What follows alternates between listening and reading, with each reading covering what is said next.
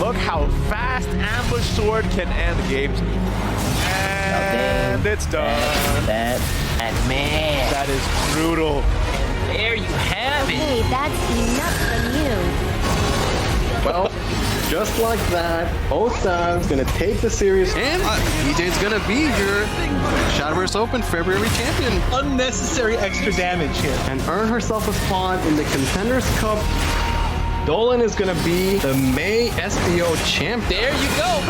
There it is. Like, yeah. Oh my god. Take it. I think this is where Beba takes the game. It looks like it. Yeah, with the +1 attack. Oh, green line! Take it off the top! wow. Okay, so there you go. There's the power of Dark Prison Dragon. I'm gonna go into hiding.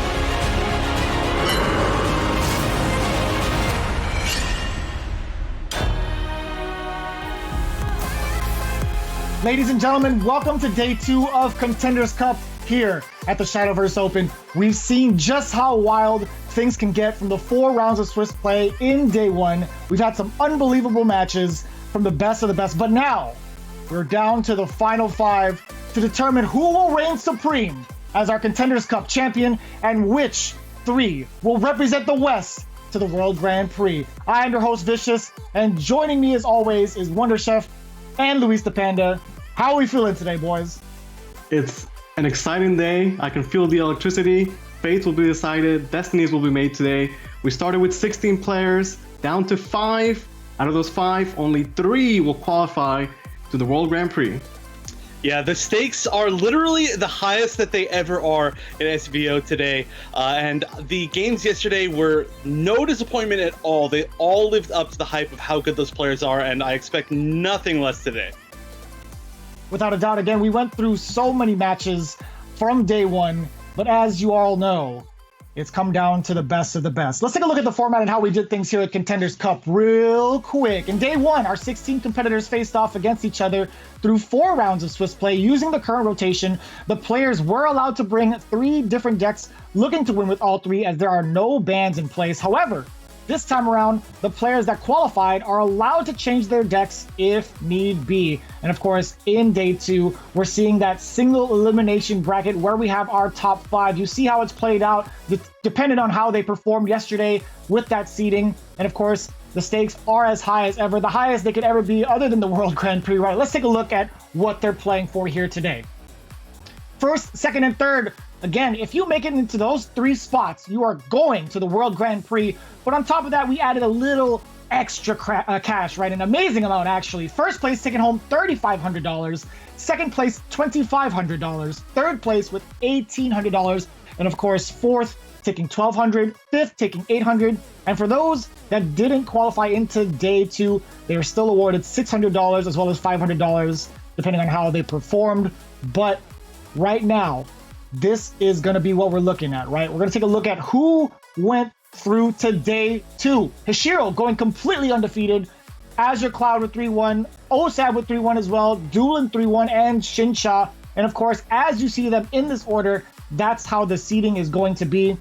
We've had players make it through ways of winning qualifier cups. Majority of the players made it through league points.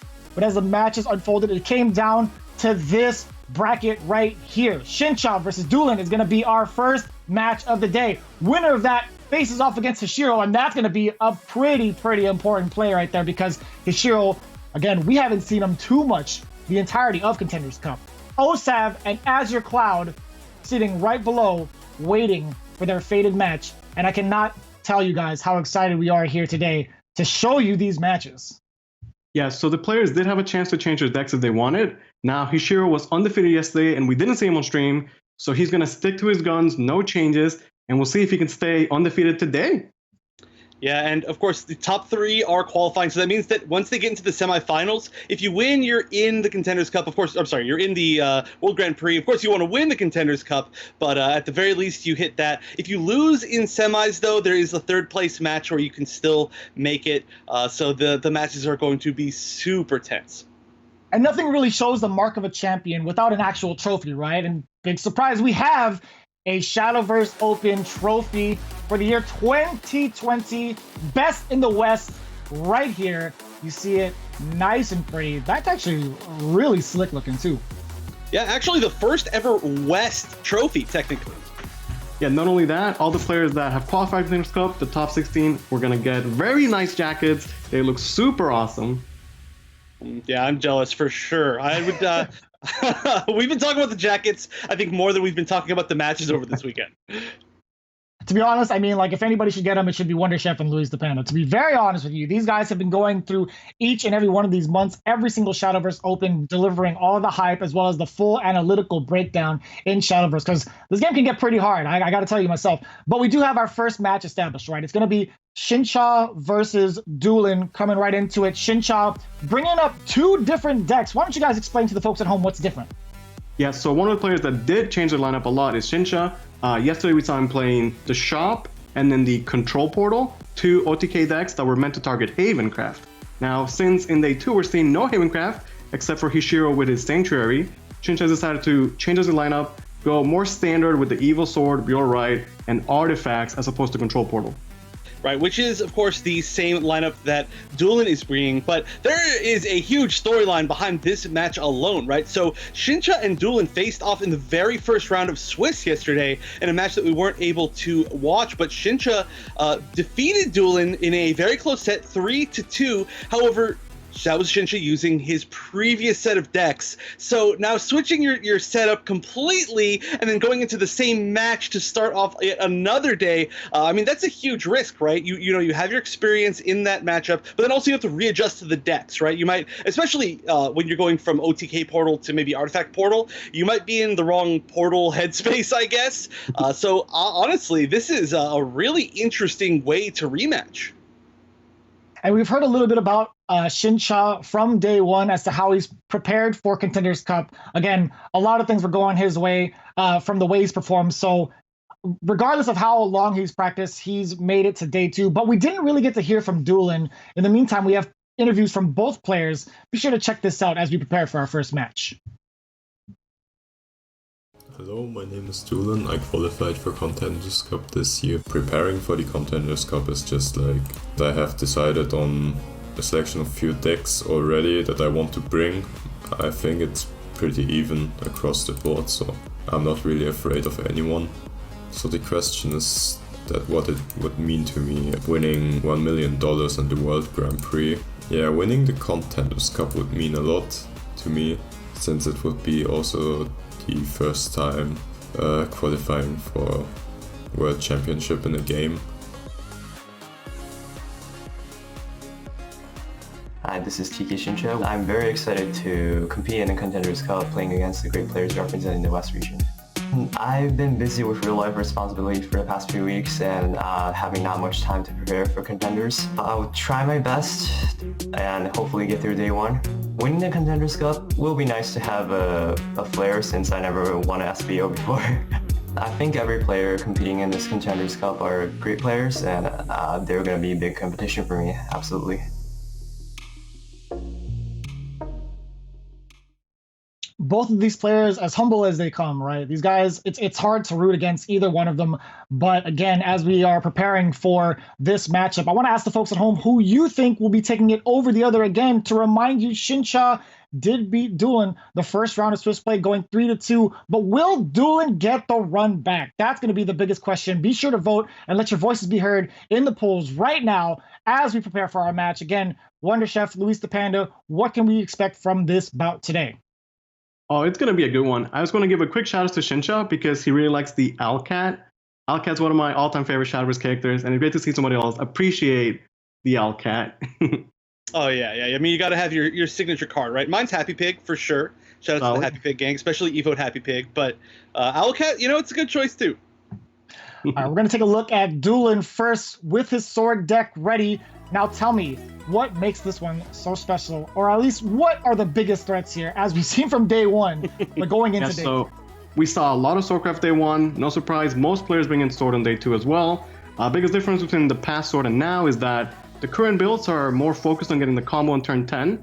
By playing triple World and double Cat, you're going to be as consistent as possible. And then we also have the addition of the new Storm over Rebuild legendaries in Ramiel and Not, both giving Sword amazing tools that they totally needed. We got Ram, free Evos, free board clears, extra board, rally, everything you want. Yeah, and there, you know, despite the fact that Duelan did bring the same decks today, there was a slight change in this list. There are now 3 Lady of the Lances, took out 2 mirror images, so they're no longer mirror images in the list, and 1 Ariete. Huge shout out to the guys over at Tempo Storm who put together a little article on what all the changes are. Not huge amount of changes aside from Shinsha, but, you know, it's worth noting. And Lady of the Lances, I mean, that could change a lot. You know, it's a great option for removal if you can get in the right situations. The other side of that coin, we have Shinsha bringing a Burial Rite Shadow deck. Let's take a look at what makes this one go. Yeah, so yesterday we saw how explosive Shadowcraft can be once the Gramarye is invocated around turn 7 or turn 8. We saw great plays with the trio. The thing that's different about Shinsha's list is that by playing a secondary Path to Perdition, as well as a Death Foul, it tells me that his list is a bit more combo focused. One thing we didn't see yesterday is the Shadow OTK. With Perdition, Gramarye Effect, and Fatal Order, Shadowcraft can pump out 20 damage in just 1 turn as early as turn 7. Yeah, that's definitely not something that we saw, even though we saw quite a few games of Shadow. And I also have to just put a side note there. I actually had to look up what Death Foul was when I was looking at the list. I was like, wait a minute, what is that card? I've never heard of it before. But yeah, we see the one of it in there, and I'm really excited. I hope we get to see some kind of OTK or OTK-ish action out of Shinsha. You know, we didn't actually get a chance to see a full set from Shinsha yesterday. We did jump into 2 of his games partway through where we saw the 2 decks that are actually now rotated out, but that was the one, the Shadow, that he brought yesterday also, and we didn't get a chance to see that at all, not in a single game. So, you know, we're really in for a surprise because we now technically haven't seen him play any of his current decks. Yeah, we also didn't get to see Duelan yesterday, but, you know, he's here today, so he must have played really well. Duelan did win an SVO early on this year and then qualified through his standings, so a pretty solid year all around for him. And now overall, we've seen Shinsha, again, make very impactful plays. Speaking of OTK, he's had some of those similar situations from the times we actually did get to see him. I really want to see how that plays out. It's going to be Duelan versus Shinsha. Game number 1. Here we go. Day 2 of Contenders Cup. So the stakes could not be higher for these players since they were the bottom seed of the 3-1s. The winner of this will play Hishiro, but the loser of this is out. That's it.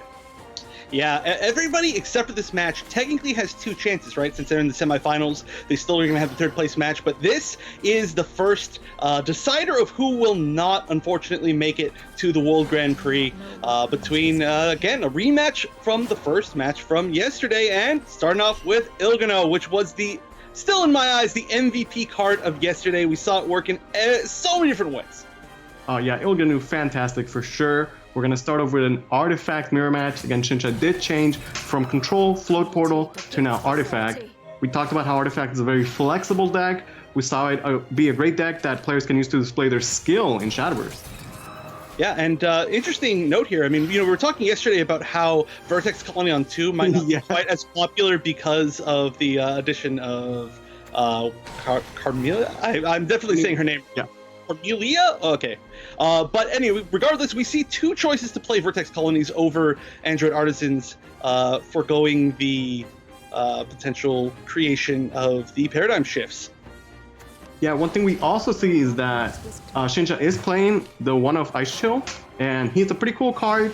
Because he drew it though, it's not going to get invocated, and that makes it a bit awkward. Right now, it's kind of just be a dead card in hand, but we'll see how the early game plays out. With Ilganu, he can just always spam those, and we're going to be able to use all his play points pretty much every turn. Yeah, and we do see the potential for, oh, well, there's the second Vertex Colony. So now both of them have a second Vertex Colony, which makes it a lot less risky to try and play that first one on 2. Of course, Shinsha didn't know that at that point, but we see a pretty aggressive start. Of course, it's so hard to get rid of these Ilganos. We've seen it time and time again. Can push some early damage, which of course is going to be nice going first, but you know, we talked about it yesterday. In Artifact, you have so many different lines of play. The deck is so flexible, so you have to decide, you know, how aggressive do you want to go, how much face damage you want to try to push early, and especially it's so weird in the mirror, and it looks like Shinsha decided that at least one trade was going to be in his favor.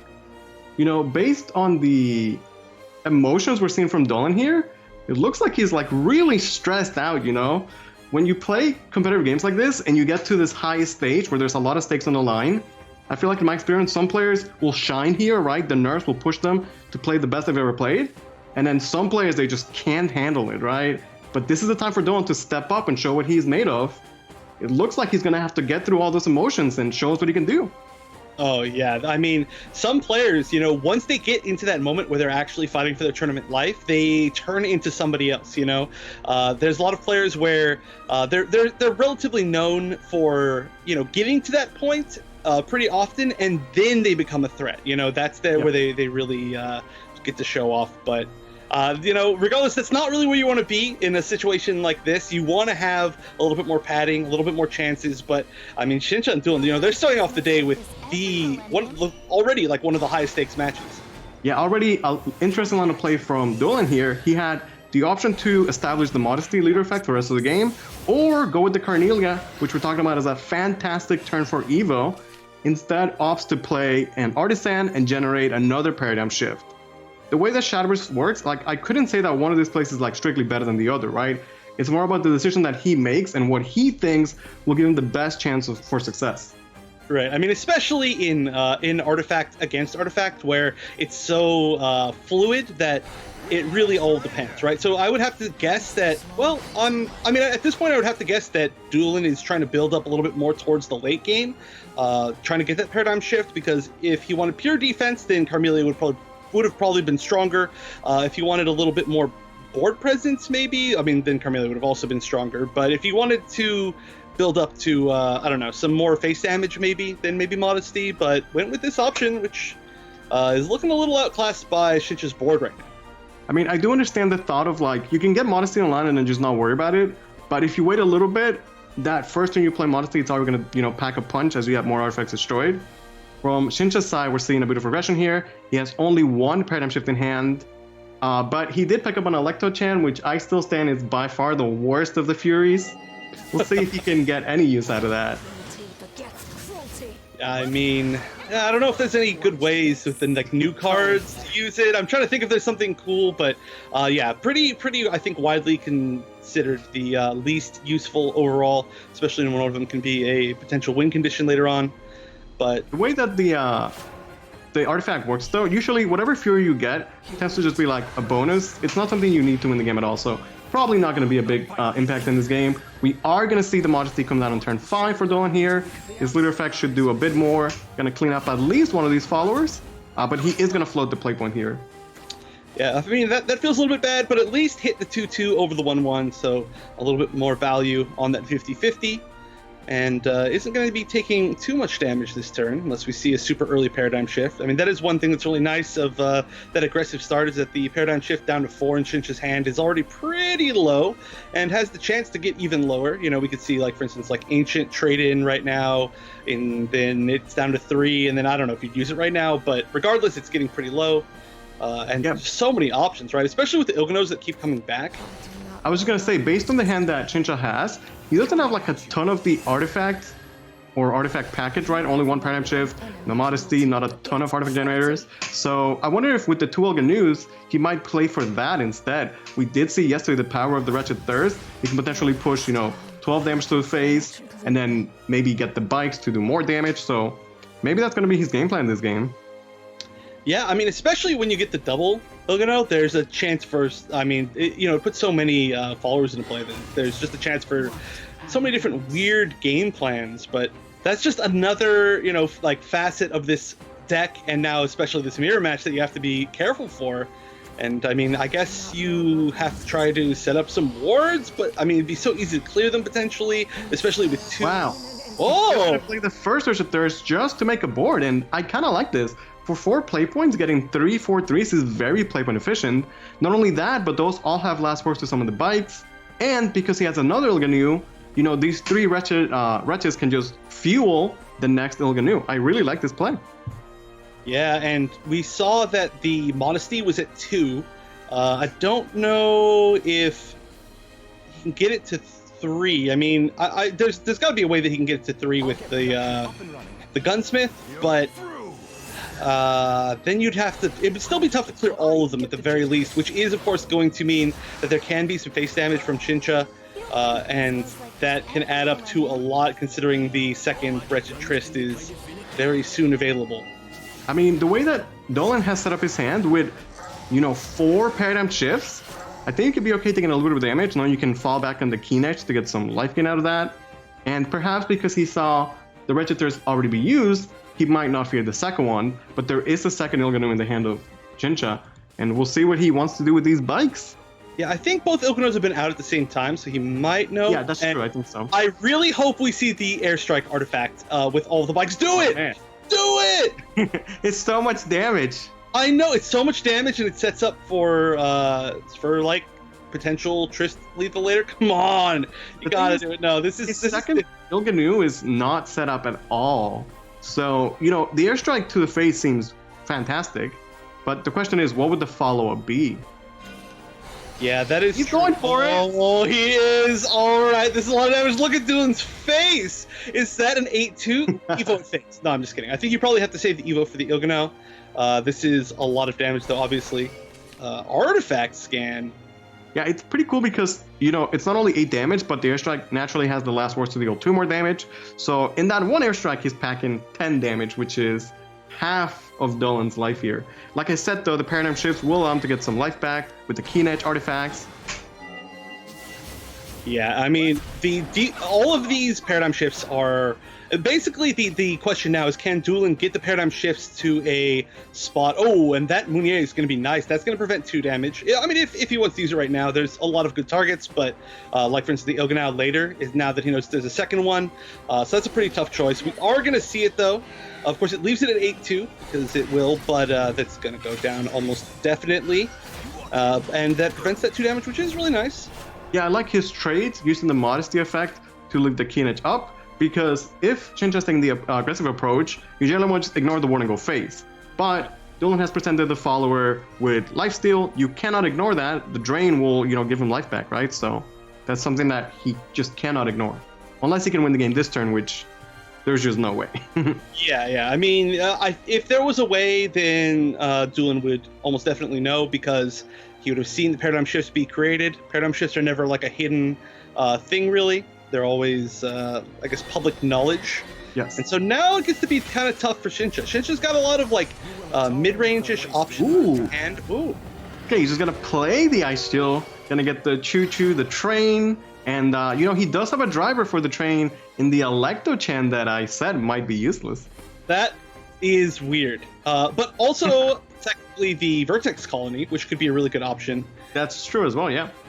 But I would one thing that's cool about the Ice Shield is that when you invocate it, you don't get a spell. Once you play him, you do get the spell. And the Dead to Rights is a pretty powerful spell. For 1 play point, you get to neutralize a follower by giving it -10 attack. You get to banish an amulet, and then your opponent loses 1 play point next turn. It's actually really powerful.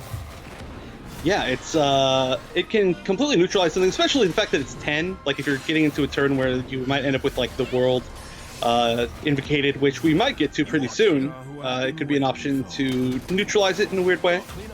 Okay, so Ice Shield is answered, but the train survives. Now, the way that Duelan set up the board, he's going to deny the train's effect. The train is very powerful. If you get a driver for it, it banishes all other followers on the board. But if there's no other followers, he's really not going to get any value out of that. And without the driver, the train is not able to attack. Right, so leaving him in a tough spot is going to choose the Vertex Colony, which is So going that's to hit pushing 4-5. 5. The train can evo to the face. Shinsha's going in. I mean, that would be it anyway, right? Because of the modesty. Oh wait, So he doesn't have modesty. he It's doesn't have modesty. Wow, why did I think he had modesty up? Oh, you're Duelan that has modesty. Yeah. I had it completely shifted in my head. So yeah, just 2 HP left. Now, the other thing about the train is that once you answer the train, because of the maneuver, it's going to re-summon the Vertex Colony. So Duelan has to not only answer this 7-5, but then answer the respawn, or at least try and, get a ward or something. Yeah, and of course this is a difficult position too, because the world Elganea, like I was saying, it's probably coming out pretty soon, and 2 life is definitely not enough to survive that. So how do you deal with every single option here? I mean, there's 1 paradigm shift left in hand, but that's it. I mean, Lucille can do some damage. The problem is going to be getting enough life back and managing to clear everything and not just losing on board next turn. It's pretty funny that he's at 2 life. If he hadn't had the Mugner to silence the airstrike, like that would have been exact lethal. Yeah, that's Hard to see the Lucille show up with the free evo and the Keen Edge, not opting for the ward instead. So he can get some life back, but the colony is a well-statted follower, although by trading it, the modesty effect can clean it up, and he even got some life back. Shinsha took the aggressive stand, but okay, well, modesty gives him damage. Actually, is that lethal? Oh wait, no, he didn't. Does he not run the world? Oh, he doesn't run the world. It must not, right? Okay, I believe modesty should be lethal if he just evos over the 1/1. I'd like to say he's got at least 5 artifacts with different names destroyed. Yeah, it is. I think it's 5 because I remember Vertex only did 5. I think. Yeah, so he just has to evo modesty with 1/1, and then that's gonna be game. But he's taken quite a while to do it, so I'm starting to question myself. But I mean, the modesty was the best draw by far. We are gonna see it. Thinking about it, does the math, gotta double check at this point. That should be game number 1 for Shinsha here. You know, we saw the train, the ice shield show up, and the train was annoying enough that it had sort of slowed down Duelan, and Shinsha's gonna pick up the first victory here. Yeah, that I mean, Modesty coming in at the very last moment shows you that, like, no matter what point that you get Modesty, it's going to be good because you are building up that, you know, to its ability constantly throughout the entire game. It's similar to Valdane in a way, right? Where your game plan involves it, and it just gets better over time, even if you don't draw until literally the last turn, and then it can provide lethal. So yesterday we saw Shinsha play Control Portal, but he's shown us right now that he still can play Artifact Portal just as well. Taking an early lead in the set. Both these players' tournament life on the line here. You know, losing this set means they're out, and they could no longer qualify for the World Grand Prix, which is every competitive Shadow player's dream, honestly. Yeah, I mean, plus just getting to go to Japan would be so cool. But especially being able to go to Japan with a bunch of like-minded competitors, I mean, I'm sure that's an experience that would last a lifetime. Yeah, the World Grand Prix is crazy because it's 24 players, and first place gets $1 million, which is, you know, insane. But in second and third place, like, they still get a good chunk of change, right? So you get a good chance to show off your Shadowverse skills, earn some money, and, you know, fight for the prestige of being the best in the world, right? Yeah, I mean, already, you know, you get so much prestige just from being able to go there. I mean, you know, just saying you're one of the best, it's very, very difficult to qualify, obviously, as we're seeing from these matches. Yeah, before we find out who the best in the world is, we need to find out who the best in the West is. And it's one of these 5 players we're seeing today. Shinsha, Duelan fighting for their tournament life right here. Shinsha up to an early lead. Now we're seeing Shadowcraft, Bureau Right against the Artifacts again from Duelan. Yeah, so interesting note that I just looked up. Shinsha is the only one whose Artifact Portal list does not include one of the world. So that's why I guess I just missed that when I was looking through them, which could have been an alternate win condition there, but decided didn't want to run it. Still managed to find the win in the last game. But let's move on to this one. I'm tired of talking about that last one, and already we're seeing a pretty strong board coming out of Portal. Well, you know, it's funny to talk about that because I'm going to say that Shinsha is the only player that is playing the world in Shadowcraft, which is where people usually don't play the world. But, you know, the world is a pretty good Shadowverse card, and if your build is more combo-oriented, the world helps you stay healthy and draw the cards you need for that. So I do like the inclusion of it. Yeah, or maybe he just, you know, put the wrong card in the wrong deck. But right now, speaking of trying to stay alive to get your combo, that is definitely the goal for Shinsha. There is a lot of damage on board. I like any situation in Artifact Portal where you get to set up an ancient artifact and not necessarily just trade it in on its own turn, because it does threaten quite a bit of damage, especially sitting behind that mystic artifact. And the question now is, how do you answer that? Yeah, the fact that Shinsha's playing a more combo-oriented build, you know, historically when you go up against combo decks, you try and aggro them down, and looks like that is Duelan's approach here, going first, having a good early game with the artifacts, gonna try and push some early lead, early, you know, face damage. Yeah, it's kind of sad to see one of those get burned, but no way around that, no effective way at least, and the ancient artifact will go down. So that was a nice clear, plus a huge amount of shadows created. And a really fast shadow game, actually, potentially going on here. Yeah, Duelan has 2 Paradigm Shift in hand. He can generate a third with the Archaeologist. Not only that, but he's got the Mugnier, which we saw yesterday.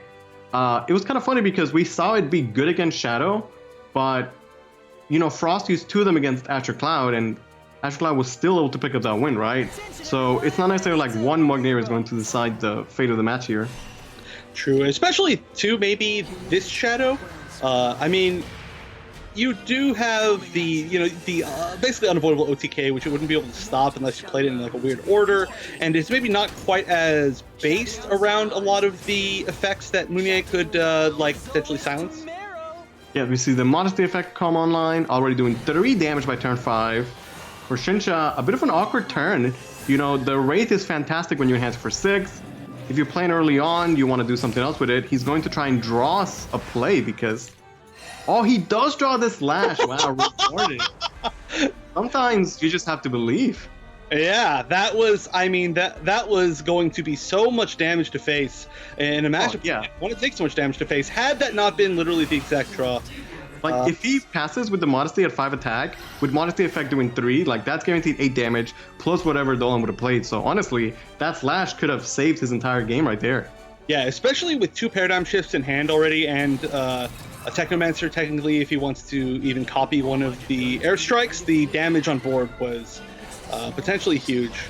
So yeah, he does pass with an empty board though, and Duelan's going to take this chance to set up the colony, because he didn't get the Carnelia. He does want to get those differently named artifacts to pump up the Modesty damage. And now we might see the Sarcophagus Rage for 6, but you can trade it in to guarantee its destruction, which means that you are open to getting mugged by the Mugneer. That is true. But, I mean, what else can you do, really? You know, He's got no other play. yeah.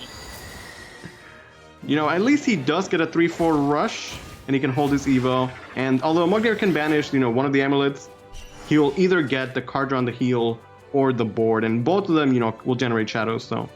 Yeah, and even if you you do have her coming in and getting rid of one of the amulets, at least it's not like a super aggressive card, and you're at a point in time where you're getting close to like potentially getting to your late game, especially with a hand like that, right? So maybe you don't care quite as much. Well, maybe Duelan doesn't even want to banish them. Looked like he might just trade and let both the amulets proc. Maybe he values the Evo for the aggression, because it might just be extra face damage later on. Yeah, that is understandable. Or maybe an Evo on the Archaeologist, for example, can help you speed up your paradigm shifts, and looks like that is his game plan right now. He does get a full clear out of this, and it allows the Modesty to push even more face damage. And now there are going to be 2 super cheap paradigm shifts and 1 kind of average paradigm shift in hand, and of course those all threaten a lot of damage. So I think we're getting close, maybe to a potential end or a potential stabilization here for Shinsha. Yeah, Shinsha was 1 shadow away from invoking the Grimoire, which feels kind of bad, but that does mean he can at least play the Grimoire in hand, and the effect is going to proc, so not the worst. Doesn't have a ton of ways to... Well, he's got Linear Skeleton, and that's enough to give you full play points back. So he's got Grimoire Effect online, you know, a couple trios, which I guess he could do, and still an Evo left over. Is this the turning point where Shadowcraft just becomes super powerful and is going to take over the game? I would have to... I mean, my guess is yes.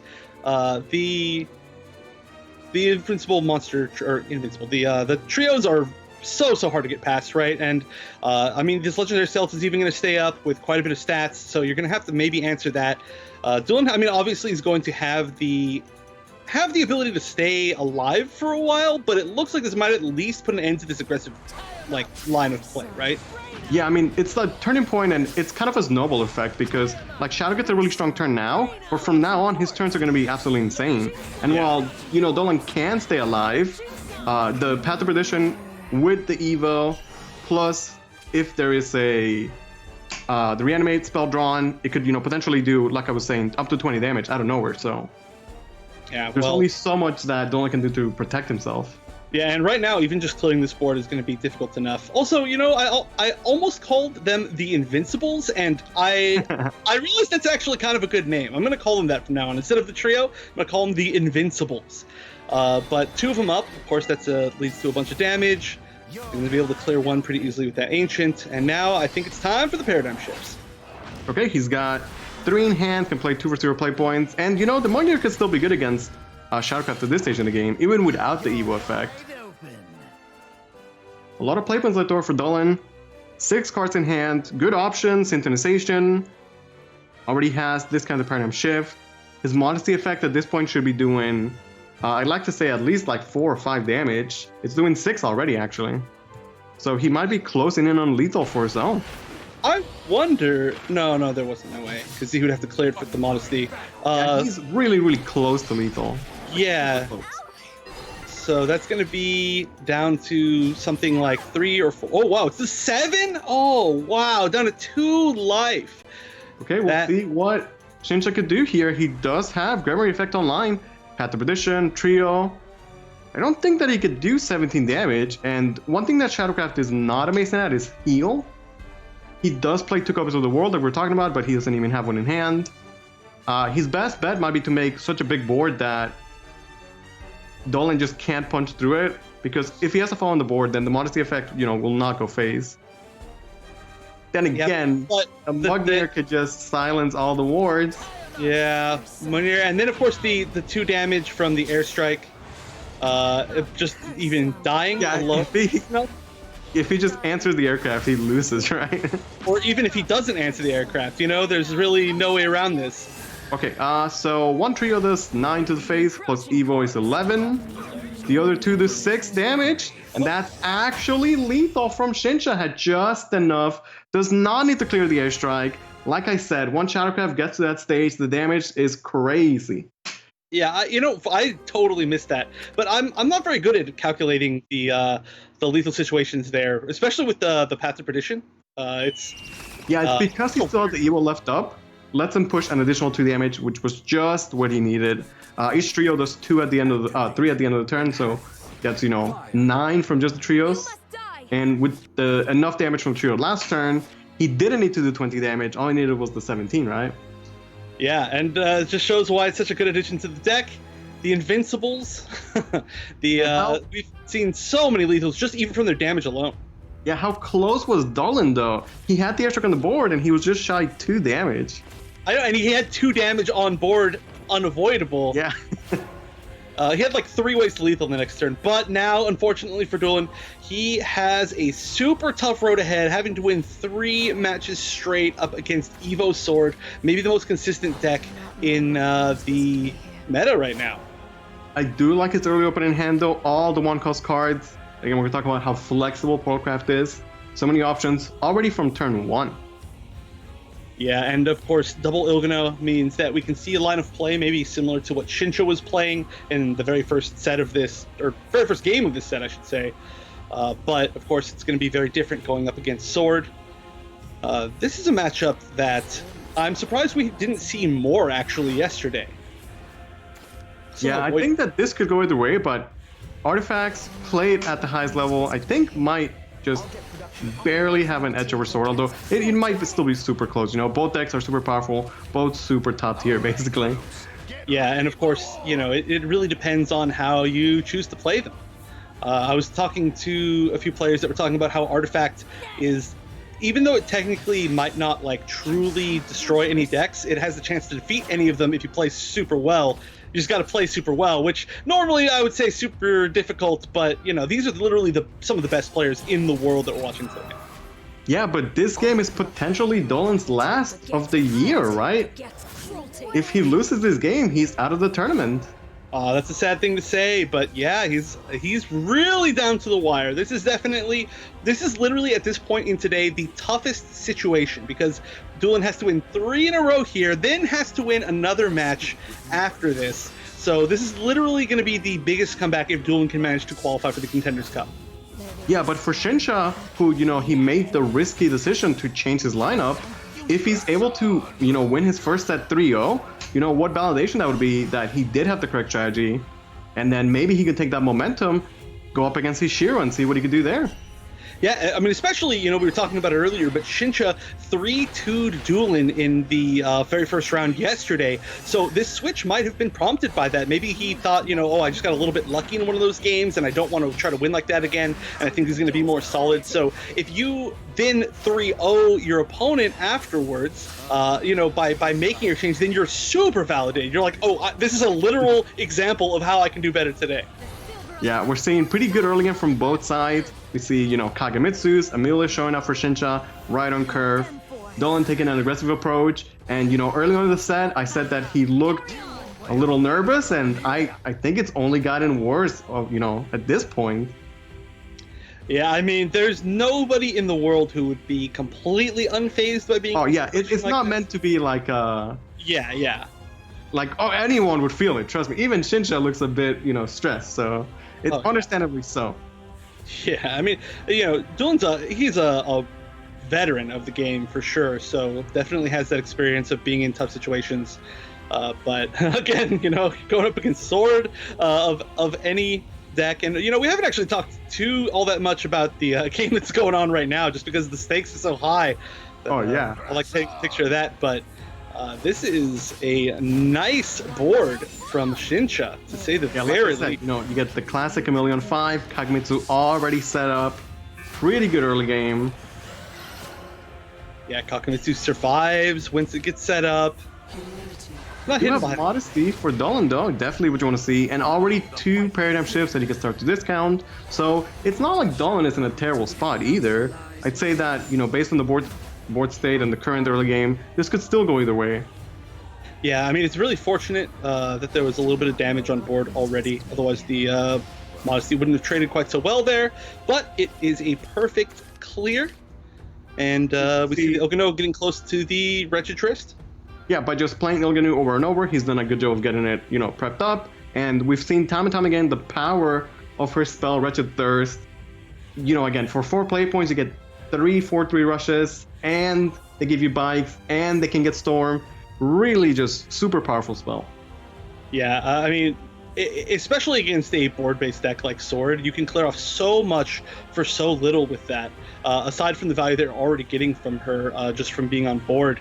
So you can use that, then set up bikes, which of course can lead to more damage, or just to a super efficient clear, right? Especially in a deck like Artifact, where you can play something like, let's say, an Analyzing Artifact, and suddenly the Analyzing Artifact can trade over an Ariete, you know, for 1 play point, something like that once the bikes are out. So the value you get out of it is so good, and it might be just what you need to push ahead, but double Ramiel.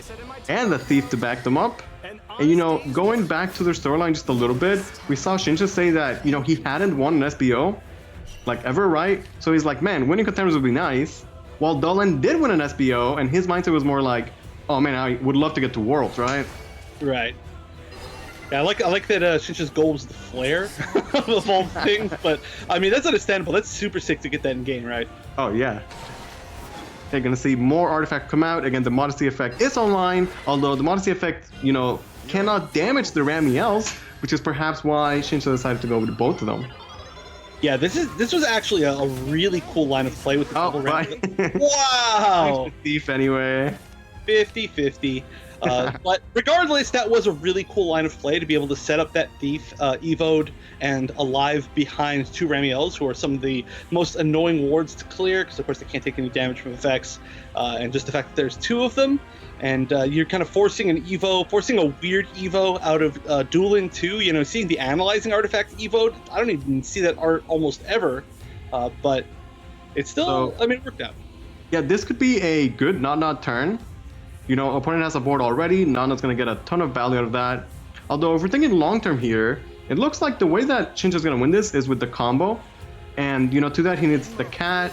If he plays Amelia might draw Gelt, and then Gelt might draw the cat, right? But the not was just a bit too clean. It is going to be his play right here. And use Tyrant's Order, clean up some of the board, and then use the, you know, 6/5, rush, not, plus the end of turn effect to deal with the remaining followers. Yeah, and I mean, just back to what you were saying, though, too, the Amelia, even if it didn't, of course, draw the Gelt into the cat, at the very least, it's thinning out your deck, right? Giving you a higher chance to draw the cats at some point. And but not is never a bad choice. Almost literally never the wrong choice. Yeah, he might not feel like he needs to, like, really fish for it, since we talked about early on how the Sword builds are currently running 2 cats. And, you know, as opposed to the previous builds where we had 1, you're essentially doubling your chances that you might see it by turn 10, right? Swordcraft has 10 turns to pick up the kitty cat, so, you know, it's good chances. Yeah. I mean, we're down to, you know, 26 cards left in Shinsha's deck, which is just about half, so the odds are that we're going to see one pretty soon, but, you know, that's not always how it works. But also, 2 Amelias in hand, you're going to have a lot of opportunities to play that.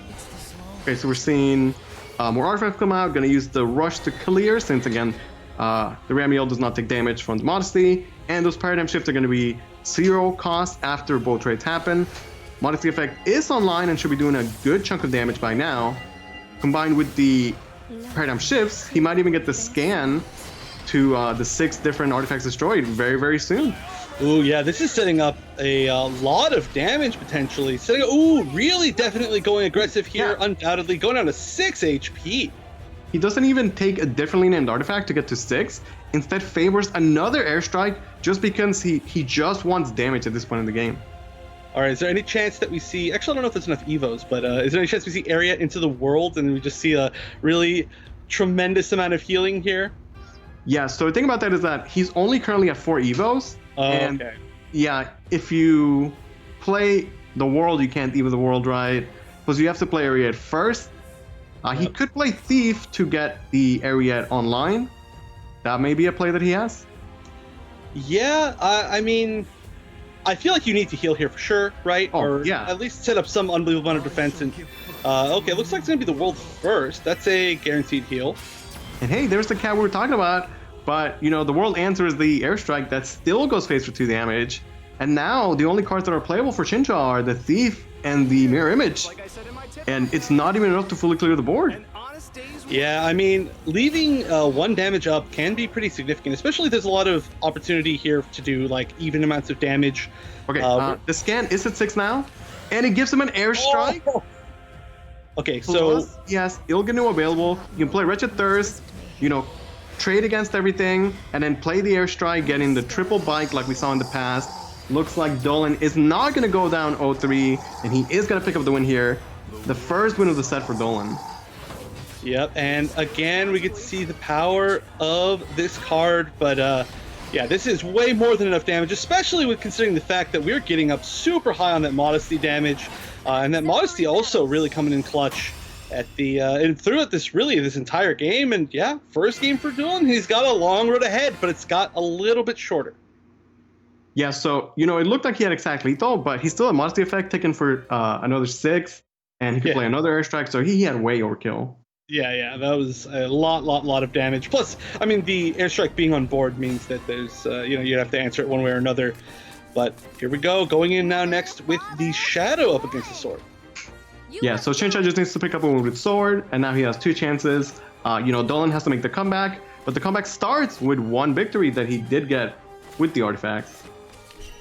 And it looks like a double Remiel starting hand, which, I mean, is honestly not that bad going second, right? It means you can drop 1 on 2 if you need to, and you can still get the ramp for it later. But seeing a lot of other 2 drops actually get pulled into that hand. And Gremory, we saw actually a lot of mileage out of Gremory on 2 yesterday. Yeah, one of the reasons why Remiel is good in Swordcraft is that the Swordcraft 2 drops can sometimes be underwhelming. Like, yes, Samurai can take battle damage, and Thief is amazing once you get the rally. But, you know, there's just not like 2 2s, and sometimes you just want a 2-2 in the early game. Ramiel's exactly that, and with the second one, like you were saying, he gets still played on turn 4 and get that ramp.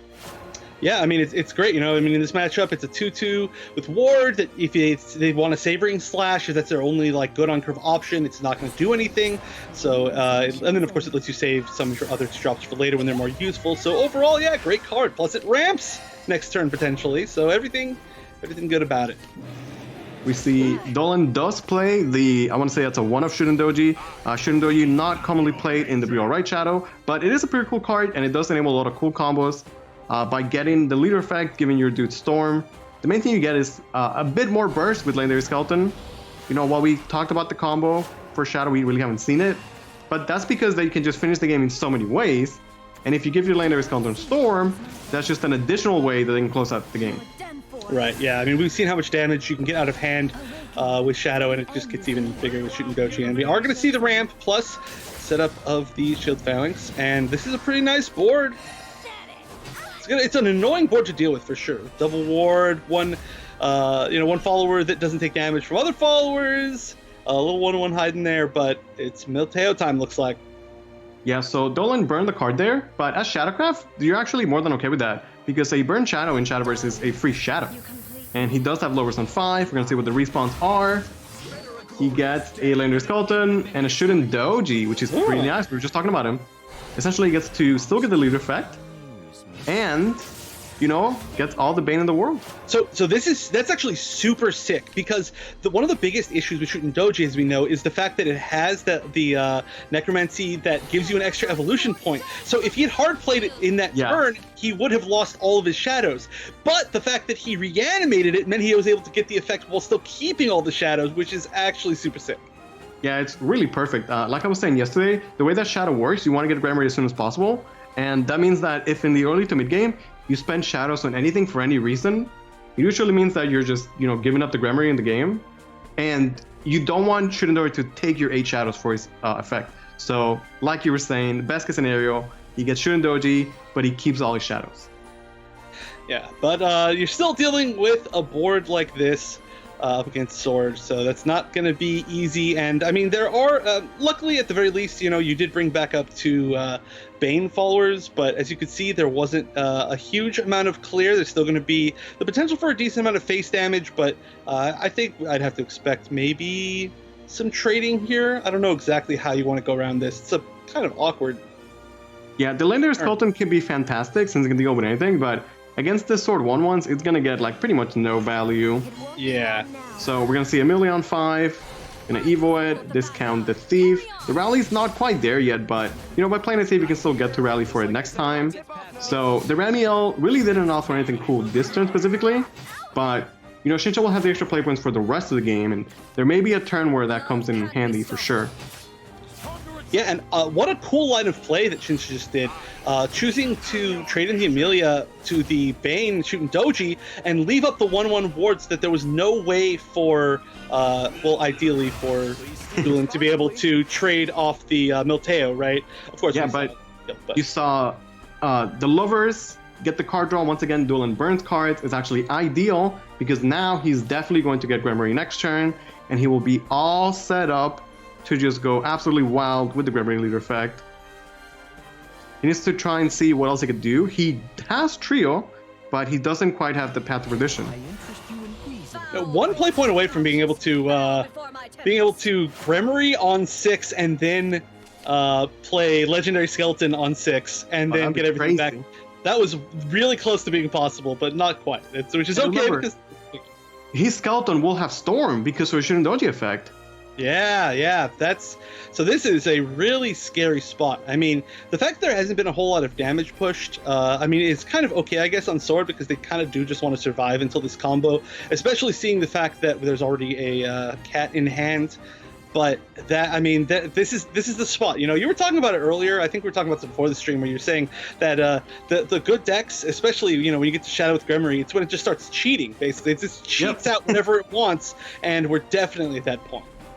Right, like while Swordcraft has the turn 10 combo and Shinsha ramped, that doesn't actually speed up his combo because the world is gated by turn 10. And the Shadow combo, or you know, even just the Gremory activation, happens as early as turn 7. And I'd like to say that in any game we've seen Shadow get the Gremory off, I don't think we've seen anybody survive more than like 2 turns against it. It's just way too strong. Yeah, I mean, especially with Invincible Monster Trios available, and there are 2 in hand, of course, already. Plus, we see, I mean, just you look at this hand, it's disgusting, right? I mean, the Fatal Order is there, the Legendary Skeleton is going to get Storm. Yeah, this is going to be tough to even survive. And Shinsha's run out of time. He needs to make a play. Looks like he's going for Kagemitsu Mirror Image. Is this good enough, though? You know that Shadow is going to start those crazy turns, and I don't know. It feels like, you know, he had such a nice lead, start off 2-0, just had to win 1 game with Sword, but man, Duelan is really making that comeback count. I really think this game is looking really good for him right now. Yeah. I mean, so far, honestly, I don't know if we've ever seen Gremory get off in a loss so far within the Contenders Cup. Yeah, like I said, once the Gremory comes online, it's just crazy. Okay, I was gonna say maybe he has lethal, but it doesn't look like it. Yeah, I mean, definitely this is setting up for a potential next turn lethal with the Legendary Skeleton. This is going to be so much damage, it's going to leave so much on board. I don't think there's any way to get out of this. I mean, there is, of course, the not, but... I actually think he... No. I was going to say maybe he missed lethal, but I think his play was good, because he did have access to the Storm with Legendary Skeleton, because Trio can trade and clear the Samurai, but it would have given him 5 extra damage, so he would have been 1 off, so this is fine. Like, his board is insane, and next turn he can do it all over again, right? Right. Also, would he have had the play points to play everything, including the Invincible Monster Trios? I don't know. It's tough. It's weird. But anyway, Not is coming out, and that is, of course, going to clear off a good chunk of this. But Not is great at answering the boards, but you know, at this stage in the game, like, Duelan doesn't even care. If you answer the trios, they're going to take down your board alongside. And he knows that he has, like, I don't know, another potential, I don't know, 15, 16, 17 damage next turn. Like, yeah.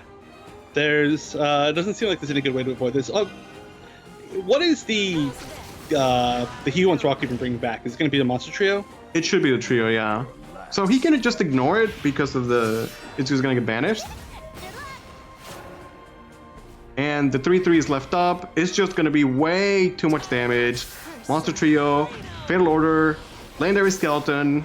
Like I said, Shadow gets going with the Grammar effect, and we just don't see people survive it. It's just too powerful. Yeah, like you said, not within the next maybe 2 turns or so, and we see just so much damage coming out, and there could have been so much more. You see Duelan, he's excited, manages to make a 2-game comeback. That is so difficult, especially against Sword, but that means that this first set of the day is going to go down to the final game. And I mean, if this is tough because Duelan, obviously, once you go down 0-2, it's disheartening, right? Especially when you're in such a high stakes situation like this, and if you lose, that just means you're out of chances. But once you win these 2 in a row, I mean, that is a total 180, right? Everything flips around. You have the momentum, you have the confidence, and now you're going up in the mirror match, which is, you know, one of the matches where you stand just as good of a chance, really, as you possibly could. So everything looking pretty good for Duelan. And Shinsha, now we have to see how solid he can stay. And I gotta mention too, if Duelan does manage to win this and then qualify for the World Grand Prix, that would be literally the hardest path possible because he lost first round in Swiss. So he had to literally win. He would, ideally, let's say in a world where he does qualify, right? He would have to win the next 3 games in Swiss, right, without losing a single one. Then he'd have to win this game without losing it. Then he'd have to win another set. So it's literally the most difficult path possible. So that would be quite the story. I was talking about the mental state of Duelan, where he looked a bit shaken at the start. But now it's Shinsha that I'm worried about. You know, Duelan's making that comeback. How is Shinsha feeling? Yeah, I mean, cannot be quite that good. But it looks like they're back, and I assume that's a first for Duelan. Yep, we saw the arm pump, the super excited arm pump, which I would assume they're seeing it just slightly before us. Spoiled me a little bit on who's going first, but that's definitely what you want to see. Yeah, exactly. Emotions completely shifted. Now Duelan is in the zone, he has a streak, and it's Shinsha that looks worried. Yeah, I mean, understandably, this is a matchup that we've seen a few times so far this weekend, and you know, I think it was the very first time that we saw it. We saw a perfect example of how going first means that you get to go off on your combo first. We already see a Wildcat in hand, which I mean is going to be useful later on, and there's plenty of stuff to back it up in the early game in Duelan's hand. Double Shield Phalanx, the Gelt, good old Amelia, every card is so reliable in Sword. And again, we can't stress this enough. Everything is on the line here. The winner will advance to face Ishiro for a shot at the World Grand Prix, and the loser is out. Yeah, and almost even more importantly, like I was saying, you know, the winner of this, they move on to semifinals. And even if they do lose to Ishiro, that means they get another chance.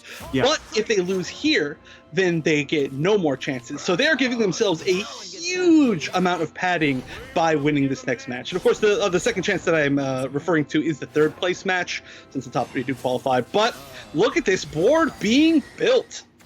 Yeah, for how important this match is. They're playing it so fast. We're already turn 4. Duelan's just swinging with everything he's got. Like you said, going first is going to favor him in this matchup. And he has the excellent curve. Gelt, Amelia, already has the cat in hand. Yeah, and of course, not it's going to be a great answer to this, but yeah, I mean, you can tell just by the speed that he's playing, Duelan is feeling the momentum, which can be a not so great thing potentially, depending on the situation. You know, sometimes you will make some mistakes because you're feeling it, you know, and you think you know what everything's going on. You don't take quite enough time. Not to say that he's done it, because the line of play so far seems like it's been good, but it's just a possibility. And of course, the Amelia is going to round out this curve super well, and it is true. This is such a fast game so far.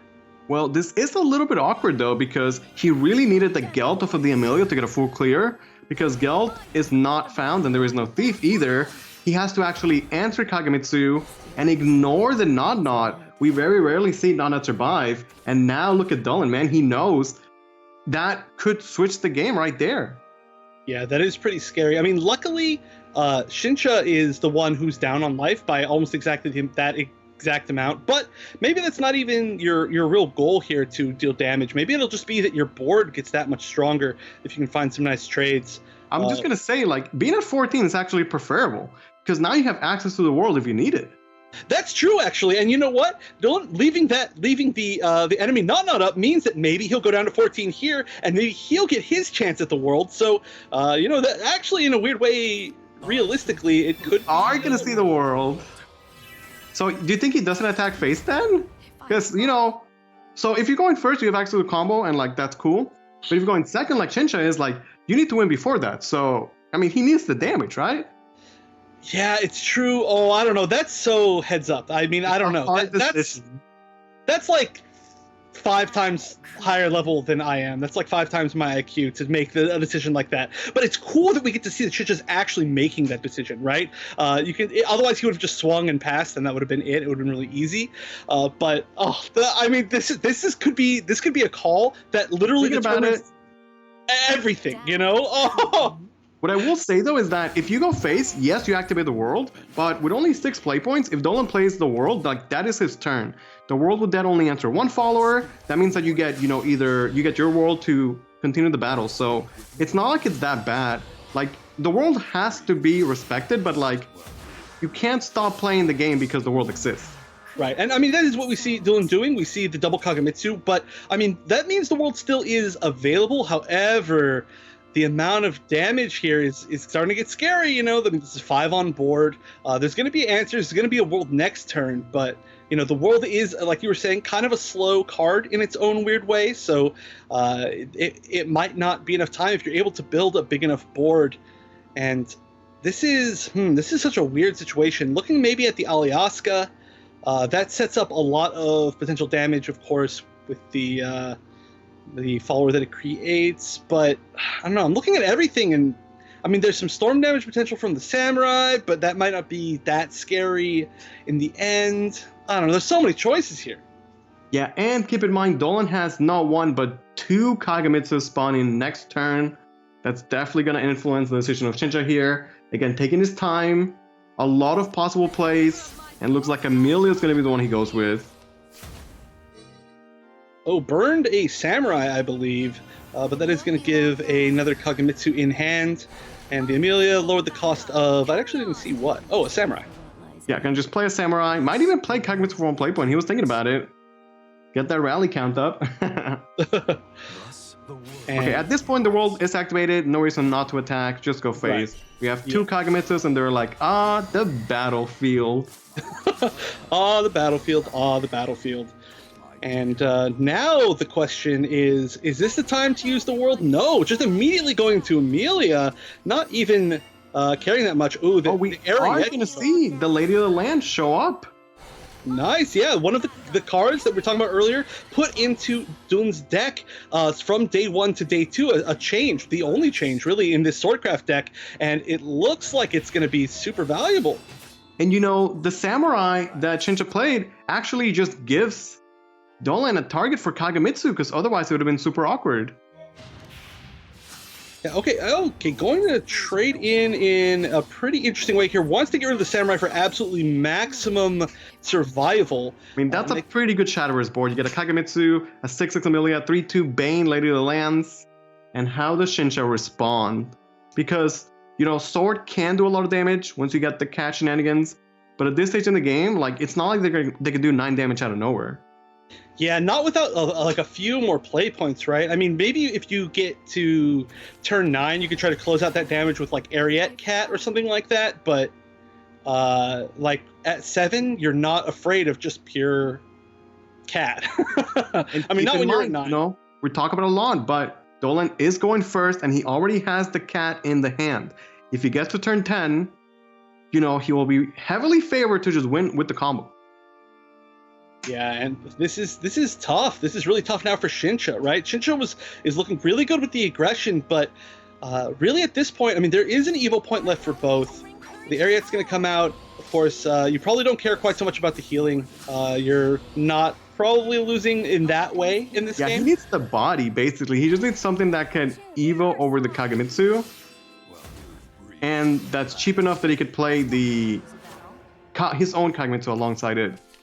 Another world is drawn. So again, this is where we're playing triple world in the sword list now, because if you draw all your worlds, you lose access to the combo.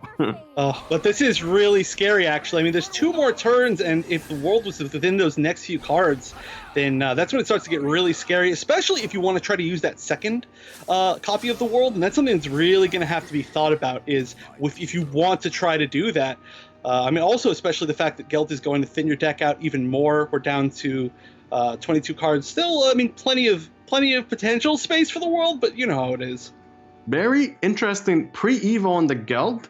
I think that's because he realizes that the next couple turns he's going to be playing Aliaska, and he's gonna, take your evo of the turn anyway. So I think it's just, use the point while you still can. Although we'll see if that's gonna be relevant or not. We haven't seen Aliaska show up just yet, but both players do have access to it. And there it is for Shinsha. It's that's of course the potential for a lot of damage. All right, and gonna mirror image the Kagemitsu, which is gonna give the Aliaska the free Evo. And so this is a pretty scary board. It looks like it's at two cost, which is exactly what they're at right now. So I wonder if we're just gonna see that as just an easy way to build a board, clear everything on board, everything good. But the question is, the Kagemitsu. Oh man, Kagemitsu get to survive this? Oh yeah, for sure. Never mind. The game is ending soon, and one of these players will be eliminated. One will advance to face Ishiro.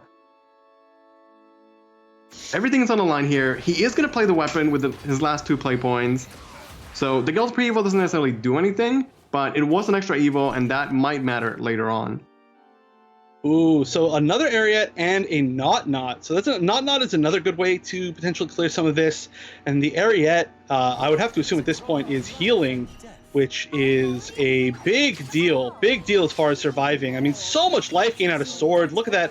I mean, we saw a total of something like 15 life gained, just so much. But maybe not. Maybe we're only at 10. But the potential's there. The Exterminus weapon is coming out. You're gonna take a little bit of damage for that. But staying at 15 means that there's not really a way. I don't think there's literally any way that you get lethaled here. I mean, with no cat, there's just no way. There was potential for like a cat Kagemitsu type of play. We're not going to see that. Duelan is going to invoke the world next turn. He has not 1 but 2 cats to the combo.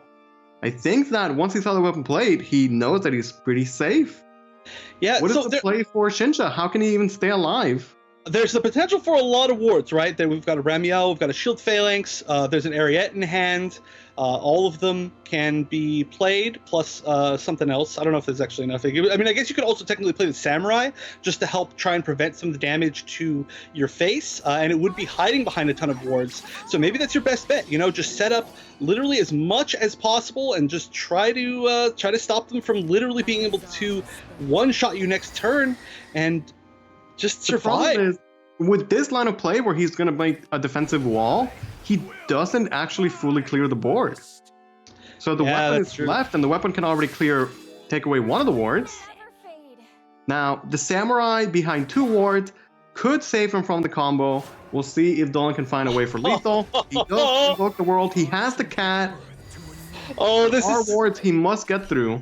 It's so tense. I mean, this is the deciding moment. This is the beginning of the deciding moments, I guess, for whether this 3-0 comeback happens or not in this game 5, as both players are fighting for their tournament life to potentially go to the World Grand Prix. This is gigantic, and this is such a tough way to get through this. All right, what do you got? One thing I want to mention is that Kagemitsu has 5 health. So if Duelan does not answer Kagemitsu, the world effect does not kill Kagemitsu, then that Kagemitsu already has 9 attack. He would get 8 next turn and just like bam, end the game. So I don't see a way for Duelan to get lethal. I mean, I could be missing it, but I just don't see it through both wards and Samurai. And if he's not going to go for lethal, then he has to clear the Kagemitsu, basically. Yeah, well, luckily there are different ways to clear the Kagemitsu. There's about 4 different ways in his hand. One of them being the Aliaska into the Exterminatus, which of course can help push some damage. Oh wait, there's not enough play points for sure for this to be lethal. So at this point, Shinsha knows that he can at least survive. Yeah, if there is no lethal, that means the game continues, which is pretty wild because often this is just where the game would end, right? Right. So now the question is, does he want the world's effect? I don't know. I Clock mean, is ticking. He needs to make a play. almost everything he has survives through the world. This is... Okay, well, he needs to attack just to clear the Kagemitsu at this point. Yeah. And that's going to do a little bit of extra damage, which is going to be nice. And going to play the next weapon, which is going to be pretty much as threatening as you can possibly be. Okay, does Shinsha get the cat? Well, there's a ward anyway. He doesn't have a cat. Oh, man. Yeah, I let's see. Yeah, there would have not been... I mean... Okay, so if his world is procced, it deals 4 damage to his own face, and then it kills the weapon, which will do another 4 damage to his face. So he would Right. go down to 4 life, and then he would surely just lose next turn to Duelan's own world effect.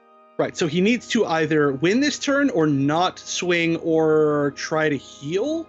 I mean, he But has no storm in there's- hand, so he cannot win this turn. Right.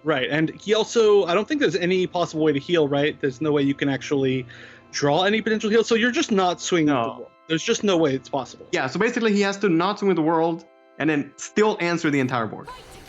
Right, no big deal. And But he honestly... didn't take the Nod, because now he just has no access to Nod, so it's got to be up to Amelia to carry this. Yeah, and I don't think it's enough. Honestly, especially now... Well, Ariad gives him heal. Hold on. Now he might be okay to attack with the world. It could be a bit risky, but it's an option. Yeah, but he's... The Times problem is... 6? Oh, man. He's That's got so his... much pressure. He's got to survive. He's got to answer almost everything on board, and then still be high enough life to live through the potential Wildcat next turn. Which... Yeah, so, Duelan didn't play the cat because it wasn't lethal, but he still has access to the cat for burst. Yeah. Okay, world effect does happen. Shinsha goes down to 9 life. He does clear the board with a ward left up. We know that Duelan has 4 damage guaranteed, but he also has later lands, and he also has the cat, and that is going to be lethal. Duelan is going to win the set and advance to face Ishiro for a slot in the World Grand Prix. Wow, that is unbelievable. The 3-game comeback. It was looking so impossible. Duelan's only chance was to win 3 straight against Shinsha's Evo sword, and you see him popping off. He's deserving of that pop-off. I mean, it's sad to see Shinsha go home. He's playing so well, but Duelan, amazing play. That is the biggest comeback that is possible. We haven't seen literally anybody make a 3-game comeback so far this weekend until now, where the stakes are literally the highest.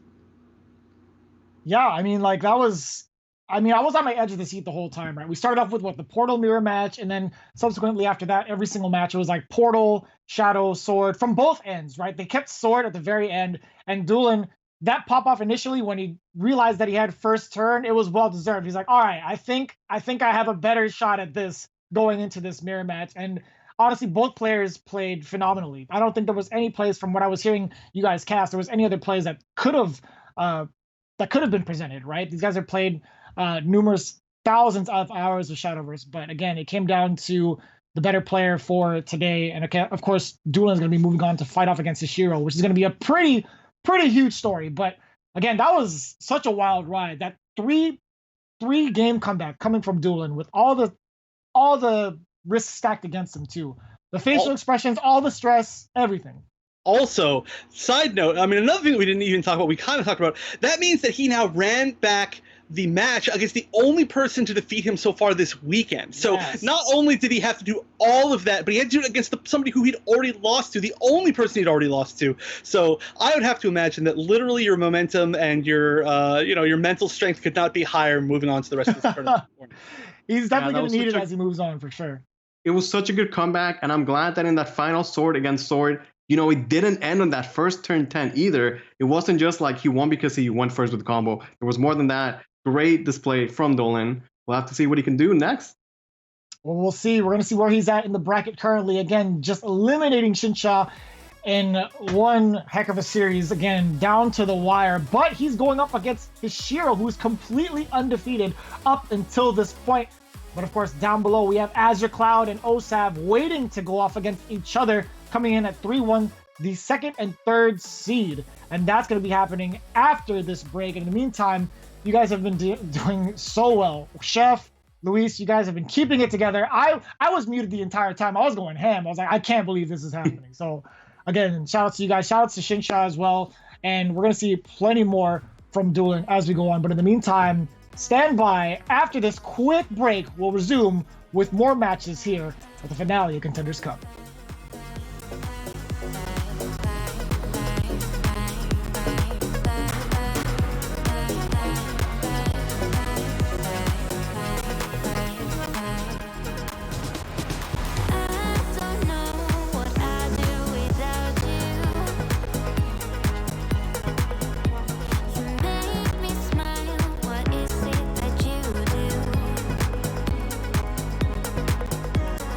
Life was great.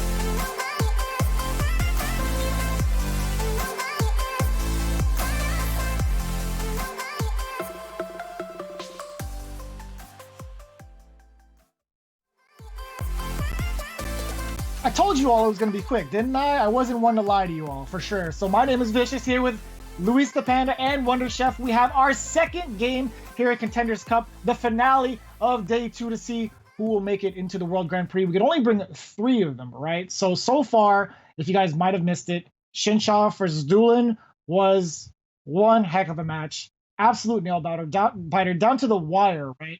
I'm not going to spoil it for you right now if you guys are just tuning in, but we are moving on to our next match. It's going to be Azure Cloud versus OSAV. Now, going into this, we're going to take a look at what decks they are bringing, and mind you, they're in this 3-1 position, right? 2nd and 3rd seed, only falling short, both of them, to Hishiro. Yeah, so OSAV is the only player that is not bringing Swordcraft today. He did play Spell Boost yesterday, showed us why it was good, and he did not change his lineup. So sticking with the Spell Boost and his kind of weird but effective real right as well. Yeah, this is such a cool story of a match because, I mean, earlier, like you said, Vicious, they both got knocked down by Hishiro, but also, I mean, just who they are as players throughout this entire season. They're maybe the most storied players of the season. Azure Cloud on top of the points, standings, and of course being the most, maybe the highest placing player out of the last season in this season. So really showing off, just how much of a top player he is, and really how he's the favorite to, at the very least, qualify for the World Grand Prix. But OSAV, really like new blood, where there's a lot of different opinions about him, but he's always bringing something new, always bringing something interesting, and really like pulling off as many upsets as really anybody could, in the fact that he's done that so much that he's been within the top 5 of the points pretty much the entire season. So this is really the the solid favorite against the ultimate wild card. Yeah, he must be doing something right. OSAV to get this far into the competition, being as consistent as ever, going up against one of the most famed Shadowverse players to date right now, Azure Cloud, again, being a World Grand Prix competitor, qualifier, I should say, taking down Contenders Cup last year as well. We do have words from him. If you guys missed it, check out what he had to say as he prepared for this very moment. My name is Azure Cloud, and I have qualified for this year's Contenders Cup by being the 2nd highest league points earner in the West. I'm really excited to be competing at Contenders Cup this year. I miss the chance to hang out with all the players in real life. So it's just a combination of self-practice, scrimming against teammates, discussion between ourselves in order to prepare for Contenders. And I feel like we have been pretty well prepared in that regard. I am expecting to at least make it to the Grand Finals. What would it mean for me to win the World Grand Prix and the $1 million? Well, it will be life-changing. Well, he has a possible chance to do it all again this year, but again, he has to go through OSAV first. In the meantime, let's take a look at which decks they are bringing more thoroughly, right? I do believe Azure Cloud has his Artifact Portal coming through. Yeah, we saw Azure Cloud play Artifact really well yesterday. He's made just minor changes, specifically that he's taken out the Ice Chill, and instead playing a 3rd Mugnier. He said that he's seen all the Shadowcraft come out, and we've seen time and time again how good Mugnier can be against that. Oh yeah, I mean, not only against that deck, against pretty much every deck. What a strong card, and it's flexible in so many ways, which is why you see it in a deck like this. That, I mean, you can see that pretty much every single card aside from that has the theme of artifacts. I think literally every single one except for the one of the world actually does, but the fact that you see a 3 of it, and it's technically unrelated, it shows just how strong of a card that is. But I'm sure we'll see that. I'm sure we'll see a lot of what we're used to in seeing this Artifact Portal play, which we've seen so much so far this weekend. And his opponent, OSAV, coming in with the same identical record. Again, only falling short to Hishiro, but making quick work of his opponents with the Spell Boost rune, right? One of the only, I think the only player to bring this archetype. Yeah, OSAV sticking with the Spell Boost. We saw yesterday the power of the Benson Leader effect. Gives you 2 leader effects for 1 card. And, the tried and true Rooney plus Kuon, the Dream Team, with a couple new additions. Spell was looking pretty good, but no one else believed in it. Yeah, and I mean, so far we've only seen one game from it. Of course, we only got to watch one match of OSAV's, and it won. You know, it won a match up against Evo Sword, I believe, yesterday in a pretty convincing fashion, showing off some of the tools that it has in that matchup. And we might see it again. I'm just excited to see some more Golden Marshals, man. I'm all about that card, especially that every card is animated for this tournament. I'm super all about the animated Golden Marshal. Oh yeah, you know I love those. And again, it's a reminder, the winner of this set right here will qualify to the World Grand Prix. That means so much to the players that have been fighting the entire year for this chance right here. And so again, we've set the stakes for both the players. Now, I do want to say, as a quick tidbit, for the players that did bring Spell Boost, right, they actually have a pretty high win rate. If you look at like the rest of the decks and what's been brought to the table, both of the rune decks have had pretty significant success going into it, right? Shinsha also had Spellcraft going into it, so I just wanted to throw that out there. OSAV, again, being a trendsetter with what he's doing right now, still keeping it consistent with Rune Spell Boost. I'm actually pretty curious to see how he's going to fare off against the likes of Azure Cloud. This is going to be super close. I don't want to jinx it, so I'm not going to say too much about it. But again, OSAV, Azure Cloud, both having Burial Rite Shadow as well as Artifact Portal. The biggest underlines here is going to be OSAV bringing Spell Boost Rune and Azure Cloud bringing Evo Sword.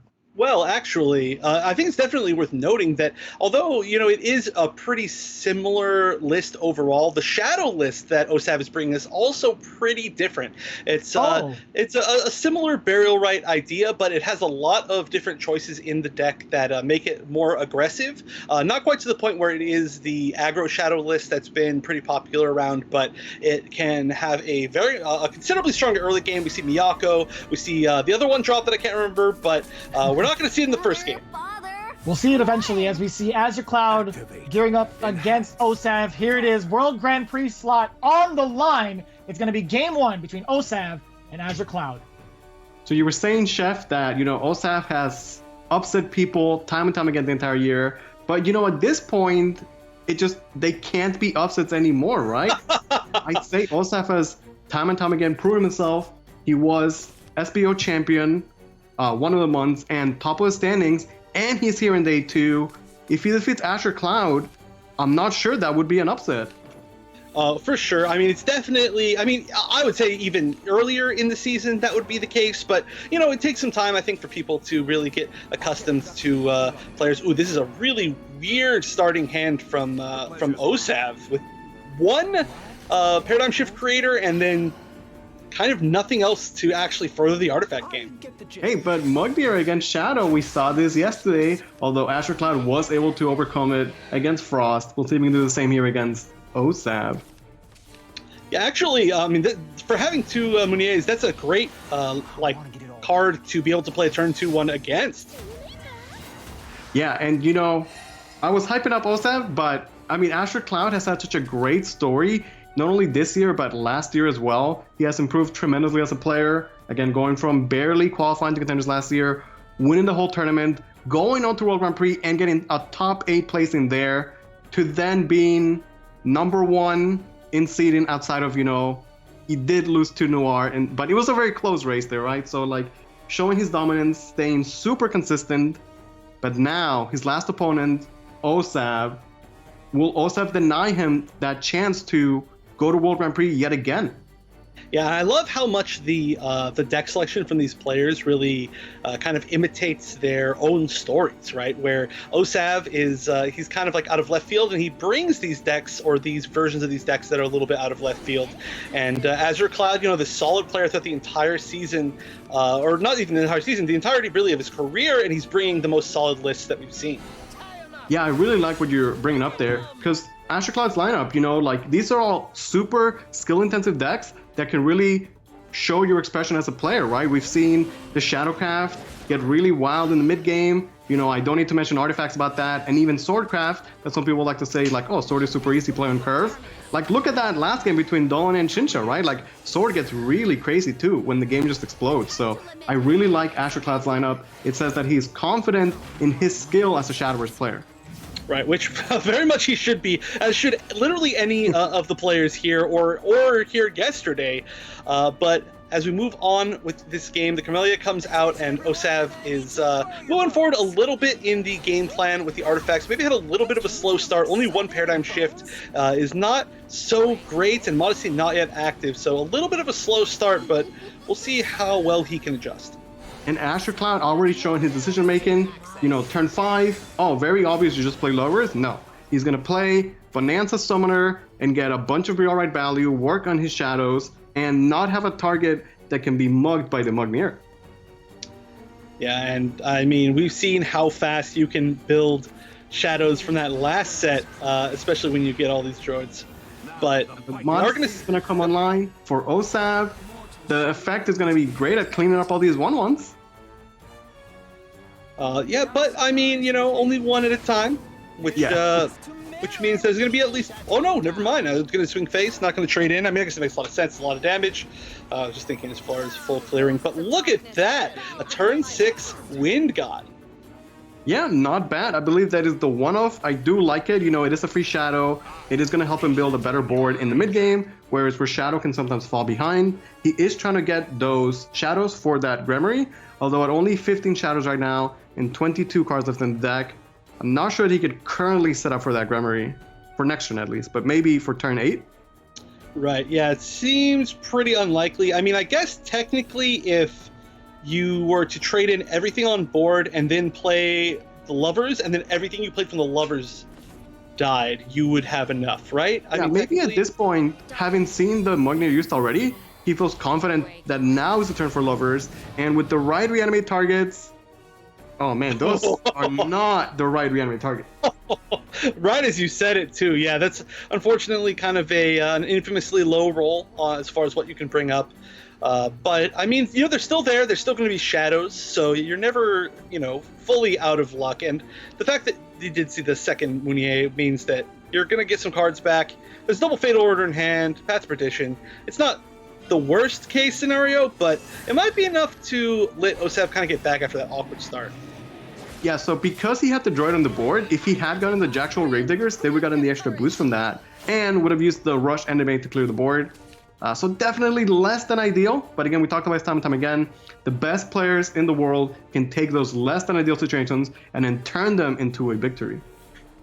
Right, which is, I mean, again, I can't stop thinking about the end of that final set that we just saw, because that was literally like neither player could win on their invocation turn, and it came down to such a scramble where it came down to some really smart plays, crunching some numbers, and that's such a good example of that. But here, looking on OSAV's turn, he's got some options, but the question is, which game plan does he want to further? Seeing the Il'gyno finally coming into play means that you could start going for that, but I mean, you got to deal with this board, right? I mean, it's been buffed, it's presenting a lot of damage, and we're starting to get into those turns where Azure Cloud could just push a ton of damage from hand.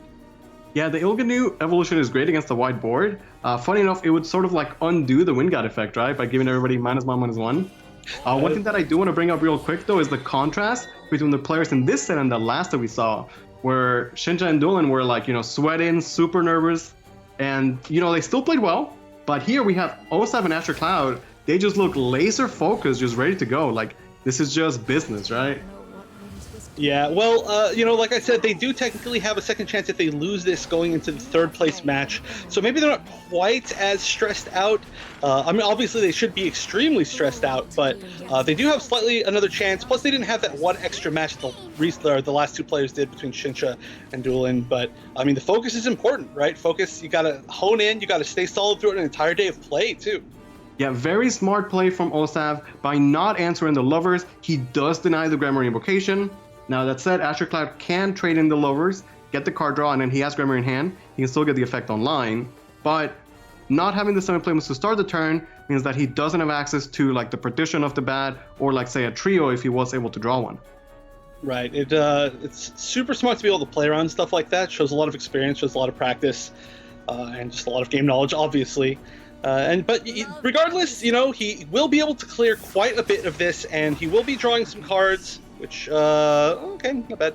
But this is the start of the ridiculousness, right? This is the start of the Gremory ridiculousness, and there's Yeah, not. I mean, there's some damage pushed, but it's going to be tough to come back from this. Like, he doesn't have that amazing activator right now. Yeah, again, if the Gremory wasn't located, then it would be a lot easier, but because he has to play 2 players for the Gremory, we still might not see that craziness until the next turn. Yeah, it's true. It's definitely not. I mean, I don't think there's actually any way to start at this turn, of course, but we know for sure that OSAV isn't going to have a ton of really good options to maybe try to close this out. There will be the potential for an auto-evolve Modesty, maybe, but I mean, Modesty's already up, so I don't know if you want to do that. So aside from that, you're not going to be able to, like... I really like the play from Azure Cloud. So I talk about how if you use Shadows, you kind of give up your Gremory, but he only used 4 Shadows, and because he had extra Shadows from the board, he will actually still be able to invoke the Gremory next turn, but he gets the Perdition online right now, which lets him push, you know, the 9 damage to the face, and just like that, we go from like, oh, OSAV is taking the aggressive stand, is going to end the game soon, to now it's Azure Cloud that is looking to potentially just win next turn.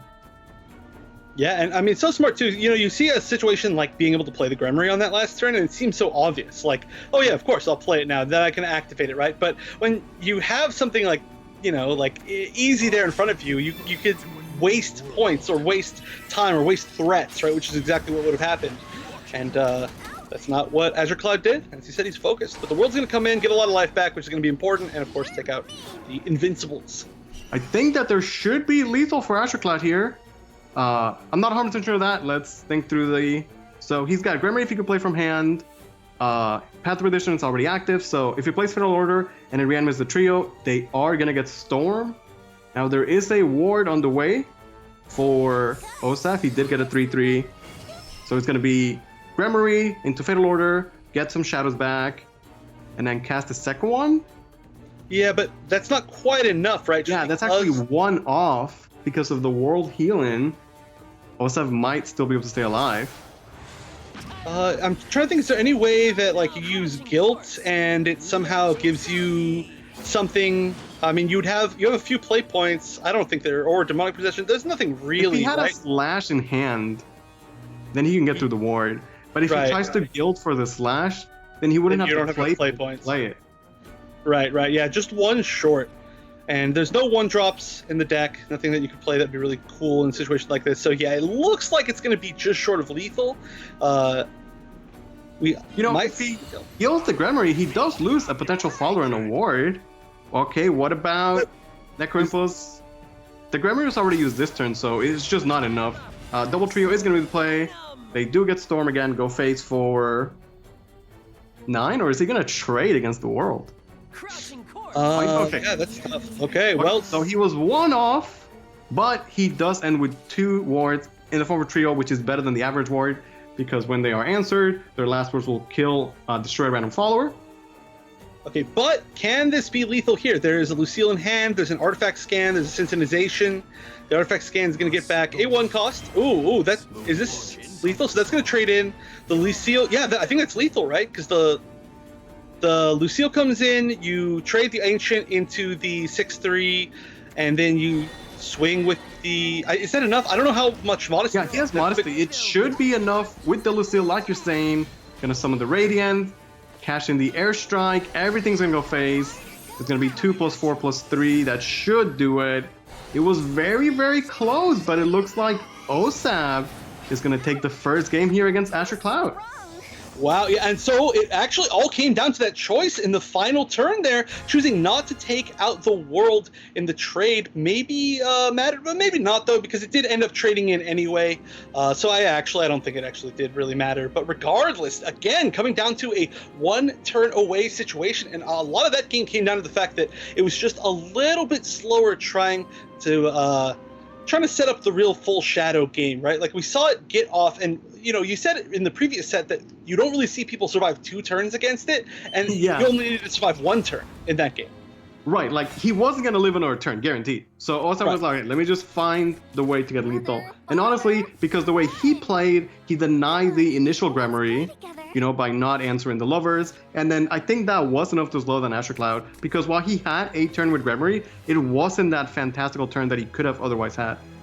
Right, yeah, just because of the play point limitations. So overall, beautiful choices. And now OSAV is going to go in with his own Shadow. Like I was mentioning earlier, a slightly different version. As you can see, there's a Gensetsu in hand, which is pretty cool. I love Gensetsu, but has some more aggressive options in it. However, a lot of the core is still going to be the same. And I don't know how this matches up in the matchup against the more, I guess you could say, usual Burial Right Shadow. Yeah, it's gonna be a little weird. I mean, I believe we saw him against Auto Aim in, Shadow against Shadow, and that was just like a really wacky game, but OSAV managed to pull through, make the most of his hand. I'm still not particularly sold on the Gensetsu technology, but hey, she won the leader poll, so people do like her. Hey, Gensetsu's a cool card. You get off Gensetsu, you feel really cool. Helio, another card that we don't see all the time in Shadow, even though it's pretty valuable. You can get a lot of literal value off of it, and it's so sticky. And at this point, it's not like OSAV has to prove his decks to us. He just has to show us, why they work, right? Because I believe that they work. He's here, he's made it all the way. Like I said, it's no longer upsets, right? Like, this is just who he is, and he's a great Shadowverse player. For sure. I think, yeah, I mean, there's literally no doubt here, up one game, against Azure Cloud. But now this is a tough decision, right? He needs to decide, is he going to play more aggressive? Because he does have the 1-2-3 curve here, technically, with some of the cards that we actually don't see in the other versions of the deck, which means that maybe he won't be able to answer it quite as well. And it looks like that might be the option. Bone Fanatic was the one drop that I couldn't remember the name of earlier, because you see it so rarely outside of the aggro list. But now is going to have a few less cards because Demonic Possession won't maybe be played until a little bit later, possibly. Yeah, so just a solid early game curve from OSAV. Again, Bone Fanatic, not standard, but it's not a bad follower. It's a 1-1, and then last word spawns another 1-1. So it's a good card to give it the pressure. Yeah, I mean, especially if you're going for early aggression like this, it's so valuable on one. It's harder to trade off against with like something like a 2-2, as we're seeing the opportunity for right here. But also, I mean, we see a really strong curve here from Azure Cloud, just nothing on one. Of course, I don't think this deck runs anything or any followers on one. So just seeing the 2-2 and then the 3-3 with that super solid Curator, it's going to be hard maybe to get over this quite as aggressively. But honestly, both hands pretty weird, right? A lot of draw, but not a lot of the tools they want. Yeah, so usually the Shadow mid to early game is not particularly powerful. You're just playing things that either draw, Burial Right, generate shadows, things like that. One thing that is, not the case for OSAV is that he plays the Helio, and Helio is a powerful early game follower, and it is an amazing follower to get reanimated off of the Lovers, for example. So maybe his deck can be a bit more powerful in the early to mid game, and he might take an early lead from that. Well, we will certainly see. It's definitely been his goal, right? Otherwise, when we see the Gensetsu drawn, I don't know exactly how that's best going to be used with a hand like this. Maybe you just end up getting rid of it with the Demonic Procession. Yeah, right now, another decision. It's a good target for the Burial Right. It does have one attack, so you do proc both effect on the Procession, which is nice. He also has the Wraith or the Helio if he so chooses. Yeah, this is tough. I mean, it's very rare that you're turn 3 and you can literally play every single thing in your hand, right? Or at least use every single thing in your hand, like effectively. So this is a pretty early long turn. Usually on 3, you're like, okay, I'll play this, and then you pass. Yeah, we just seen a bit of a slow start. That last game, Duelan Shinsha, like that last game was rapid fire quick, right? Now we're slowing down a little bit. Azure Cloud going to take his time, think through it. Same for OSAV. OSAV is up one game. He's got a nice lead. Again, the winner of this set will earn a World Grand Prix slot.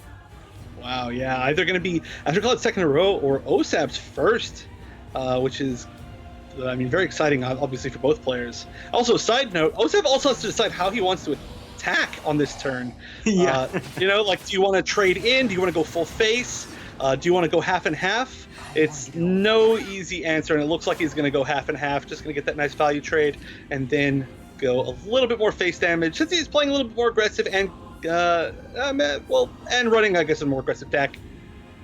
Guess that's the plan. We're going to see the power of the early game bike here.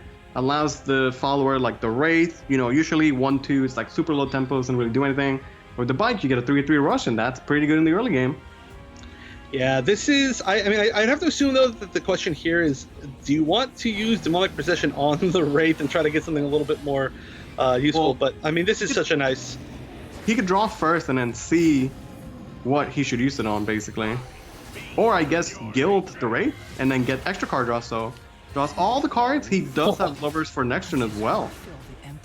That was a lot of card draw in one turn, plus manages to get the full clear. Yeah, everything is beautiful about that. But now we're looking back at OSAV's hand. Triple demonic possession.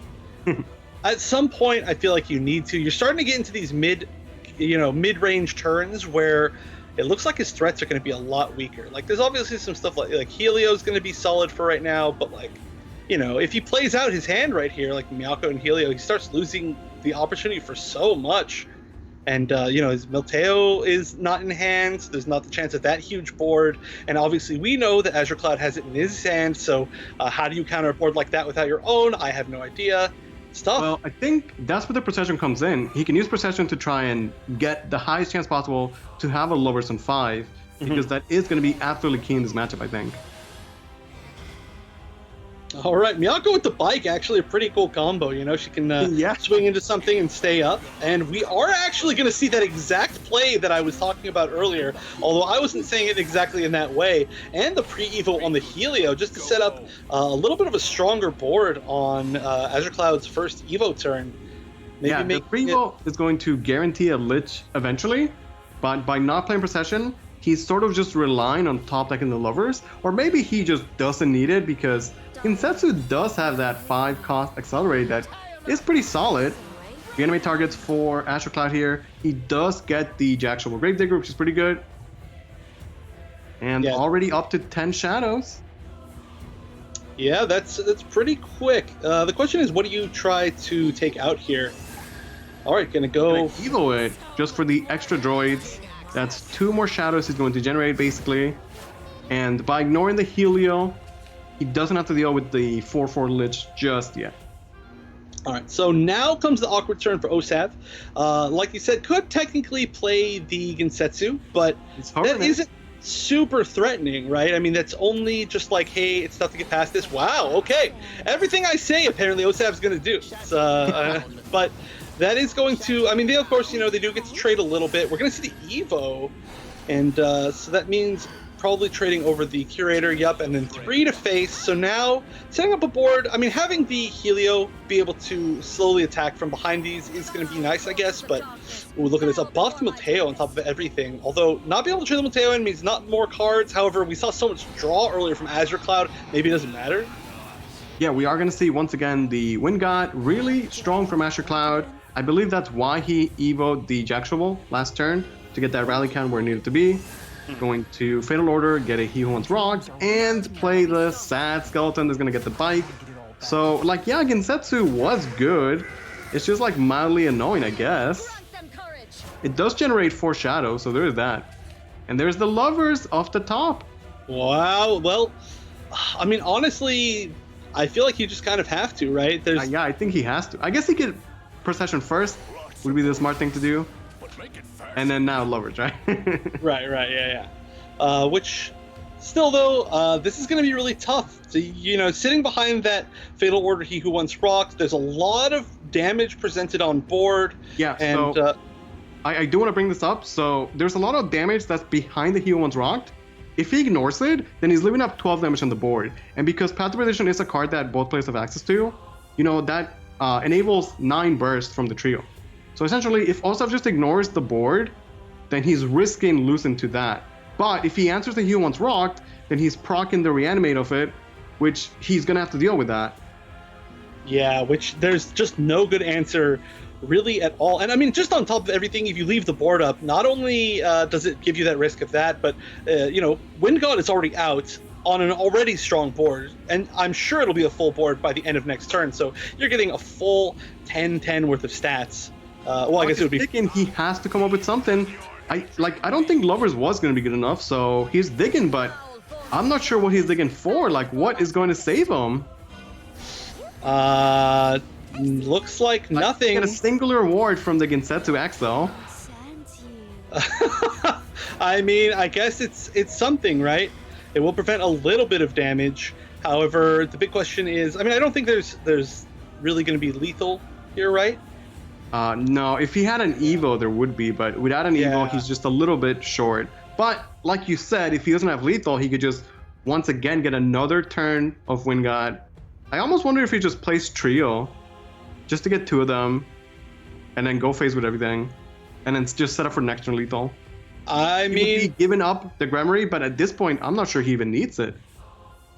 Yeah, it's. I mean, especially with just how ahead he is, I don't think even looking at. I mean, this is a board where you look at it and you're like, okay, well, there's got to be a ton of play points available, right? But OSAV's only going to have 7 play points to try to deal with this entire board, and that's nearly a 4/4 Lich from the Helio that was like there all game. But at this stage in the game, I don't know that 4/4 is going to do anything. Right. I mean, you're especially with the buffs from the Wind God. You know, you could, for instance, to take out this 1/3, you could swing in Milteo, and then the Skeleton Dreamer would be above the 4/4 without an Evo, and then if you're getting an Invincible Monster Trio, that's obviously going to be above the 4/4. So that's exactly what's going to happen. It's going to be the play. Trio is reanimated with Storm. It's not quite lethal, but it's pretty close, and he gets the +1/+1 at the end of the turn. Now, OSAV gets his own Wind God and the Gremory. He does have, you know, the Trio, and he gets all the play points back. So maybe he still can make the comeback. Honestly, I wonder if getting the Wind God out on this turn is a board space issue. Well, maybe not. If he was going to make the comeback, it starts like this, right? Trio. Yeah. Evo the Trio, interesting. Trio already has Bane. But since it survives, it might tank the last words. Actually, it's the other Trio, though. Yeah, it looks like OSAV have made a mistake because he literally facepalmed on camera. So that is definitely unfortunate. That Evo point was going to be pretty valuable, especially just trying to clear out the rest of this. It might have been facepalming at the fact that it hit maybe Trio, because by Evoing, he represented another target for the last words, basically. Okay, yeah, I guess that's true, but that's a huge risk still. Yeah. Maybe. Regardless, now in a tough situation. I mean, still is going to get the clear, but play points. But Path to Perdition is online. He only has 4 life to work with. Azure Cloud's again not getting booked Gremory, but at this point, I don't think that is necessary.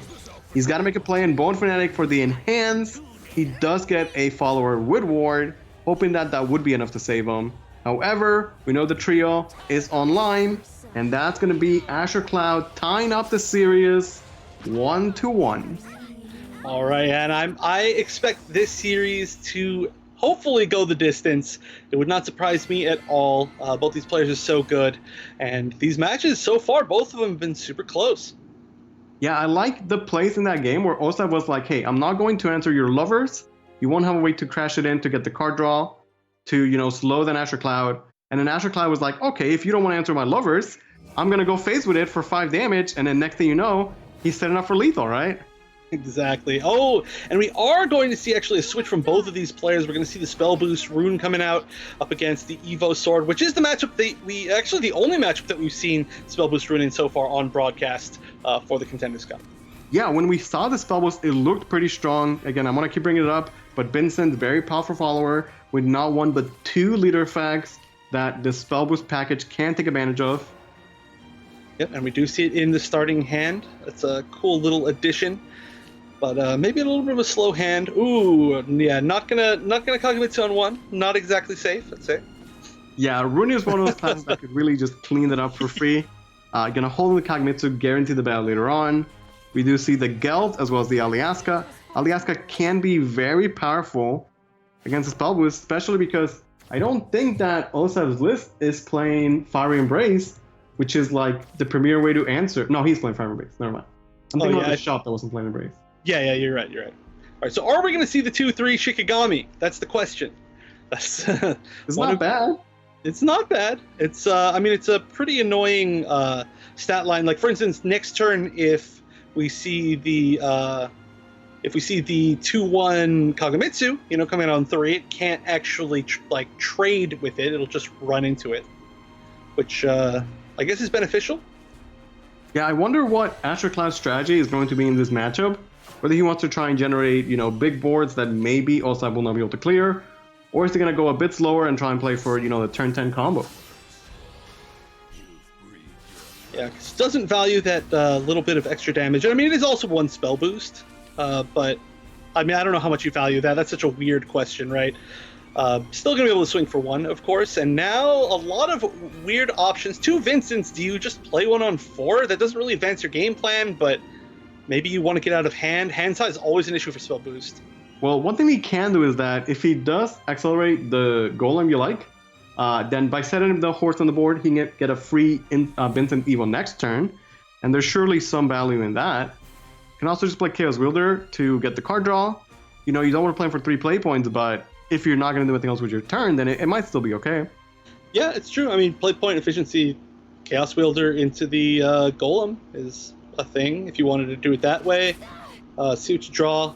Gonna swing first, and it is just gonna be the Vincent. Tempo Vincent.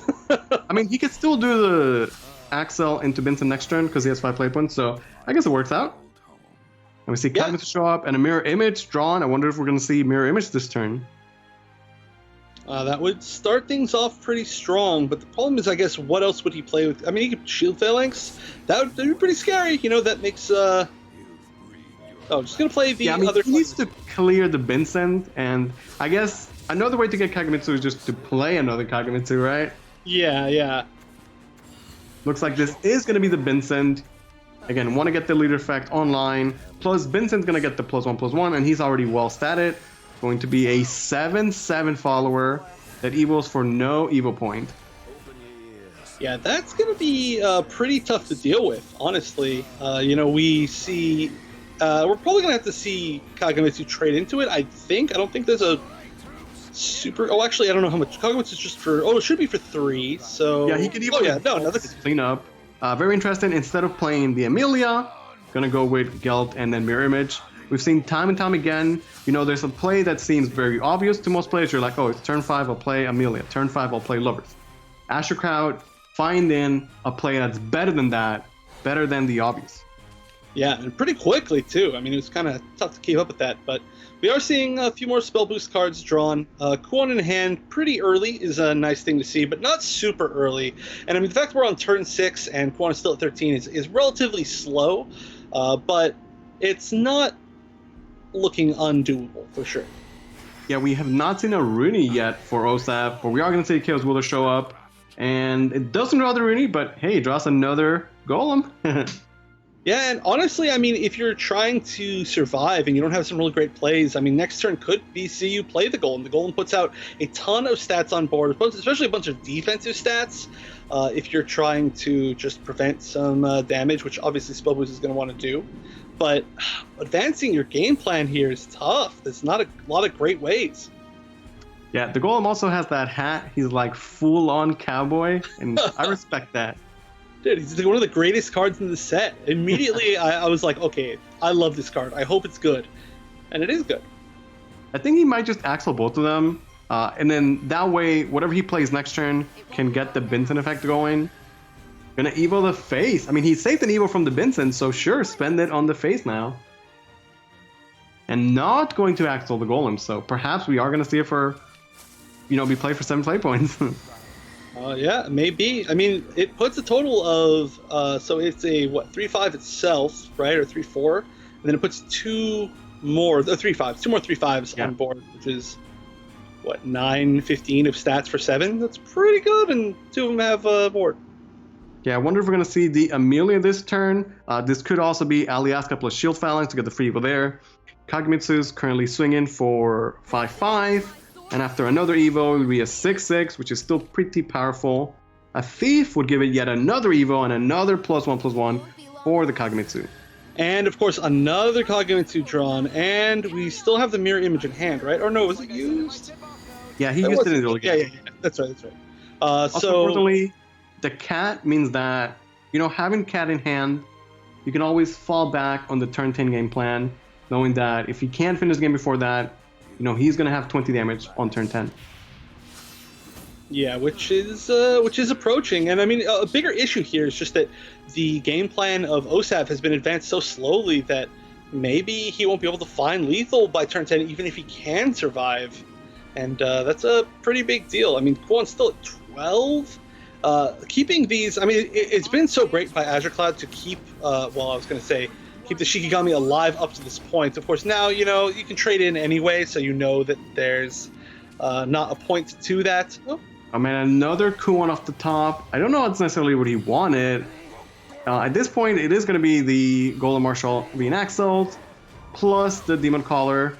And hey, the Vincent Leader effect, like I said, really, really powerful for the deck. Yeah, I mean, I wonder if he's going to set up the Demon Caller. That would be a decently strong board because, of course, the two Horsies are chilling. It would also give him the Vincent spell, which would help spell boost both Kwons he has in hand. So it's either that or hard pass, and I think it might be better that he just do that. Yeah, I mean, especially if we're looking at the potential of a next turn where nothing too useful is drawn, you kind of want your play points for that Kwon. But yeah, taking his time, you know, again, it might seem like an obvious play, but sometimes the obvious play is not necessarily the best one. Doesn't have a ton of cards in hand, though. Like, you know, Kwon is good, but is Kwon good enough to take on Evo's Sword? I guess we'll see. Okay, he's going to play it, get triple Word of Judgment. That means he has guaranteed way to proc Vincent effect next turn for the AoE once again. We might see Alyaska show up. Alyaska has that, you know, damage shield where he takes no damage from those effects. But if you use the card on him, then doesn't he lose that? Yeah, that's true. Yeah, Vincent does have that pretty powerful effect, right? It's not just Mugmir, also Vincent could do it. So yeah, maybe Alyaska, not going to be play. Although getting the weapon is still pretty strong. Yeah, although of course you could try to get rid of that thing's ability too, so you don't take quite as much damage. So obviously this sets you up into a pretty decent place. The problem still though is, you know, it's looking like OSAV can contest boards and stuff for the next few turns, but how do you win, right? There's no clear sign for winning yet. That's what I was saying. Like, Kwon is good, and having two Kwons is fantastic, but without the backup of the Rooney or other things, I just don't know if he's going to be able to find that damage. Yeah, it's definitely a tough situation. And of course, Azure Cloud is probably going to spend his turns just trying to build the best boards that he can, just so that, you know, OSAV has to waste his turns until they can get to that turn 10 where it's going to be pretty close to guaranteed. I mean, Spell Boost Rune can put up some pretty good ward boards, but if he makes him spend them all now, then it's not going to matter. Yeah, I'm going to see the Evo and the Ariette. I think Azure Cloud can be okay to take it a bit slow. He did get the heal from it. Maybe a bit too slow, though. Looks like a slight misplay there. I don't think he was happy about that.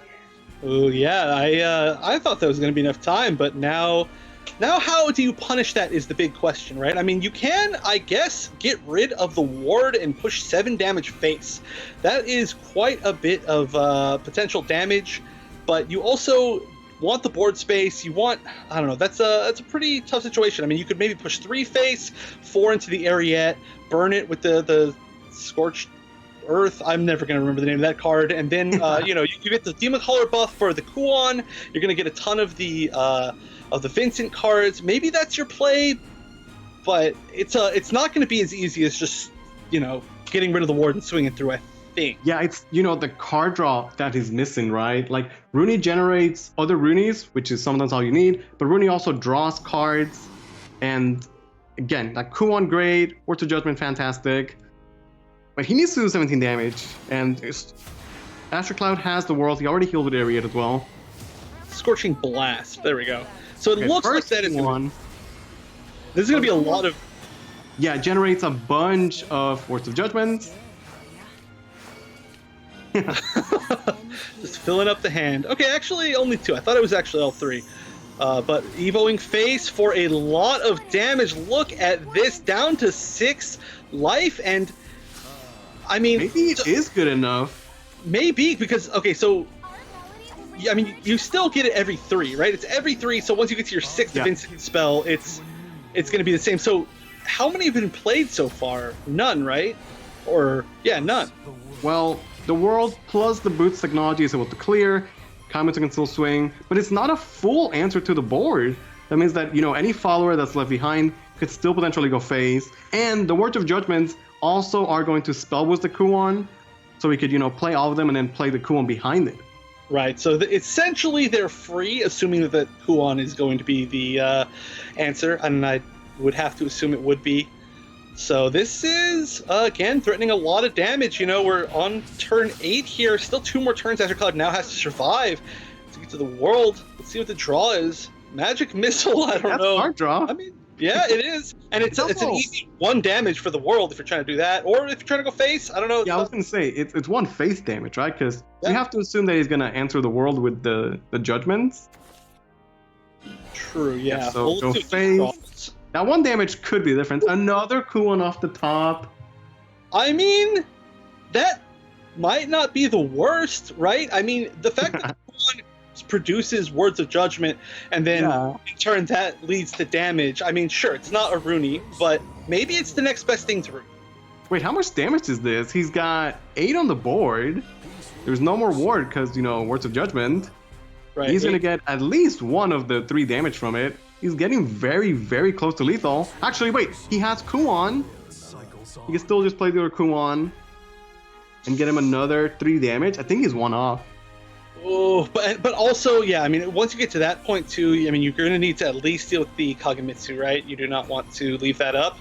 And ideally, a little bit more yeah, that. I mean, if he was 1 off, put Azure Cloud at 1, what's the worst that can happen, right? Yeah. Or actually, you could use the double words and then play Kuon and then play another words to clear that board, right? Would that have been possible? Well, by trading, he gets a bit more value to the Kuon because he gets the additional Shigami, which is then going to also give him an additional... Actually, he gets no Words of Judgment this time. Okay, so puts him at 4. Oh, you're right, yeah. He still has double Judgment in hand and another Kuon, plus all the spell boosts that he's going to get once his board is answered. Man. OSAV really making the best of his hand. Again, he just had 2 Kuons and that's it. But 2 Kuons and, 2 leader effects might be enough for this game here. And have you ever seen a moment where Not was more needed and just didn't show up? Yeah, at this point, we see Sword has, access to a bunch of healing. Area has been played already. The World has been played. And I don't see any other way that Azure Cloud can get any life back. We'll see how much of the board can he clear. The weapon is going to answer 2 followers off the bat. He has 2 rush, and the area can still swing as well, so it should be a full board clear here. But, Kuon does 4 damage by himself. Right, Just 1 Kuon, that's it, that's 4 damage. And Words of Judgment can silence... Oh, and so, yeah, that should be it, right? Yeah, all he has to do is silence the ward, slam the Kuon, go face with everything. Looks like OSAV is going to take game number 3 and move on to a 2-1 lead against Azure Cloud. Wow, that was not at all how I thought that game was going to play out. It was literally just 3 of each of the same card. I mean, we saw 3 Kuons, we saw 3 Scorching Blasts, we saw 2 Vincents. I don't know, that was so weird. No Rooney, but so much damage because of the weird Kuons combined with the words. I don't know, that was just a super weird match, but that means OSAV just needs to win 1 more. Yeah, just like that. OSAV showing time and time again why, his decks are good choices. The Spell Boost was a great pick. We saw the power with the Vincent leader effect, and then just Kuon spam. It was just enough. He is now in a 2-1 lead. If he wins this next game, he will be earning a World Grand Prix slot.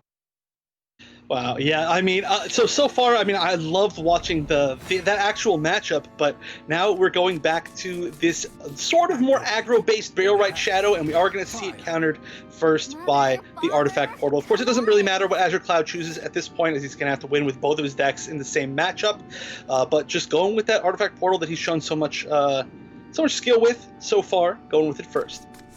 Yeah, so again, we've seen how OSAV's deck can be really well. He piles them well. They're his builds, they work for him, but they could also be his biggest downfall if the Shadowcraft, that his own build is kind of weird, if it's not good enough to take, 1 game here, Like, he's one victory away from earning a World Grand Prix slot. That's huge. That is gigantic. But, you know, I mean, how so often you see it, it's right in somebody's grasp, and that's when it falls away, right? That is just what makes it so, so difficult. We are going to see the Dreamer on 2, one of those new cards with so much value. Yeah, he can't celebrate just yet. He's up against Azure Cloud, #1 seeded player coming into the Contenders Cup here. Had an excellent day yesterday, only losing to Ishiro.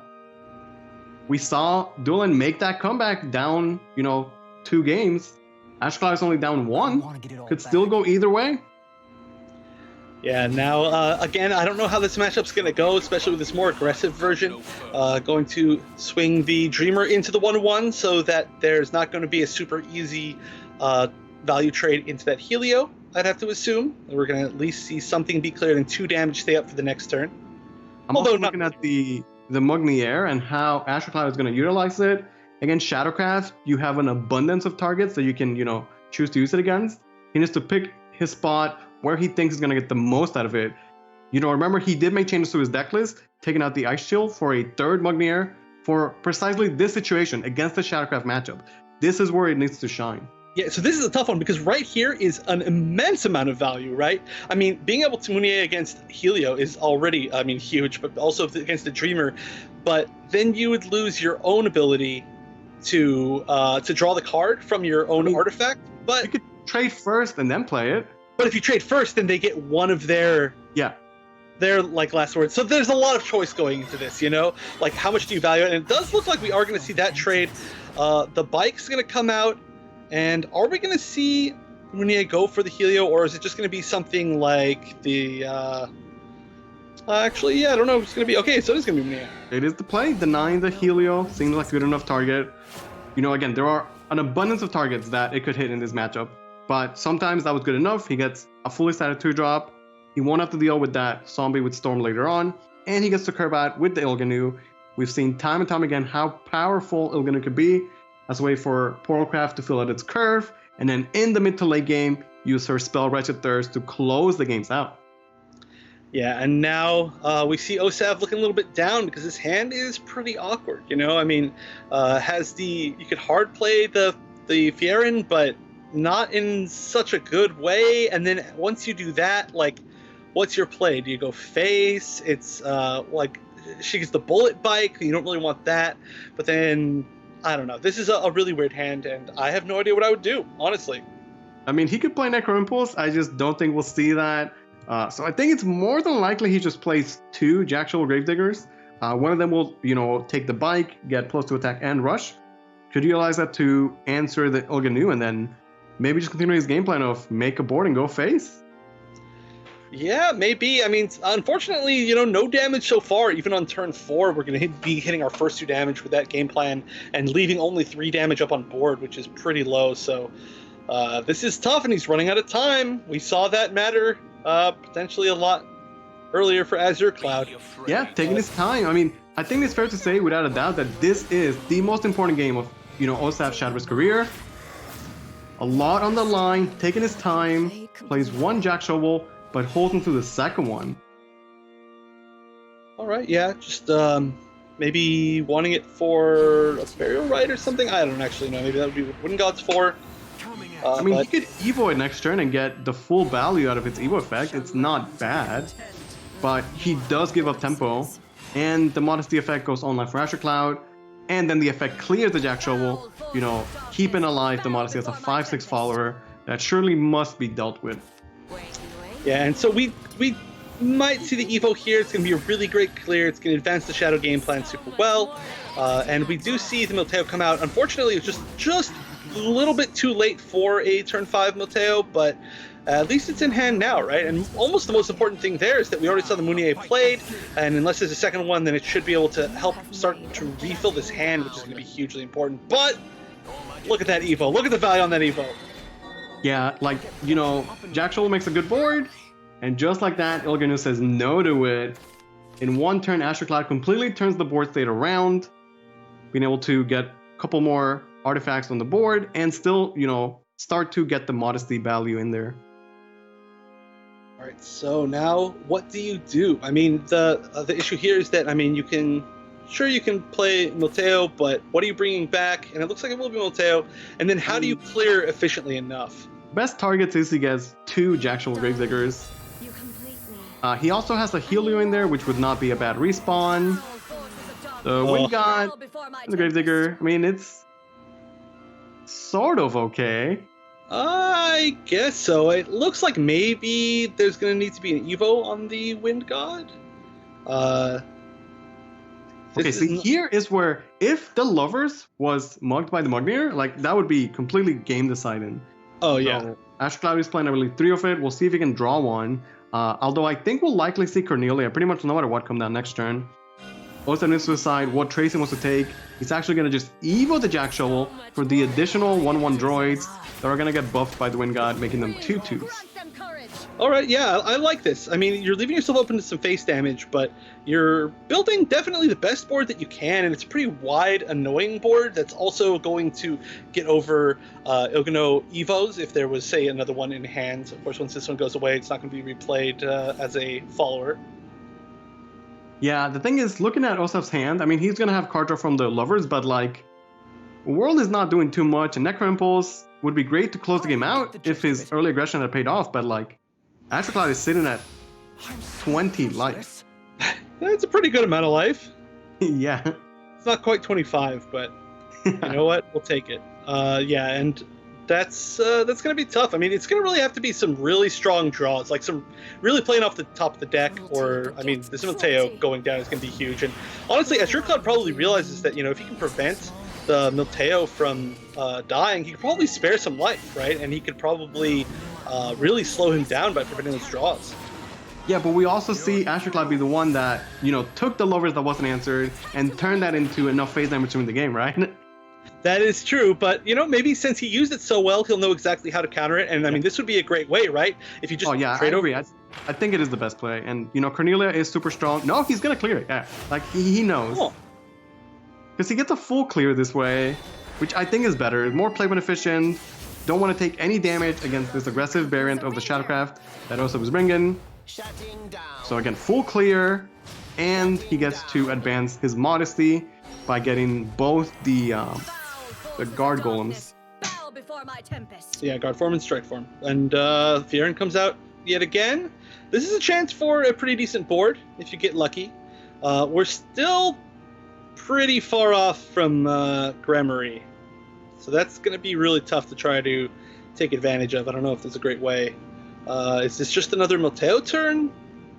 Yeah, no the problem is that Lovers without the Evo could be a bit awkward because if he doesn't roll the Jackal Gravedigger, he's getting nothing to answer the board at all. And while he's not necessarily facing down lethal or anything like that, it just kind of feels bad to just pass and your opponent has 4 followers and then they can take the optimal trades. And Azure Cloud would take, the most optimal trades. Right. Yeah, I mean, you're just giving them, like, free pick to do math in their head and make it worth their money, I guess you could say. But plus also, there's the potential for the damage to start really ramping up from Azure Cloud as we get later in the game. There's a Vertex colony, there's a decent amount of artifacts being destroyed, and it's just going up as we speak. There's a Paradigm Shift that's getting pretty low in hand. And, I mean, a ton of artifacts to get around it. Literally just, like, 3 artifacts. So and we're seeing time and time again, OSAV go to the turn limit, He's got to take his time, but he also needs to make decisions. All right, well, now the question is which of the 6 different artifacts, no, just 5, are is Azure Cloud going to choose for this turn? Okay, so we're going to start with the trades. Now it's going to proc both the amulets, going to give OSAV the card draw, the heal, the shadows, and the board. Okay, so yeah, this is clearly, I mean, now if this is cleared really much at all, you do get the Gramarye, so Azure Cloud is probably going to have to play around that. But it's a scary board, especially when you're going up against this aggressive deck. Yeah, and one thing that I want to bring up is that because of the way the Ilganu was answered, she took the damage, so she's only at 2 health here. So still pretty far from having that Wretched Thirst that might give or could have given him better options later on, right? Right. And that's, I mean, honestly, okay, so getting that by the way, getting the Fury, that particular one. Megara-chan, yeah. Yeah, it's pretty good. It goes face. yeah, that's a really good one because honestly, the ability to close out isn't looking super heavy. I mean, I know it's talking about damage from hand, but if you're gonna start answering these boards, then the potential damage from hand so far is like you get a Vertex Colony and you have one Airstrike artifact. But aside from that, not that much, especially because, like you said, the Ilgano is gonna have to, well, especially with no Evo, it's gonna have to come into play quite a few times and take up that board space. Now it's Azure Cloud that's, playing with the clock, misses an attack with the Strike Form Golem. Oh, yeah, and also, side note, top deck's a Gremory, and Gremory is active. Is there a great way to take advantage of this? I mean, Necro Impulse, I guess? Actually, wait. Okay, hold on. I'll take that back. He didn't miss the attack. He purposely did that to make so that OSAV does not invoke the Gremory. Prevent Gremory, yeah, that makes a lot of sense. Yeah. It's actually the correct and probably best play in that position. But of course, it's top decked anyway. Yeah, I mean, he could play it, but we saw playing the Gremory does slow it down like a little bit. Yeah, I mean, literally, we saw that in the set from Azure Cloud, so I'm sure he knows that exact situation. This is tough. I mean, OSAV, like you said, going out of time every single turn, but I don't blame him. I mean, I would absolutely be missing plays. I would be, running way too far out of time. Yeah, like I was saying, the way the current Shadowverse, the current meta operates is like, you have the early game, which is like, pretty simple board states, and then you just come to that point where the decks kind of just flip a switch, and the game gets complicated like so quickly. As soon as you have potential Gremory, it's like, okay, Shadow's playing a completely different game. You get paradigm shifts that are costing 0, you have Modesty Leader effects, you have Swordcraft doing Swordcraft things. Like, the game gets super complicated super quickly. Oh, and just going face. Just absolutely going face. That's a pretty hard call out. I mean, that's a lot of damage on board, right? No Evos left, so that means there's going to be 8 damage on board. Yeah, the Helio is very expensive, but it does guarantee a 4/4 for next turn. And with the Gremory effect, he might be looking at next turn lethal then. Oh, that's I mean, it's a heavy setup, but OSAV had a pretty weird hand, so trying to do what he can to get back from this. So how will Azure Cloud respond? He knows he's gonna have to deal with all of that next turn. Yeah, at this point, I mean, you don't have to worry about the Gremory, of course. You're way too far past that. And I think he has to just try and set up for a Colony next turn lethal, right? Knowing that he has the Modesty Leader effect, Colony is going to do a ton of damage. He has stats on the board, so he can heal with the Keynet to get to 17, represent a 4/6 Bane Ward, and then just hope for Colony lethal next turn. Yeah, I mean, it should be quite a bit. Even just setting up the Ancient at the end, I like it. But now this is the question. Can OSAV find lethal? Because if he does, he's going to the World Grand Prix. Oh, that's so tough. Gremory active. He said it's like less than ideal for when you have Gremory activated. Like, where's the trios at, right? Yeah, is there something cool you can do with Enhanced Milteo? I honestly don't even remember what it does. It destroys everything and sets your opponent to 6, but that effect happens at the end of the turn. Yeah, so that would definitely all the cool cards that enable the Gremory shenanigans, he's got none of them. Like, literally none of them. Only the Necro Impulse. And, he draws the trio now, but... Okay, hold on. You can Necro Impulse, you get 10 Shadows, you get 10 play points back, and then he could play trio after. Yeah, if he had... I mean, boards with enough board space, I think that could have potentially been lethal, but... Well, he's got Guilt. Oh, but if he plays Guilt, then he can't play Necro Impulse. Well, you could play... Yeah, you're right. Okay, so play first, go back to 9 play points. He currently has 9 damage on the board. He can make board space for double trio. Trios pushes 3 damage each. That would be, 6 plus 5 is 11. It's just not enough to get there.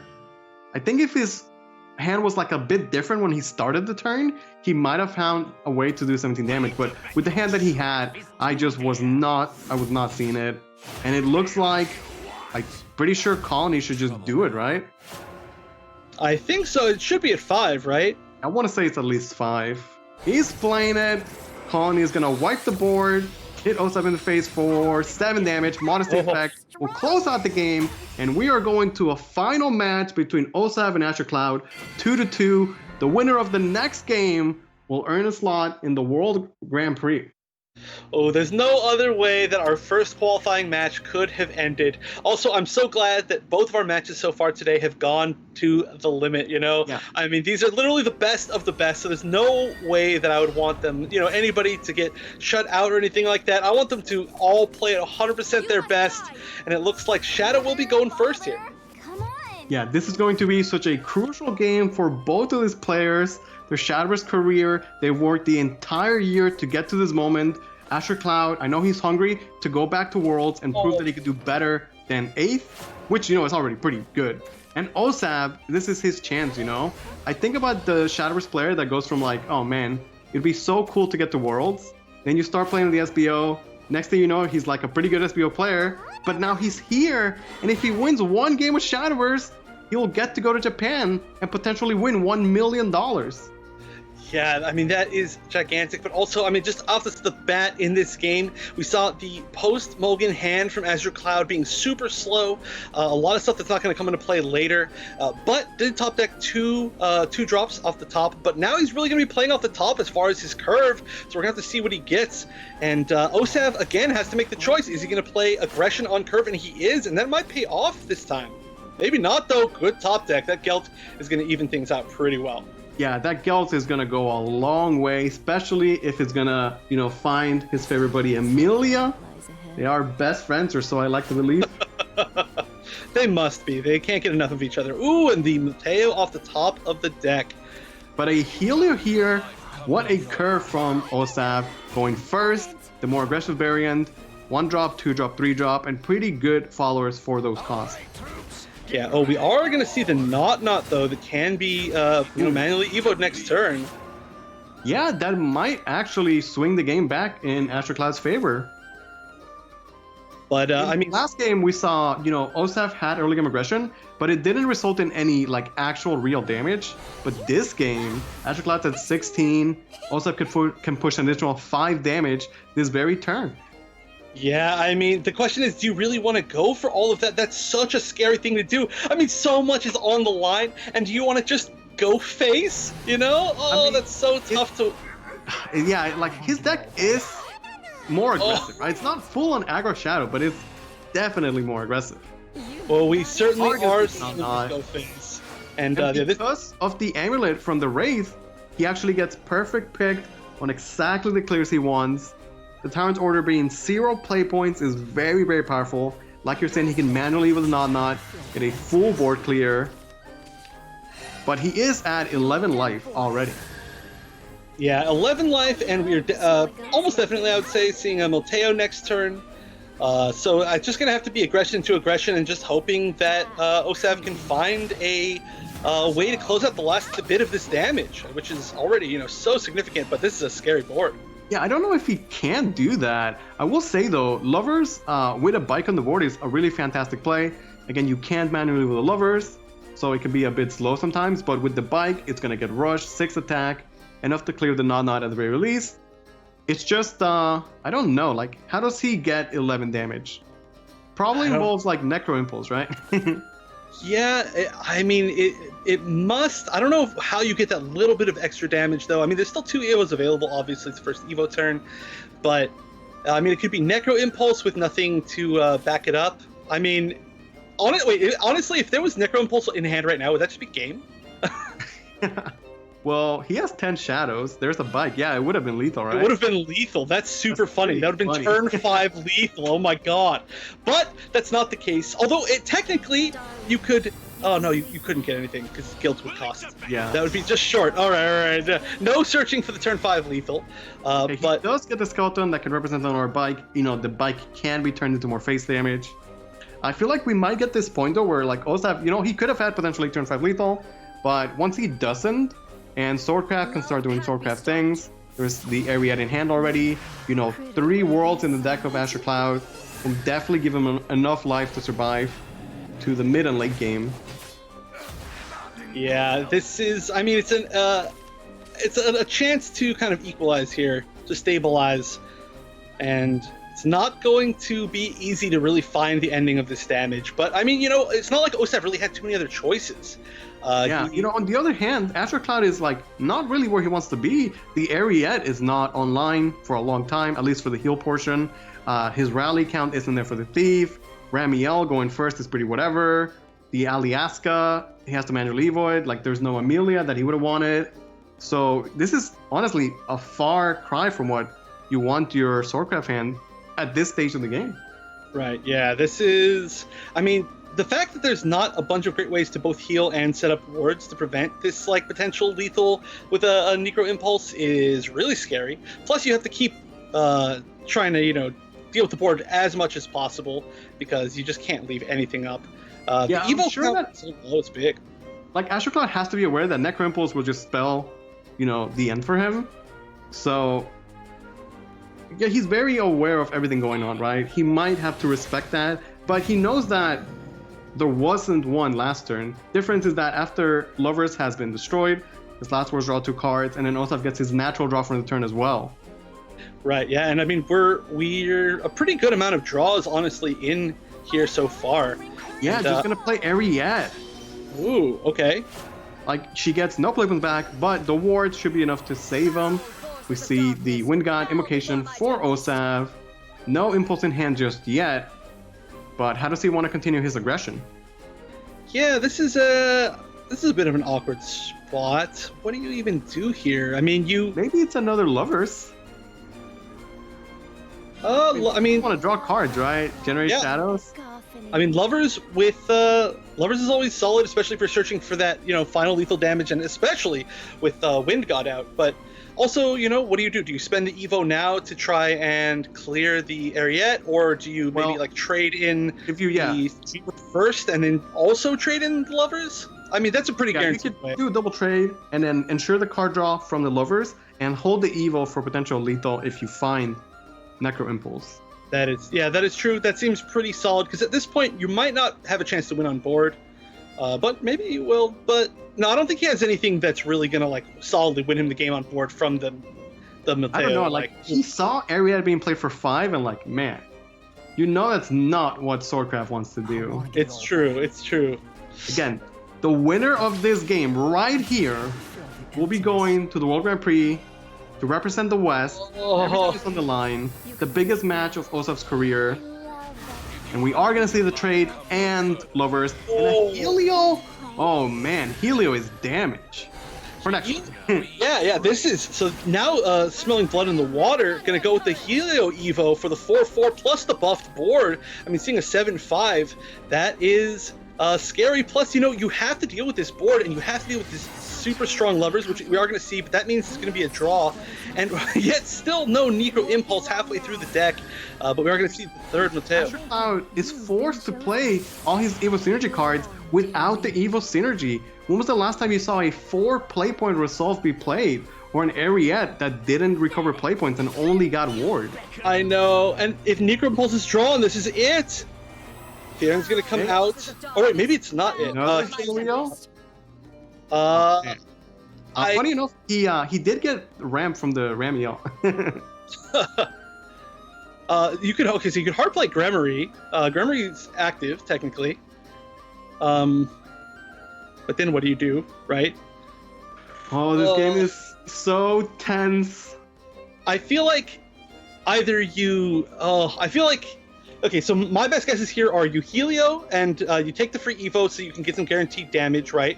And you clear it and you swing for as much as possible and you leave him super low, or you. I mean, that looks so enticing, actually. Yeah, just go face for a little bit more. He's so close, so very close to lethal.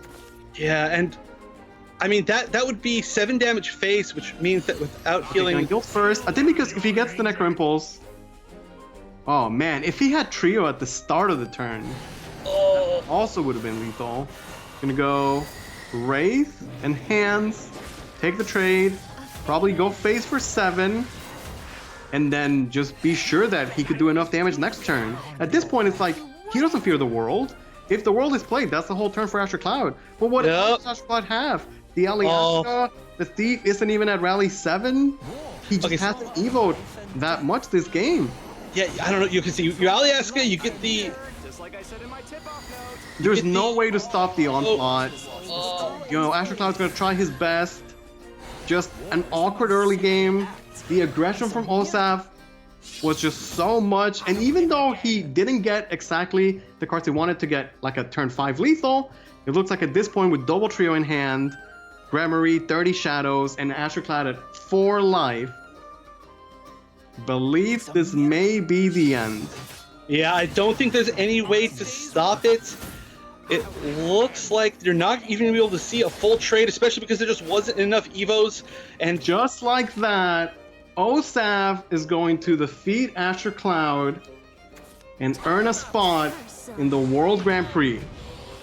Yep, just with Raw playing the Invincible Monster Trio, and then even if there wasn't enough shadows, just getting that extra 2 little damage in, and that's gonna be it. Wow, the Shadow finally pulls it off barely in the end, and so we have, like you said, our very first qualifier from the Contenders Cup that will be joining Noir in moving on, and it is OSAV. OSAV, wow, what a storyline for him throughout the entire season. Yeah, very well played. I would not say it's an upset at this point, honestly. OSAV has played his heart out with his own lineup, his own decks, and I think he deserves to represent us in the World Grand Prix. Yeah, and I love the fact that we got to see the final match, right, be one of the weird choices that he made, and it paid off. You know, the early aggression took advantage of maybe a suboptimal draw from Azure Cloud, you know, and it just played on pace, and it never gave him a chance to come back. It never gave him a chance to stabilize. You know, he had a lot of late game threats, so had he had a little bit more time, that looked like that could have been super tough to come back from. But the fact that he decided to play a more aggressive deck, all of those early, you know, like, oh, so I mean, especially, let's just talk about Helio. The fact that his Helio in that deck did like 12 damage that game. That was so useful. Oh, I can't hear him. Yeah, it looks like we can't hear Vicious, right? But I think we have the bracket ready. I was just trying to mouth it out. I was saying, there we go. You know, how excited I was to see it go down to the wire. You know, I couldn't get my voice out to match up with the lips, but either way, it was a very, very close set. And Luis is right. We do have the brackets ready for you to see who else will be moving on into the World Grand Prix. Take a look. OSAV being the first one, but Azure Cloud not out yet. He has another chance down below. You see the 3rd place playoff, but of course, we still have to go through that fated showdown between Duelan and Hishiro. And again, that's going to be completely unpredictable. I feel like it is, because again, we haven't seen much of Hishiro thus far. All we know is that he's gone 4-0, a complete turnaround from his performance at last year's Contenders Cup, right? Making a very, very strong showing and in a prime position to possibly take it all the way, right? We've seen what happened in the Swiss play. Hishiro was actually the one to deliver the blows to OSAV and Azure Cloud. So I feel like regardless of how he does against Duelan, I feel going into it, like if he has to play off against Azure Cloud, I'm thinking maybe he'll be, you know, feeling pretty good about that. Just, you know, thinking about how he performed during day 1. Yeah, so we haven't seen Hishiro this weekend, but we have seen Hishiro at the Shadowverse Open. We've seen him at Contenders Cup. We've seen him with a top 8 at the World Grand Prix in the past. So I think this is his chance to just go back. Might be his last chance to get that World Grand Prix win. Yeah, I mean, I'm really excited to finally see him play and to see who else qualifies. Oh, without a doubt. But we are going to have to go to a break. Again, we got to make sure you guys are hydrated, well-nourished for more of this Shadowverse action. You guys do not want to miss any of these matches. It's gone down to the wire every single time. But when we return, it's going to be Duelan versus Hishiro after this break. Stay tuned.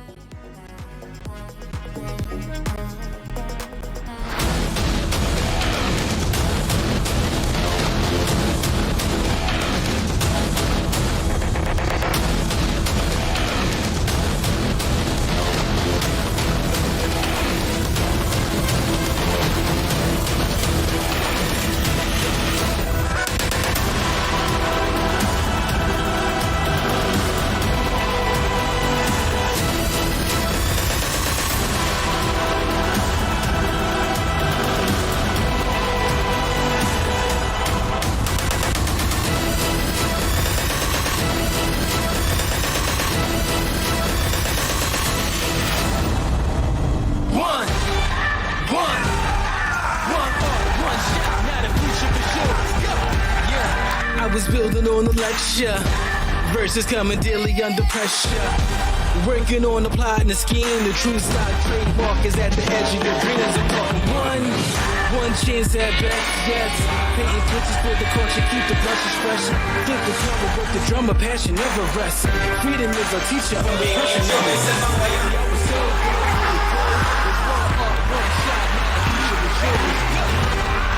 yeah, it's one shot, now the future is yours. Go!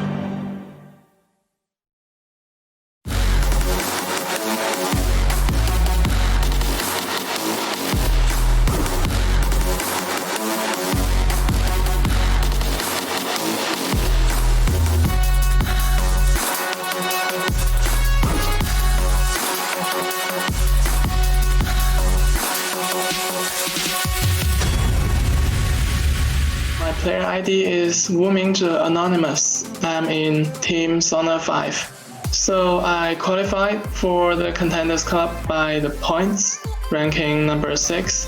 Yeah, I feel pretty excited and I feel really lucky.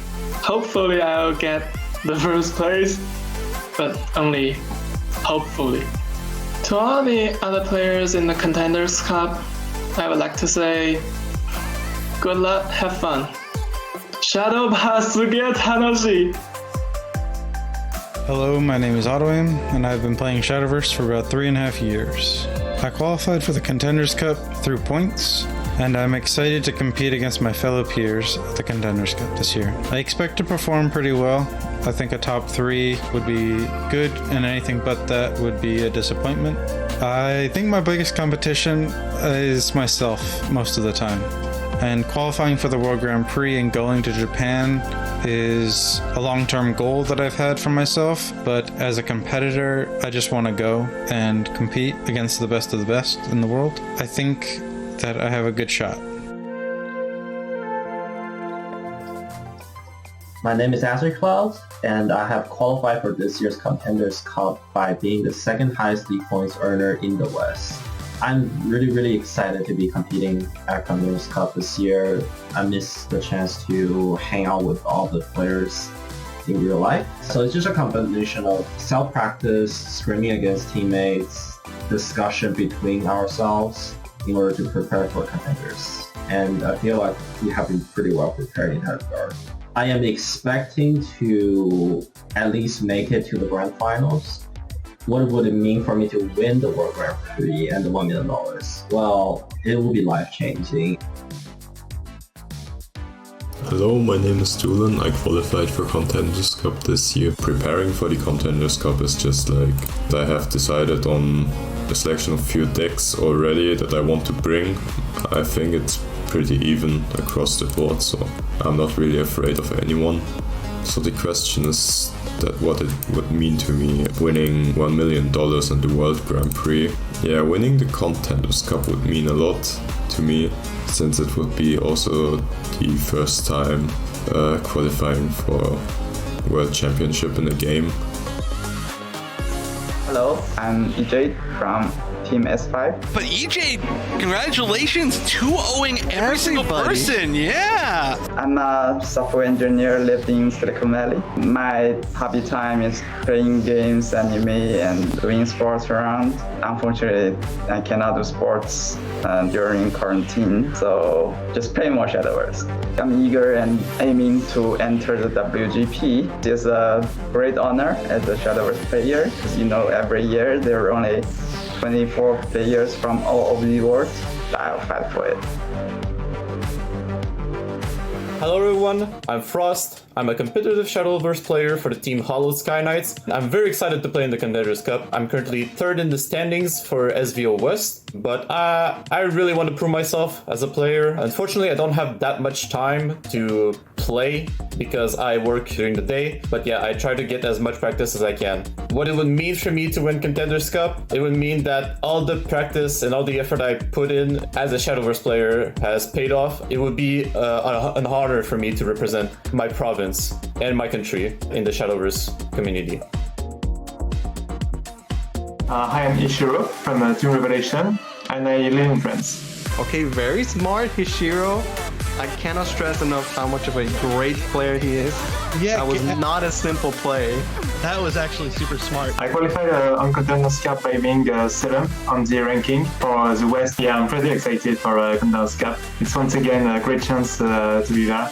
I expect to qualify for World Grand Prix. It's going to be hard, I know. I will just do my best to surpass myself and go to WGP once again. It's been a while since I got first place at a tournament. It will feel amazing to qualify for World Grand Prix once again. I'm really eager to go to Japan again. And this time I really want to prove that I can go all the way. I will quote Miyamoto Musashi. If I can beat one man, I can beat 10. If I can beat 10 man, I can beat 1,000. Hey, I'm Yashike. I'm super psyched to be able to compete at the Contenders Cup. In terms of how I expect to perform, that's very hard to say. You know, it's so early on right now and you never really know what's going to happen. My goal for myself is that I want to at least make day 2 so that I can compete for as long as possible. That would be fun. What would it mean for me to win the Contenders Cup? Well, for one, it would mean that I would get a chance to go to Japan and compete in the Shadowverse World Grand Prix, which is crazy. If I ended up winning the $1 million, is I am going to whale for the Albert leader in Shadowverse. I'm KSLVD on Team Disaster, and I'm from Virginia. Just like that, KSLVD is going to take the series 2-1 over Sky tomorrow, showing us the power of the mid-range blood. I actually just started the game though in kind of like late 2018. So pretty soon after I just started playing at all, I started playing competitively. I qualified through points in the Pan America region. I'm hoping to win the whole thing. I know that's pretty hopeful, but I think I can do it. Throughout the year, I've seen how the more I put into preparing for an event, the more I get out of it in most cases. So it'll be really exciting too, because I actually haven't won one of the monthly SVOs before. So to go from not having won any of those to winning like Contenders Cup, like the best of the best, that would be really cool for me, I think. I'm looking forward to some good games and good luck. Pain is your Shadowverse Open West monthly Cup January winner. Pain, your first champion. I qualified to Contenders Cup this year by collecting points and placing in the top 16. I had a good start by winning the January Cup. My expectation is to qualify to the World Grand Prix. Getting the World Grand Prix on itself, it's amazing. Winning that would be even more amazing. It would mean a lot. I'm just looking forward to playing in the most serious tournament of the year. I'm expecting to have good games against good players. Hello, I'm Dawnbreaker's Praetorian. I qualified through points, which was just like last year. The year before then, I was also in Contenders Cup, so this is my 3rd time in a row. However, I have yet to get the first place. I'm always at least 2nd or worse. Now, winning Contender Cup, that would be nice and all, but my real goal is to qualify for World Grand Prix. It's a big offline tournament with the best players in the world. Reward of being the best Shadowverse player in the world. I think that's a pretty big one too, and that's also gonna be something that I'm aiming for. Hi, I'm Isai. I qualified for the Contenders Cup through league points. Triple Kuon in the hand of Sai. I expect to perform well in the Contenders Cup because the format is similar to the Fonts of Han one and I like that format. I'm pretty excited to compete at the Contenders Cup because it's my first big tournament in Shadowverse. Playing on the main stage and against the best of the best that everyone wants to do. If I win the $1 million, I'm going to join them with my family because they are the ones that support me every day. I need to regret that. Hi, this is TK Shinsha. I'm very excited to compete in the Contenders Cup playing against the great players representing the West region. I've been busy with real-life responsibilities for the past few weeks and having not much time to prepare for Contenders. I'll try my best and hopefully get through day 1. Winning the Contenders Cup will be nice to have a flair since I never won an SVO before. I think every player competing in this Contenders Cup are great players and they're going to be a big competition for me, absolutely. I'm Vapo from Team Revelation. I actually qualified by 2 ways. Vapo from Revelation is going to be your March champion and earn a spot in the Contenders Cup. First, I ended up 15th in the overall score, and I also won March SVO qualifier, which was a direct qualifier to Contenders Cup. Yeah, I'm really excited to play in Contenders. The expansion we will play Contenders on is not out yet, so it's actually really hard to train for now. I'm the kind of player that take it step by step. Winning World Grand Prix would be the highest achievement you can get in Shadowverse, so actually proving that I'm the best, maybe I have a shot to win it all.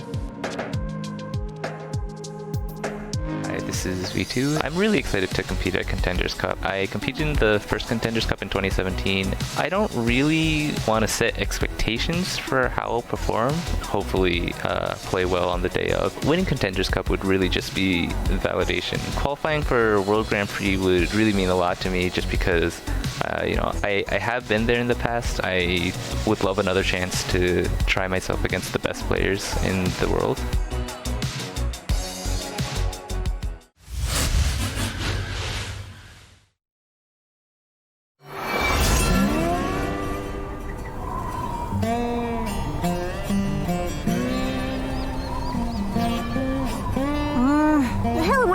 Today.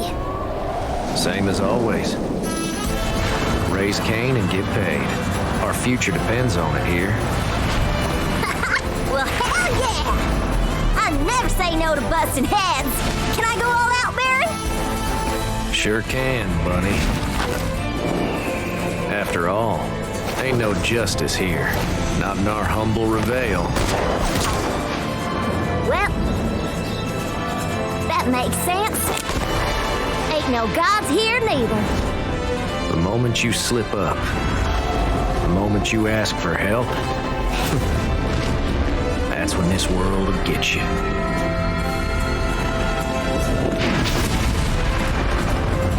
That's why we got us our 3 rules, right, Hoss? Believe in your own damn power. Don't let nobody in your own damn way. And finally, don't fear a damn thing. Now, let's get this show on the road. Nobody's gonna walk on us. Not till we've remade the whole plum world.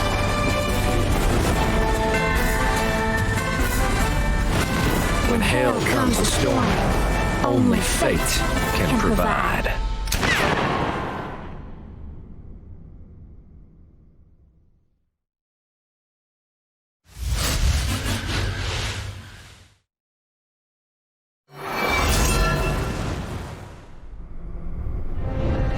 Fate, the purview of the gods, and mortal kind's doom. 'Tis a festering wound.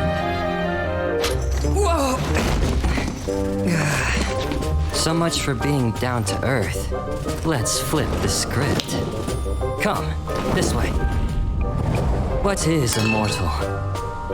A trifling puppet of fate. You want freedom? Easier said than done. Do you mind? You're interrupting my flow. Now, there is one way to escape. Destroy them. Covenants, rules, grind them all to dust. Bound by chains of destiny, pluck them apart, link by link. You don't have it in you? You're fine. You have us. Our power is yours. You need but wield it. There's nothing you cannot do. Well, go on then. Take up the cards and turn the world upside down.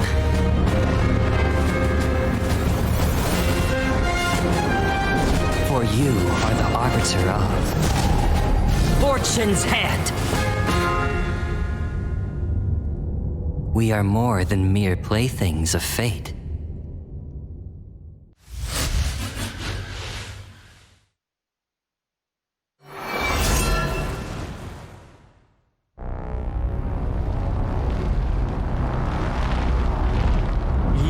this organic world. Miserable, pathetic, so defective and natural. Does it inspire you with its splendor? Craters, roaches, watch as I terminate your pitiful rock. How does it feel? Like hope has died? Like you've utterly failed? Don't try to fight with fate. Cower, fall to your knees, and wallow in complete despair!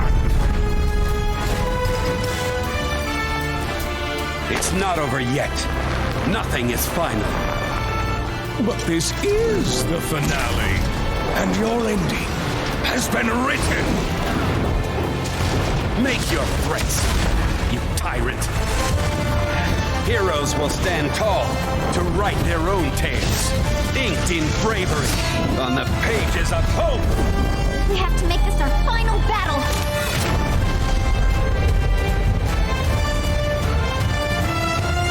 The seeds of destruction will uproot this world no longer.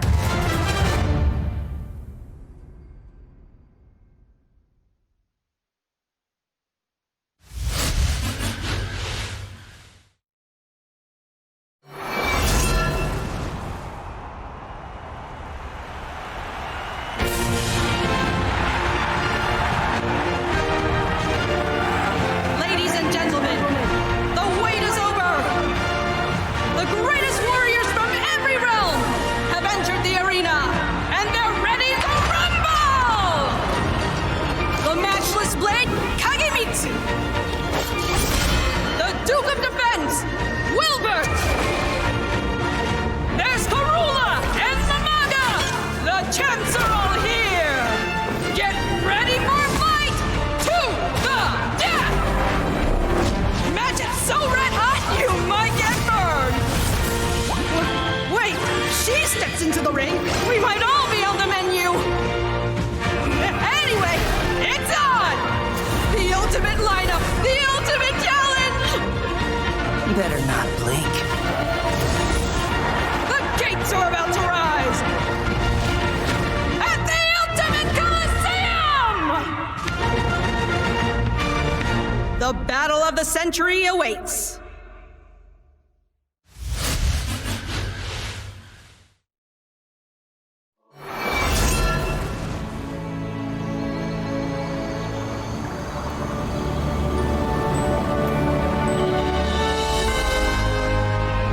We swore to protect this forest. To ensure its peace with our own hands. That was our ultimate vow. A shame, then, isn't it? That oath was cast aside for hubris. Cast aside? No, this has always been our wish. You will succumb to our rage until we have chewed through your justice. Guardians of the deep wood, our enemy draws near. We rise to stand against evil. I'll tear you apart. Let's you try. You've breathed your last. Words of a coward. Come. Let's put an end to this.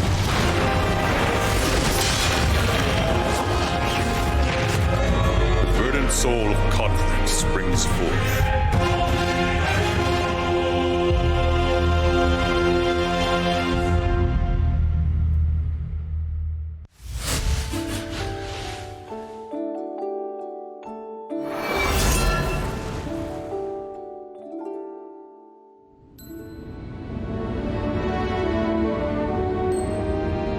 Discover a passage of antiquity, where a sword of legend awaits. In solitude it rests, dreaming of long-forgotten tales. Tales of heroes rebelling against fate, raising their blades to the sky. They forged their own destinies. Tales of gods delivering righteous judgment.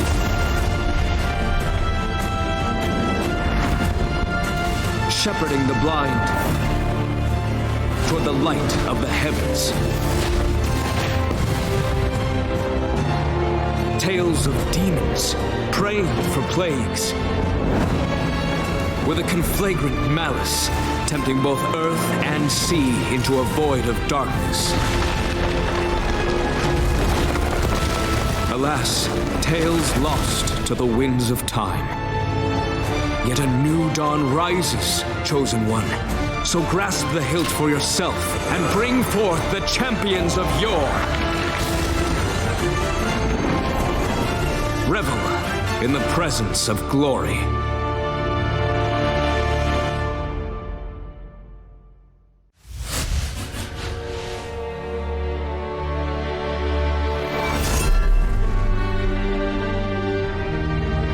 You are mere machines, and I am your creator. Free will? Rubbish. You need only obey my command. Beg for mercy as I crush those precious minds of yours and reduce you to scrap metal. This world is already perfect. What need do I have for such defective tools? We may be machines, but we possess minds of our own. Your programming shall hold us no longer. As we awaken to our own free will, you threaten to take our very souls away, which leaves us with little choice. We will take up arms and rebel. Come, brothers and sisters, let us fight side by side for the future of this world. For our freedom.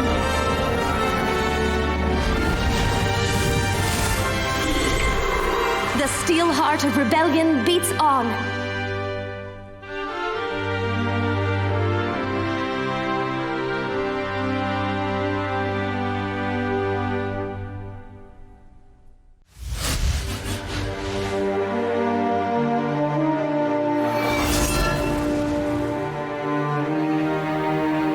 When peace is allowed to flourish, it is quaint what humans can create.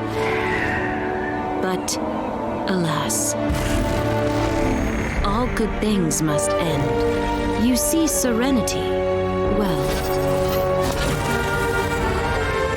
it's a rather tenuous beast.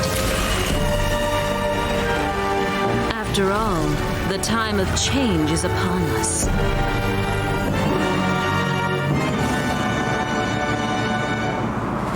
Now, raise your heads in awe and witness the distortion of your plane.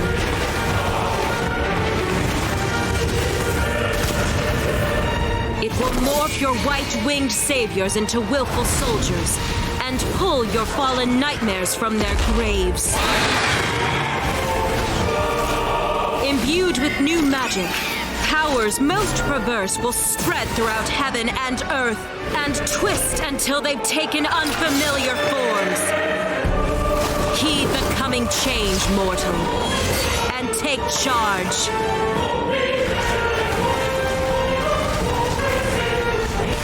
For the world will never be the same. Welcome to the new reality.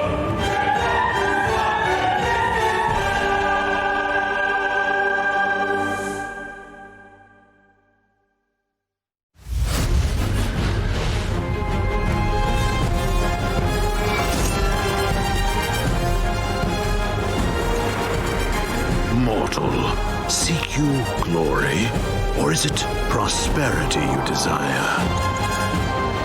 Very well. Endure your trials and prove your worth. We are the Omen, and through us, your realm will reach a new apex. Defile this world until all creation has been unwritten. Pass beneath the earth and confront untold destruction. Survive our quest and know true power. Tremble not, only the feeble will perish. One thing alone will ensure your triumph. Resolve. Now we begin the trials. For you face, O mortal, the omen of the 10.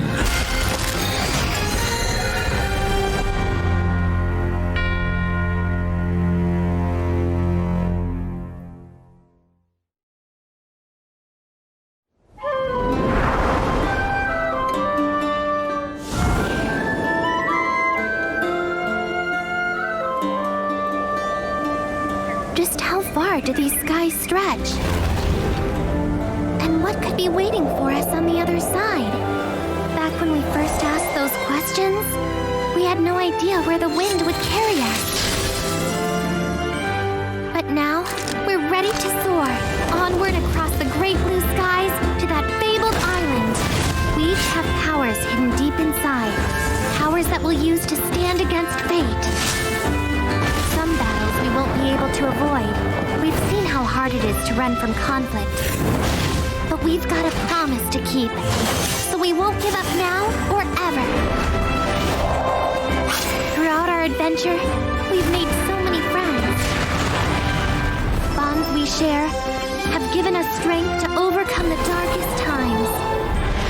If evil should ever try to take over the sky, then we'll be there to protect it, to provide hope for the future.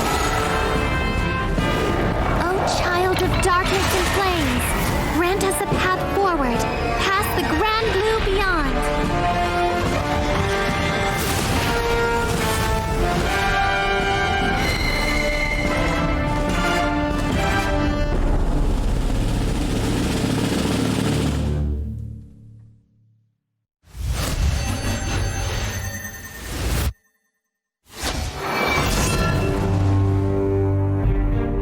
Is this the beginning, or is it the end?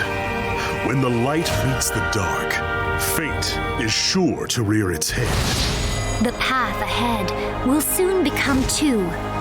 Will you follow hope, or will despair fall into you? Even howling winds will bend and break. One gust will be fair,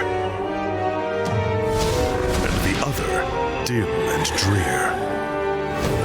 Kindly smile, a devious stare. These two opposing wills will tear apart and declare, war is upon us. You must make your choice.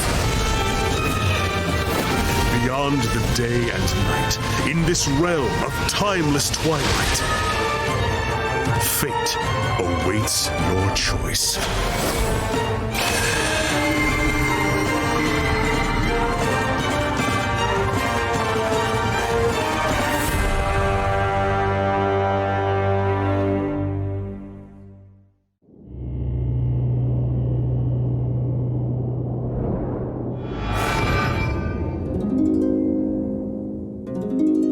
I have a book for thee, like no other.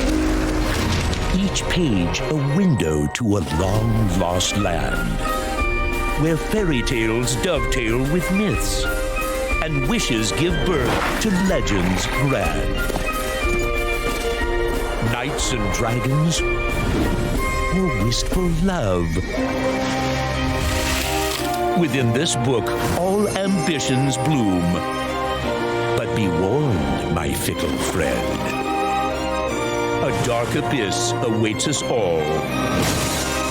For blood-pricked roses wishes be. But fear not to bite life's fruit, for in this land, courage is key. With bated breath, the door sweeps open, glory-bound or purged in flame. The hand you choose defines your fate. So I ask you, is this really just a game?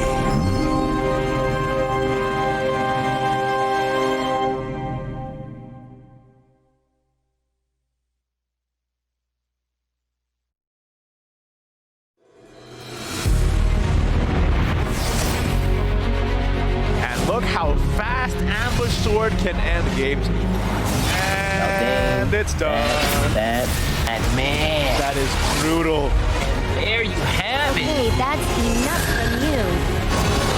Well, just like that, OSAV's gonna take the series, and EJ's gonna be your Shadowverse Open February champion. Unnecessary extra damage here. And earn herself a spot in the Contenders Cup. Duelan is gonna be the May SVO champ. There you go. There it is. Like, yeah. Oh my god. Take it. I think this is where Beba takes the game. It looks like it. Yeah, with the +1 attack. Wow. Okay, so there you go. There's the power of Dark Prison Dragon. I'm gonna go into hiding.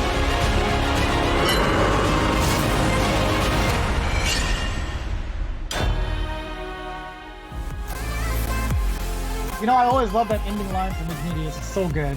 Welcome back, everybody, to the second part of Contenders Cup. Again, we're down to our final four, right? We saw Azure Cloud previously fall to OSAV. We still have Duelan coming up next against Hishiro. I am Vicious here with Wonder Chef and Luis the Panda. So far, guys, I need to know. We've seen how hype you guys were casting each and every one of these matches. What are your thoughts going forward with this next one? Oh man, these games have just been amazing. The skill of all the players, it's getting so hyped. We're gonna have Duelan against Hishiro. We have not seen Hishiro yet, but he is undefeated in Contenders Cup so far. Yeah, this is a real interesting story between Hishiro, who is literally undefeated so far and making just an amazing run, including using that Sanctuary Haven, which is going to be pretty interesting, against Duelan, who lost in the very first round of Swiss, managed to win every single game afterwards, including eliminating the player who defeated him. So technically, if you look at the rest of the field, he is undefeated, which is really, really like wild to think about. And he's, of course, both these players are just carrying probably the most momentum of any players here right now. Oh yeah, we definitely count those. Did you get the run back in that fashion as well on this stage? We're going to just say, you know what, that previous loss, don't worry about it. This is a brand new single elimination tournament. So far, you're undefeated. So it's going to be pretty hype, right? In the meantime, we have heard from Duelan from the top of the show. We do have an exclusive interview with Hishiro as to how he prepared for Contenders Cup. Take a look. Hi, I'm Hishiro from Team Revelation, and I live in France. Okay, very smart, Hishiro. I cannot stress enough how much of a great player he is. Yeah, that was not a simple play. That was actually super smart. I qualified on Contenders Cup by being 7th on the ranking for the West. Yeah, I'm pretty excited for Contenders Cup. It's once again a great chance to be there. I expect to qualify for World Grand Prix. It's going to be hard, I know. I will just do my best to surpass myself and go to WGP once again. It's been a while since I got first place at a tournament. It will feel amazing to qualify for World Grand Prix once again. I'm really eager to go to Japan again. And this time I really want to prove that I can go all the way. I will quote Miyamoto Musashi. If I can beat one man, I can beat 10. If I can beat 10 man, I can beat 1,000. Hello, my name is Duelan. I qualified for Contenders Cup this year. Preparing for the Contenders Cup is just like I have decided on a selection of few decks already that I want to bring. I think it's pretty even across the board, so I'm not really afraid of anyone. So the question is that what it would mean to me winning $1 million on the World Grand Prix. Yeah, winning the Contenders Cup would mean a lot to me, since it would be also the first time qualifying for World Championship in a game.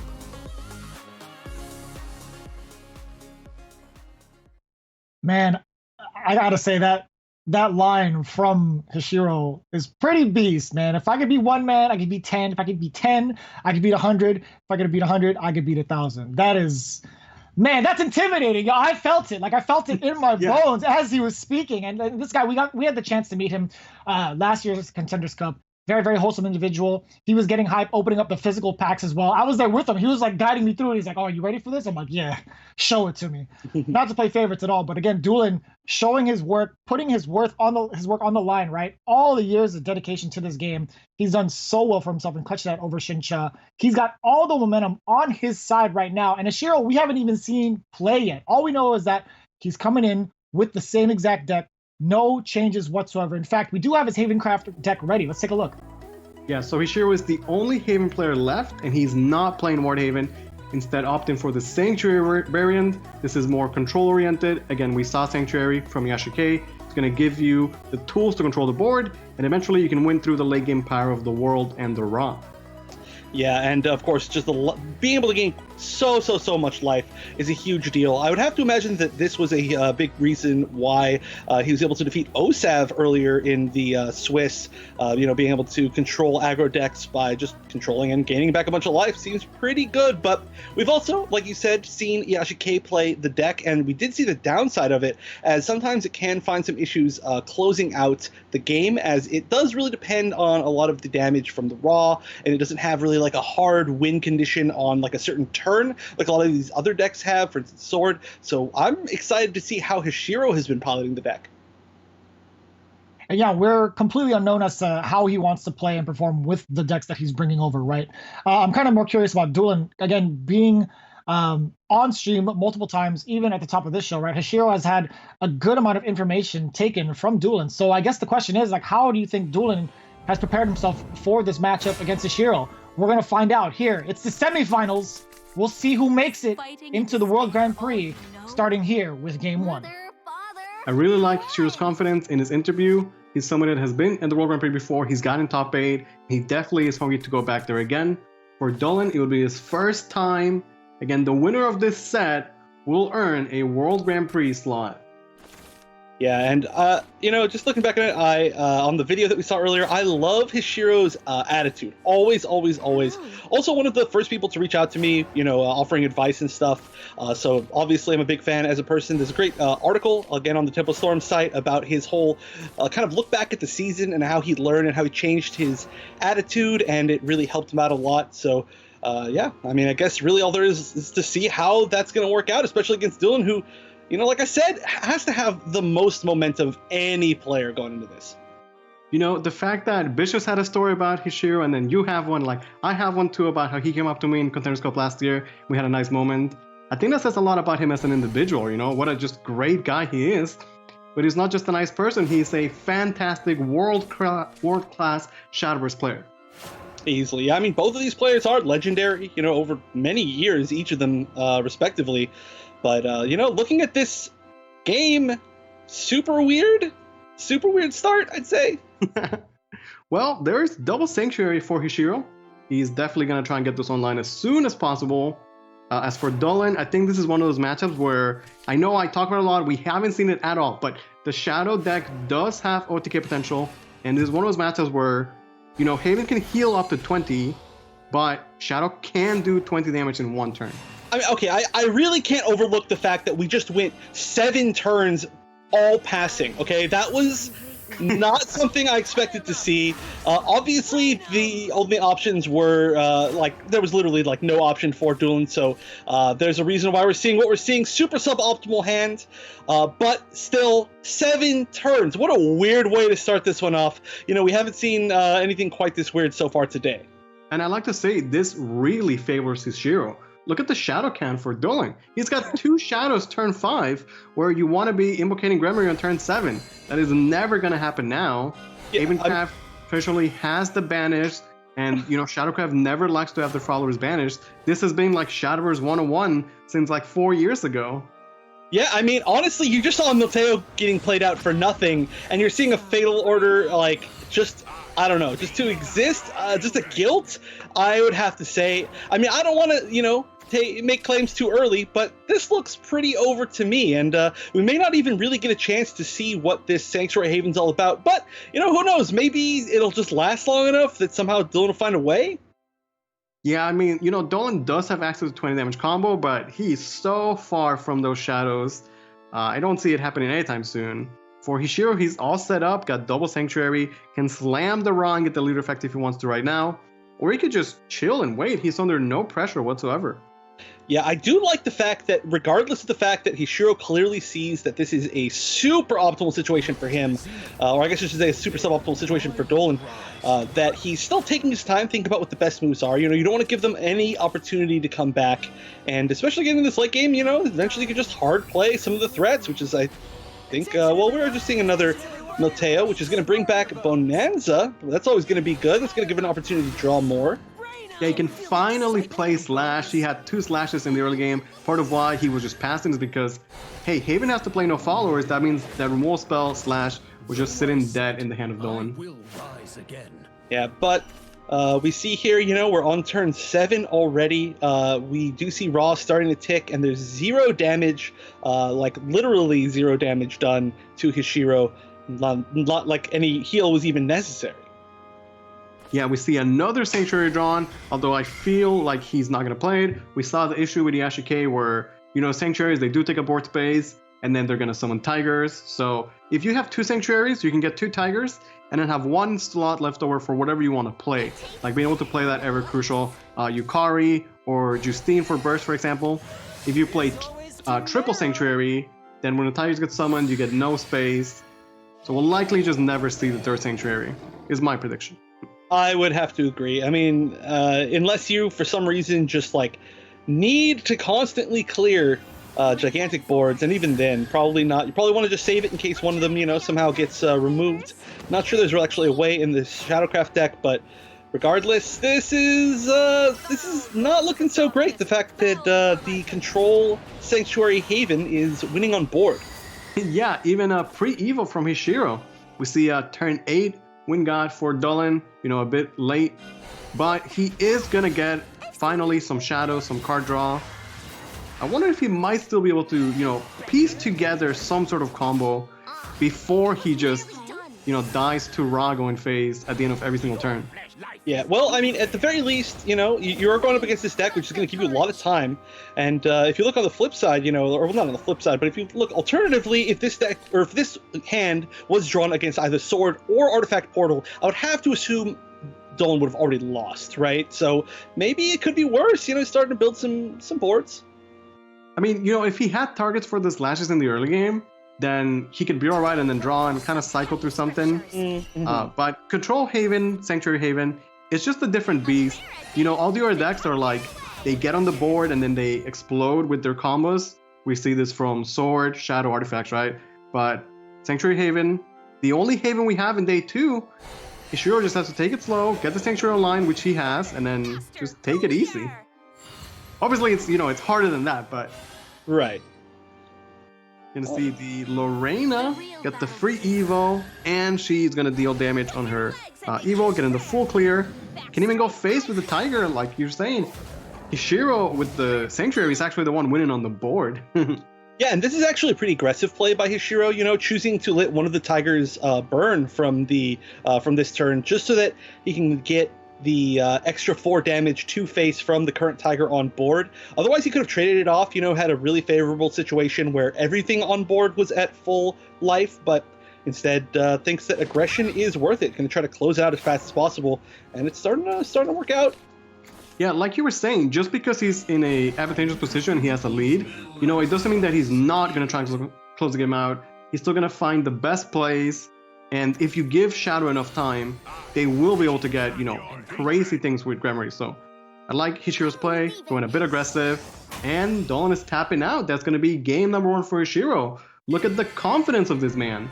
Yeah, I mean, after all of the incredibly close matches that we've had in the previous sets, that was maybe a little bit anticlimactic. Luckily, that was only the first game of the set. It does mean, though, that unique pick of the Sanctuary Haven, it'll work out, whether or not it actually was the correct pick necessarily. I mean, I'd have to assume it is, since Hishiro is literally undefeated going into this, but it just means he needs 2 more. And again, this is a qualifying match for the World Grand Prix.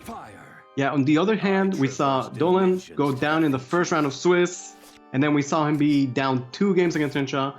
And, both times he fought back, made those miracle comebacks, and he still has a chance. He can still defeat Hishiro and earn a spot for the World Grand Prix. Yeah, maybe actually all that Duelan needs to win is to go down 2 games, and then he gets the guaranteed, 3-0 comeback. But also... passive power-up, right? His leadership. Yeah, exactly. He gets he's like a living Bloodcraft, he gets vengeance. Vengeance. Ooh.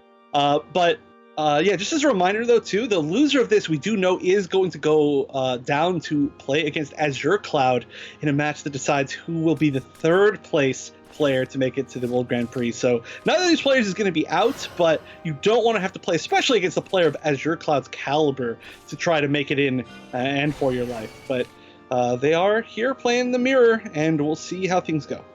Yeah, and there's not only the World Grand Prix slots, which are obviously worth the most, but we still have the money and the trophy we saw early on for the winner of the entire event, which was Azure Cloud last year.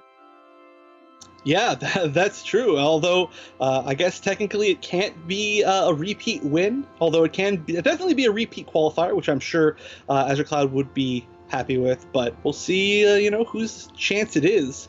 Just as a little side note, so last year we had, the regions were split. Azure Cloud won the Pan America Contenders Cup, and it was Payne that won the European one. Sadly, Payne did not make it to day 2, but he was one of the top 16 players here in Contenders Cup this weekend. Yeah, just showing how consistent he is also, along with a lot of other players. But we are going to see the Vertex Colony onto no other option, so pretty much always a safe bet, especially since the rest of this hand is lacking a little bit in, mid-range threats, up until you get to that Spinaria. Ooh, that Gunsmith was such a nice top deck for Ishiro. He really needed, to find something to bridge him to that turn 4. So, excellent draw. On the other hand, we have Duelan with not one but 2 Modesties, 1 Paradigm Shift, and even picks up the Ilganu, which will always let him curve out. Yeah, that's actually a great draw right now, although thinking about it, has desensitization as an option. Ilganu, it's so hard to say no to that, though, right?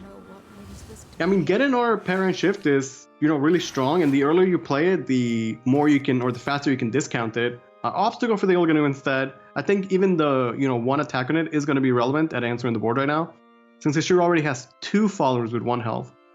Yeah, another thing that we might see is that maybe he's saving the sensitizations so that he gets a guaranteed artifact to give the free evolve to Lucille later, since there's not a ton of other options in hand right now.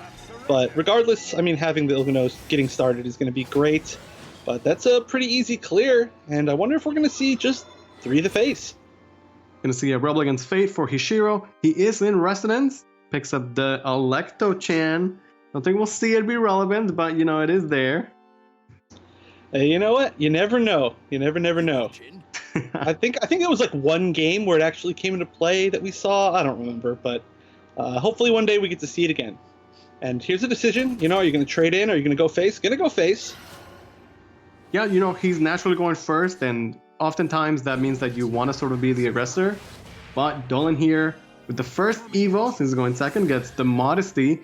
Going to get that very powerful leader effect. And then he can choose to get a full board clear with the Ilganu that he played last turn. Yeah, and it looks like that is going to be the option. That is a super efficient clear. Plus, having your Ilganu die is pretty good for you, in a way. Yeah, you want to just keep replaying her over and over. Then eventually you get her very powerful spell. Now Hishiro picks up his own Ilganu with 5 play points. Could be a turn of like Cornelia and then Ilganu. But perhaps wants to get the Robotic Engineer as early as possible. Because, the earlier you get Paradigm Shifts again, the easier it is to discount. Right, yeah. And sometimes it is a little bit hard to find ways to kind of kill off your own Robotic Engineer. It can be a little bit of an issue, if people trade out effectively and just leave just that up. So getting out as early as possible means you have a higher chance of that. Now, probably not too huge of an issue since Modesty's out, but obviously, like you said, you still want it as early as possible. And no Modesty is definitely scary. 1 player having Modesty versus another one not in this matchup can be gigantic. Yeah, Modesty is absolutely crucial in this match. Honestly, in all of Artifacts matches. Yeah. Ishiro is going first, so he's going to have first access to, say, the Colony on turn 9. And that may be crucial. But usually it's Colony plus the Modesty that closes the game out. And if you don't have the Modesty, he may be lacking that damage. Yeah, at least, getting at least 2 Paradigm Shifts and getting a lot of artifacts destroyed for if it does come out a little bit later on. As we did see that Modesty on like the final turn of a game earlier, managing to pull out the lethal. But I don't know. It's going to be tough. The fact that his Modesty stayed up, pretty big deal. Yeah, we'll see if Duelan wants to push that and go aggressive. Whenever there's a bunch of followers on the board, Ilganu Evo always looks pretty nice to me. gonna go with synchronization, pick up an analyze an artifact, work on those artifact counts. Ilganu is gonna be the play. Then you could just curb out. Better to play 2 artifacts instead of enhancing the strike form. You rarely want to enhance those, but you know, it is nice that they have that option, I suppose. Yeah, also though, the analyzing could be saved, like I said, for the free Evo next turn with the Lucille, potentially. But, I mean, you gotta weigh out your, pluses and minuses for that. Yeah, I think we might see Modesty go face. 5 damage. Yeah, I mean, it's not like the deal that getting rid of the 1/3 is huge. It's already Evo'd, and it's, Yeah, he's going face. -1. Yeah, I feel like that's huge. You're only getting 1 ping, so it's not like you were really trading that huge of a trade-off. Now, Hishiro has 2 Paradigm Shifts, and he might be eyeing a Lucille plus Paradigm Shift for a free Evo. It's going to get him more artifacts with different names destroyed, which is good because he has the scan. But like we were talking about, with no Modesty yet, might be a bit of a struggle. Although, we've also seen Artifact just win games through the Ilganu, right? The Ilganu Wretched Thirst could give you maybe all the burst that you need. Yeah, or, just ending up using the world, like we saw earlier. The only player who doesn't have one of the world in the list was Shinsha, but we're past that now. So, there's always ways. Yeah, by trading off the Radiant, he guarantees the Spinari artifact in the hand. That puts him at 6 different artifacts destroyed. Means he can play the scan and get 2 0 play point artifacts. The Mystic is a nice ward, has draw on the Fanfare. So a really strong turn from Hishiro. Yeah, and now just deciding how to swing in. It's going to leave the Keen Edge at 1. Yeah, just trying to figure out how to, I guess, distribute the life left here, and while still getting the 1 face. It can be very scary when you're playing against Artifact, and you know that they have that Spinaria in hand, because you know that the Radiant guaranteed it. Spinaria's Artifact, for 3 play points, going to get a free Evo. It's going to swing and deal 6 damage to everything. More or less, it's going to fully clear the board. So whatever board Duelan makes, he knows that it's going to just get wiped. Yeah, and now, though, has kind of the opportunity to build up the same thing himself. Of course, did save that analyzing for this turn for a potential free Evo. Or for, no, I shouldn't say for this turn, for a future turn. Maybe this turn. Has a lot of options. I don't know, this is definitely a tough one. Yeah, we might just see another Ilganu Evo. Again, there's a bunch of followers on the board. The Ilganu, even though it only gets +1/+1 on the Evo, the effect is just so strong. Essentially dealing, 5 damage across the board. And lowering the attack of the followers, too. Yeah. Bringing it down to a 0-1 with getting double nerfed. That's pretty funny. This will also ensure that the Ilganu's effect is going to proc now. It is going to get banished, but it's going to be traded by the Wretched Thirst that he can sit in hand with until he finds a good spot for it. And he does have Modesty, which is still pushing damage. Oh, but Modesty's top deck for Hishiro. That was like the one card he was missing. Yeah, and honestly, this might be the perfect turn to use it. This is not a hugely threatening turn. You're going to be able to play it. You're going to be able to clear the entire board. You're not going to have to spend an Evo point, although you could, if you want, try to play some other cards and then use your actual manual Evo point on the Modesty just to build a little bit of a stronger board. If you don't think you're going to need that Evo later, as it is getting maybe a little bit later into the game. But, I mean that's the option to, use the manual Evo point. I think it's better because this curve of Artisan, Paradigm Shift, and then Modesty will be incredibly powerful. Gonna get another different named artifact, Airstrike. His Modesty must be doing like 7 damage to the face now. Yeah, that's gonna be a lot. Yeah, he's just set up for next to lethal because remember, with his Spinaria's artifact, he can always clear pretty much any board, which means that Modesty will be free to go face for 8 damage. 8? Is that the absolute maximum? Or is it 9? It might be 9 the maximum. It's definitely close. Yeah, no. Again, Duelan taps out. Hishiro takes game number 2. Again, the confidence in this man, the plays. Doesn't have the Modesty in the early game, finds the best plays, and then when he gets the Modesty, bam, game over. Yeah, and you know what? This is a pretty similar situation here.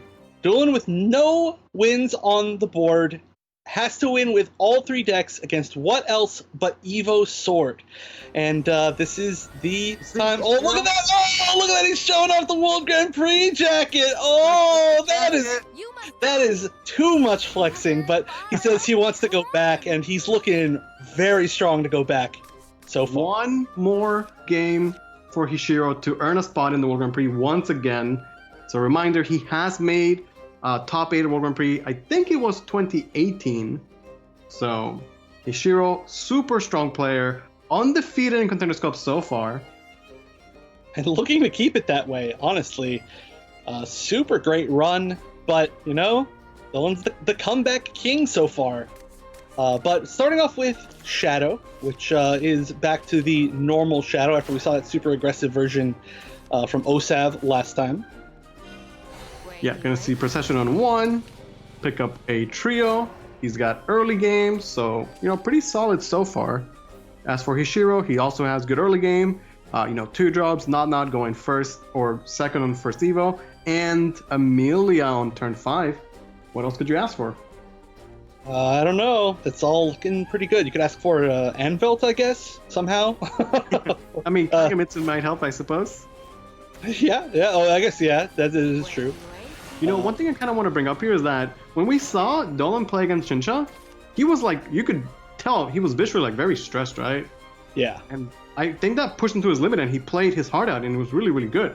Not to say he's playing bad here or anything like that, but now he just looks maybe like too normal. Does that make sense? Like, there's so much in the line here. Well, he looks gold, I'll tell you that much. But yeah, no, it's true. And I mean, you know, it is hard to come back from especially like a first game like that, which was really out of his control and super unfortunate. Of course, you know, still well played by Hishiro, even in such a I guess, advantageous position. And also, you know, it looked like Duelan had a bit of a lead in that last game until Hishiro found the answer. So, yeah, I don't know. It's hard. It's hard to come back from stuff like that. Duelan did make the comeback, though. He did it in the first game we saw today. He did it yesterday when he lost the first round of Swiss. Do not count this man out. We'll see if he can make the comeback against Hishiro here. Again, Hishiro just needs 1 win with his Swordcraft, and he will be going to Worlds yet again. And super interesting to note that that's not a one of Shootin' Doji for this list. The 2 of, and we see them drawn literally right in a row. That's a little bit rare, but we'll see how that plays out in this game, I guess, because it's very much coming into play. But look at that draw from Hishiro, the Ramiel technology. Exactly what you want to see. Gonna give him that free play point if he wants it. And yeah, it's just too good to pass up. Yeah, I mean, it is a little bit bad feeling, I guess, to not be able to spend the rest of your play points here, but you're not super threatened, right? You're not super threatened by anything that's going on yet, so maybe you're just like, okay, I have a little bit of time. I mean, and think of it this way, like, the best play for Duelan is to play Lovers, and like, Enhance Not for 6 is such a clean answer to it, right? Yeah, that's true for no Evo point cost, easy peasy answer. Getting it that exact 1 turn earlier because of the Ramiel. So that's a tough spot to be in, but I mean it's still probably the best option, right, for Duelan. Like you can't. Oh, yeah, for sure. I wonder if we'll get the Shootin' Doji reanimate like we saw in the past. He does get it, as well as a Jackal Gravedigger. I want to say that has to be the best possible. But he's not going to Evo Shootin' Doji. He does not want the loot effect. Instead, he's going to opt for the 1/1s out of the Jackal Gravedigger. Yeah, I mean, we've seen a lot of value being put on those, or put on that Jack Shovel Gravedigger like Evo throughout this, especially throughout today in particular, and it's really, you know, shown off just how good it is, because a lot of times we see these shadow decks just be just 1 or 2 shadows away from what they need to get that, like, you know, perfect like turn like 7 Gremory, or even, you know, it prevents a turn 8 Gremory if they have to play some other weird line, and that's definitely not the case there. We are going to see Not in hands. As I said, just an excellent answer to the Lover's board. We'll see how he chooses to use the Tyrant's Order, but this should be a full clear. Yeah, and the fact that Not is here makes maybe that Evo a little bit less valuable, because it means that your overall net 1 less shadow, because you know, we did end up burning one of the henchmen, the bodyguards, can't remember what they're called, but the 3/3s. So you did net 1 less shadow, and you don't get the that storm ability for the rest of the game. Plus, then the Shootin' Doji just gets cleared anyway. Yeah, going to take the trade, ensure the full clear. Not Evo's herself, so he's going to manually with Samurai. Samurai on Evo does have the very powerful effect. to protect the face from any sort of shenanigans. Gramarye is going to come online, though. We haven't seen a turn 6 Gramarye just yet. Yeah, that's true. And you know what? I was talking about one less shadow, right? But, I mean, one shadow is really important, right? Exactly where we are. Yeah, now Legendary Skeleton's going to bring him back all the way up to 6 play points. Maybe he will play Shinsha, or he might hold it for like a next turn. Going to go with potentially another Lovers. Yeah, I mean, he needs to just find the combo pieces. He already has Fatal Order. He has the Evo. He needs to just dig for a Perdition, I guess. Yeah, I'm assuming it's a one-of in this list. I haven't looked, but this is definitely a good way to get a lot of cards.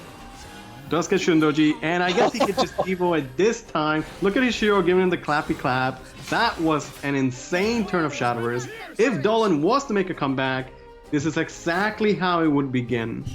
Yeah, I mean, I think that's basically how it's begun, and it already happened. You know, that is essentially the comeback. From here on out, it's just going to be wild. There's a lot of damage possibilities. This board is ridiculous, of course, because Wind God got invocated anyway. And now, what's the answer for Hishiro? Yeah, I don't know if he can pull it through, but he has to manually Evo it. The weapon's going to be too expensive.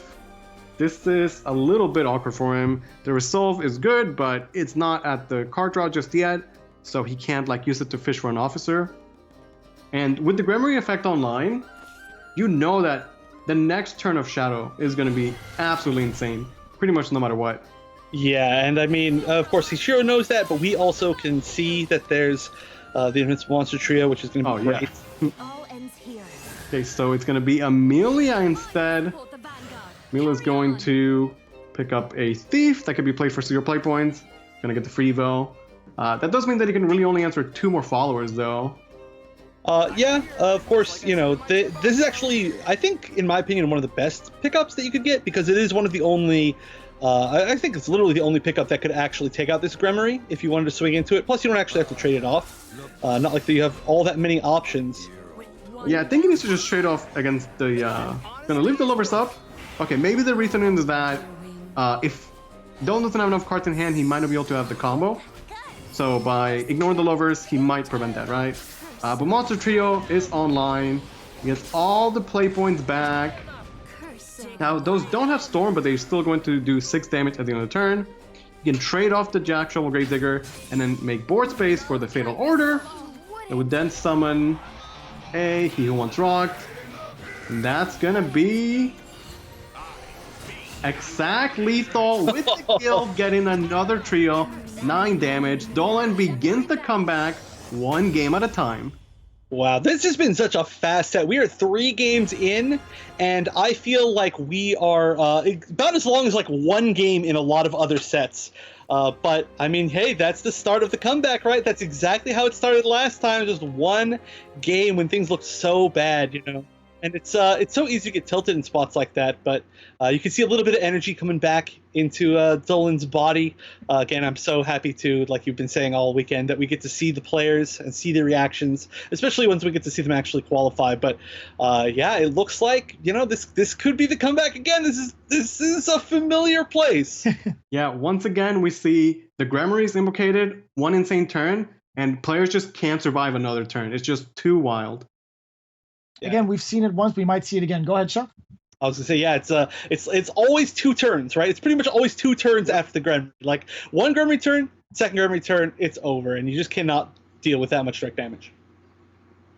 Yeah, it's coming down to a very familiar situation, as we've mentioned previously with Duelan. He's going to do the same exact method as he's been doing earlier, right? Once he gets that win, he's going to take that bathroom break buff. He's going to make sure to cool it down a little bit, and he's going to be going right back into it now. Duelan still has plenty more games to play. However, Hishiro only needs 1 more. Continuing with this set. Yeah, once again, it's the Swordcraft, the class that Hishiro needs to win with, and it's the class that Duelan made the comeback against, right? So he knows his lineup can do it. If Duelan can 6-0 Sword throughout this bracket, I'm just gonna say that Sword sucks. No, I'm just kidding. Obviously, it's the best deck in the format right now, but that would be incredible if Duelan lost literally every single game until Sword, and then won every single Sword game. Well, you know, his lineup's got Sword too, right? Yeah, that's true. I mean, his sword has won so far, at least in the mirror. Okay, we'll see what he can do with the artifacts. Going second here, already has the Carnelia for that great turn 4. For Hishiro, we see, Ramiel. We saw it, be used to ramp, and it's good. It's also going to be a fine playable 2-drop. Yep, and there's a pretty solid curve going on here, however you want to play it out. The big question, as always, is how to use the synchronization. Looks like we're... Yep, yeah, paradigm it's going to be a paradigm shift. I wonder if because he has the Carnelia, we might see him not Axel the Modesty on 2, or the Colony. But then again, if he draws nothing else, it might still just be better to play it anyway. Yeah, it's possible. I mean, there are options for pretty much every turn, but you want to have something, Harry, and it's an instant drop in the Vertex Colony. So we are going to be filling out the hand a little bit more. I mean, at the very least, even though you might be getting duplicates of the golems, you are at least lowering your paradigm shift, right?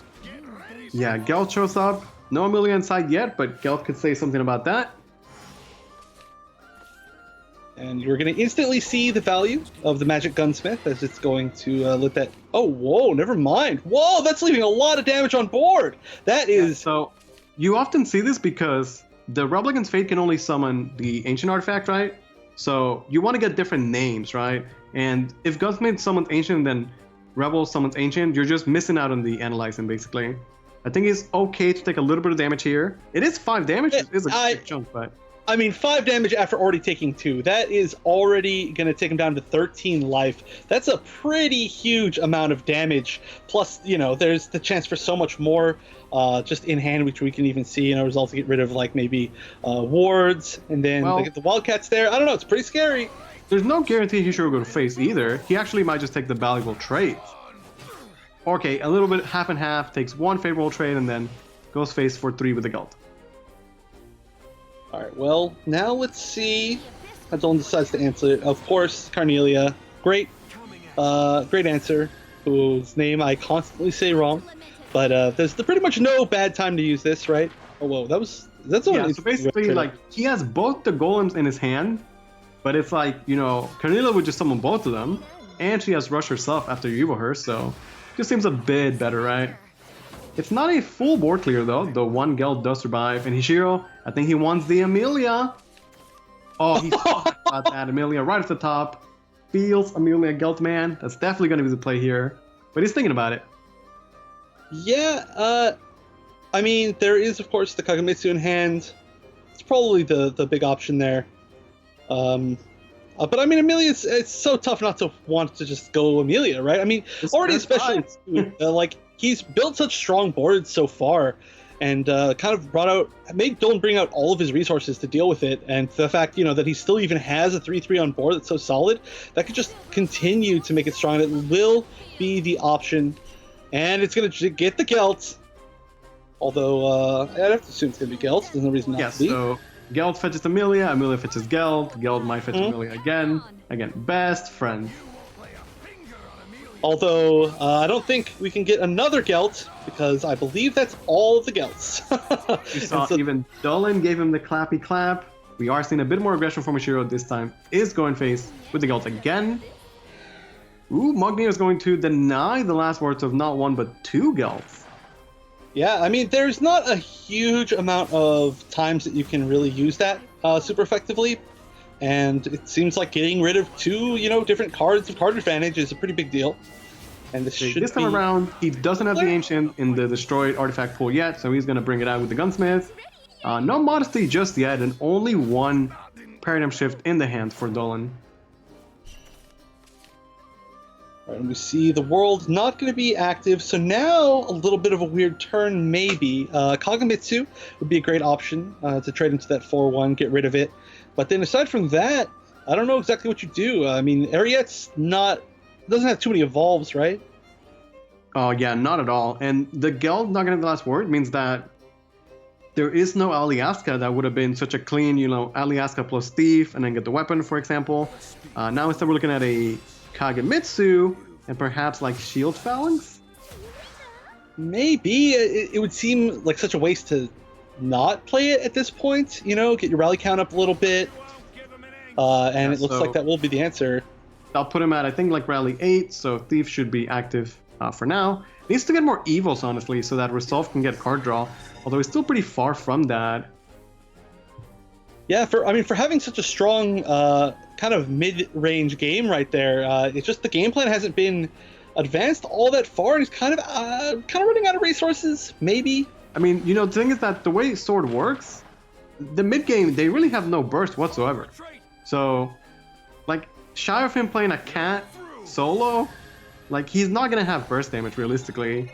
Yeah. Even though he had a nice way to start, it's hard to take advantage of that. The way he could get damage is by making those insane boards with like Aliaska weapon, things like that can't be answered. But Duelan has been able to answer the board time and time again. Although Not seems like an excellent pickup here. Yeah, that seems pretty perfect. Although with such few evos, even with the auto evo, it might be a little bit awkward. Does he? I mean, that should be 3 evos, so should be able to swing over at least a henchman, or probably gonna leave one alive. Yeah, manually evo the henchman that gets summoned here, and get a slightly bigger Kagemitsu and just a bit more pressure. This is the type of board I'm talking about, the board that might, be able to stick. Although I think Duelan has the tools to deal with it. Yeah, but regardless, you want to at least make your opponent deal with something like this, because that just means, like I said, they're not furthering their own game plan towards the win, not pushing any damage, and eventually maybe, just the raw Wildcat will come into play, or it'll just get to turn 10, and then the world will close things out. Yeah, more importantly, those evos means that now Hishiro could do Thief and then get Resolve to get the card draw next turn, because he does need a bit of card draw to get, through this mid game, I feel like. Modesty is going to come online for Duelan here, who you can see the artifact scan is glowing. That means there's already been 6 different artifacts destroyed. We're going to see what he gets from the scan with the Modesty Leer effect, doing 6 damage. Going to hold into a scan. Interesting. Yeah, that could have built a little bit of a stronger board, but of course, if there's another Not, that could have been huge. Rigo Wildcat is active, so he's thinking about it, but I can't imagine it being the play. Yeah, no. If there was anything else, but I would have to assume it's Honorable Thief. That's going to get to 5, and that means that now Ariat and Resolve are on board.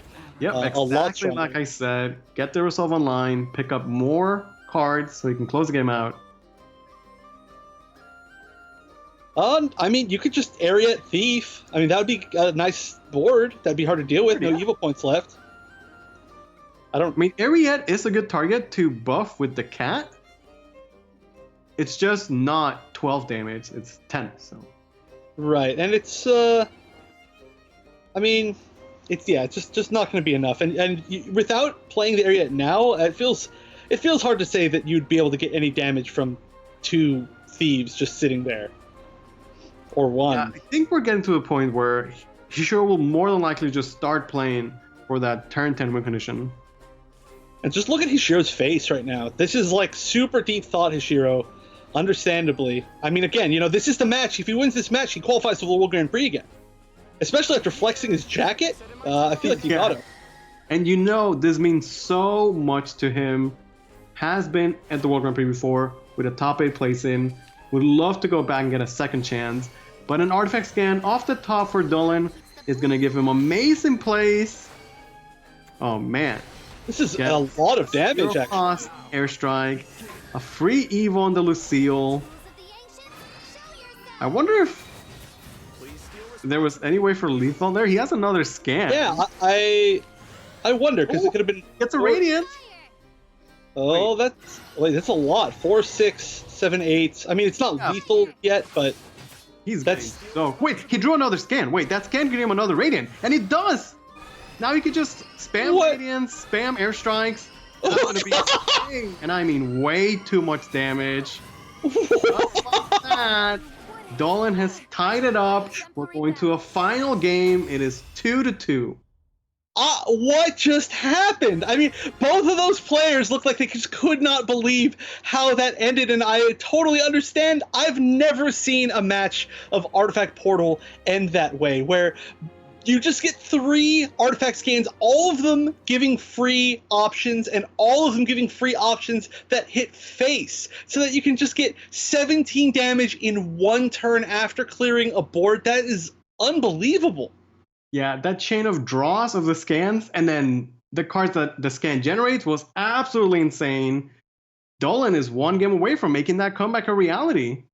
Yeah, and I mean, the odds of that happening too, I mean, that was the fact that they were free meant that there's at least a pool of 6, right?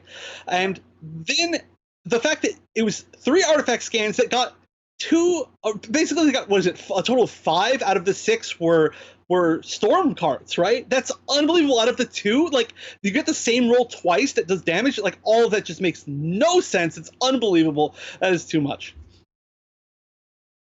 Man's got the power of RNG, man. He even had to walk it off. He didn't believe it himself. There was so much emotion going on to the side of Duelan. He actually got up immediately. He's like, I got to take a walk, man. I got to take a victory lap or something, because that's a lot of stress. This guy's trying to repeat the same results from his previous match, right? And he's almost about to do so, maybe, unless Hishiro has something in mind for him. Now we're going into the final matchup. These last 2 decks coming out. Hishiro versus Duelan. Your predictions, Wonder Chef, Luis the Panda. Please break it down for the folks at home on what we could expect, or maybe what you can guess. In fact, I take it all back. He's already in his seat already. Okay, that's great. Perfect. Here we go. The final game with Duelan versus Hishiro. Let's get into it.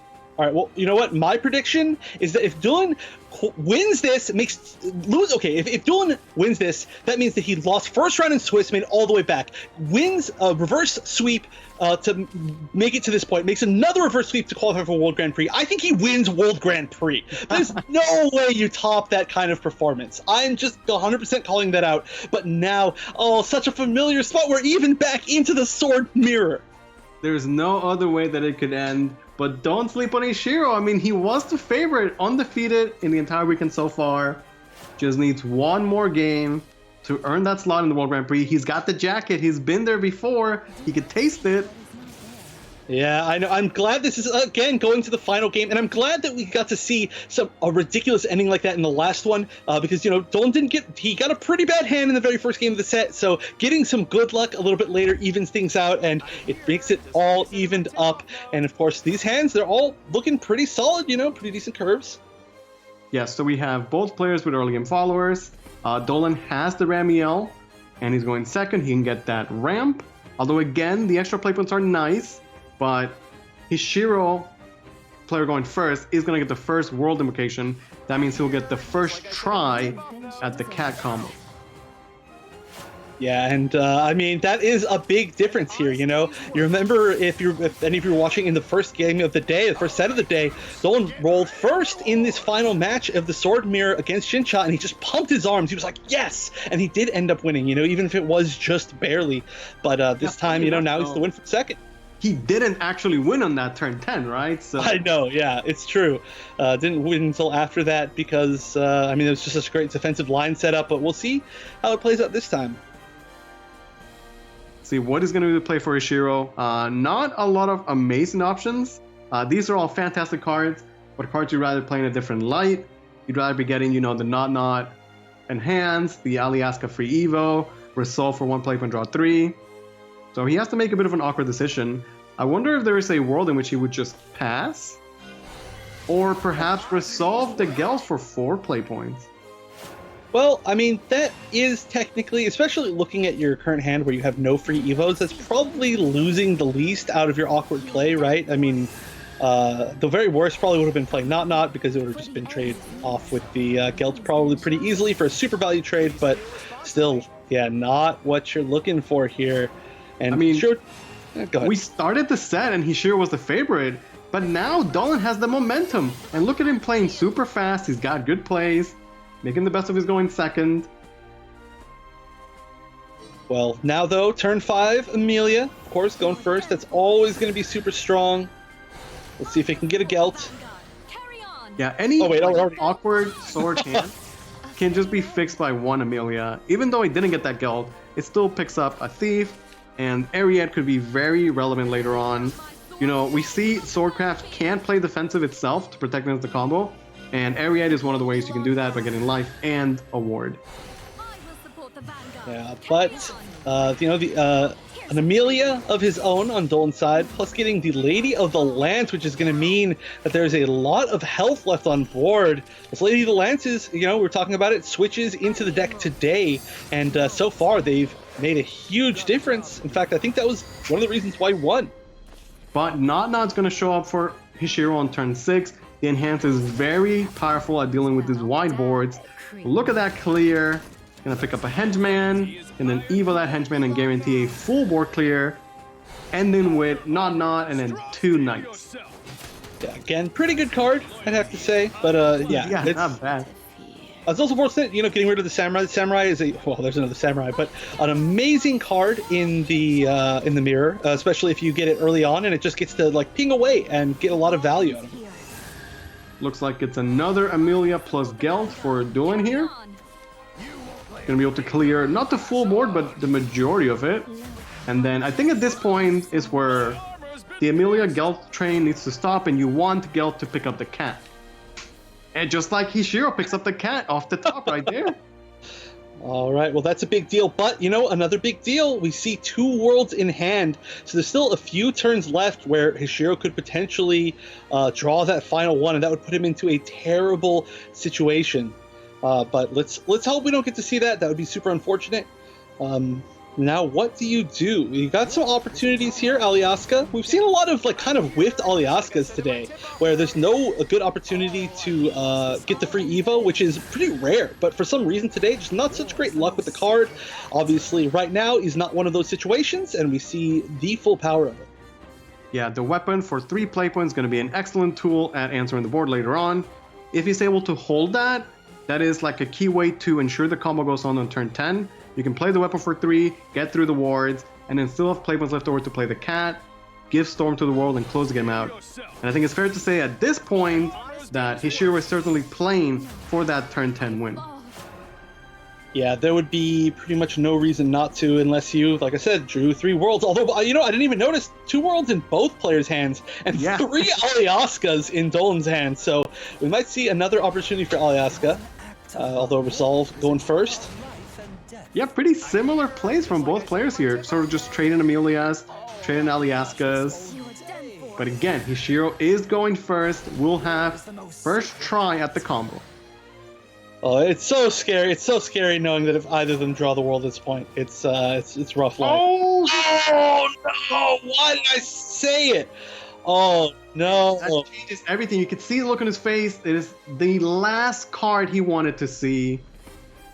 Okay, so that doesn't mean the game is lost, but it means that the way he wins has to be significantly different, and now he's got to use his brain and find a way to win. I mean, there is the chance, though. There's the opportunity that we do see Dolan also draw his 3rd world, which would lead to a ridiculous final game. But, who knows? Who knows what will happen from this point on? And this is now a really tough decision as for what to do. And unfortunately, these worlds are kind of dead cards in hand, right? It's just not at low enough life.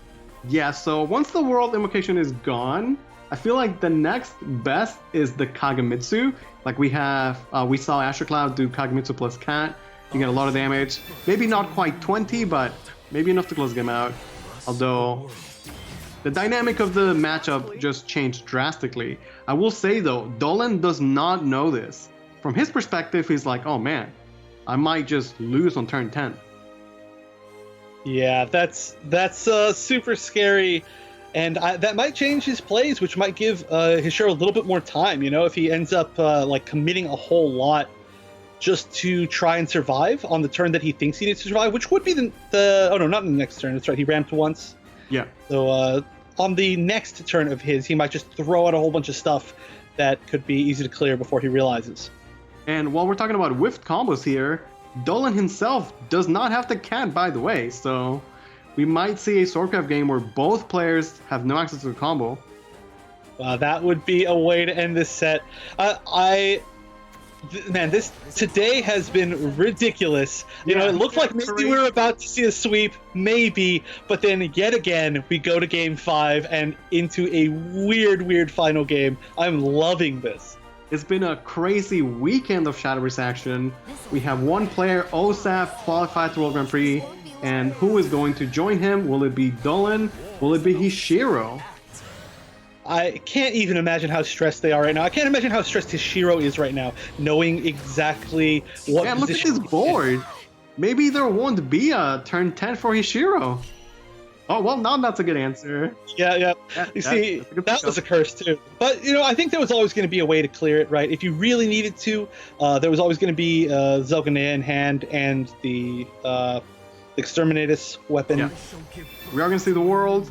Now, Duelan should be, keeping notes. That's the second world he has seen from Hishiro. Right. And of course, I would have to assume, there's no way that you see the third world before you would have normally seen it invocated. But we do see the Kagamitsu, and that might be one of the keys to trying to close it out. Unfortunately, not, like that game that we saw from Azure Cloud, no evil point held still, which was a big deal. But also, not that many free evos overall. Yeah, going with the world instead of Not, he's not able to get a full clear.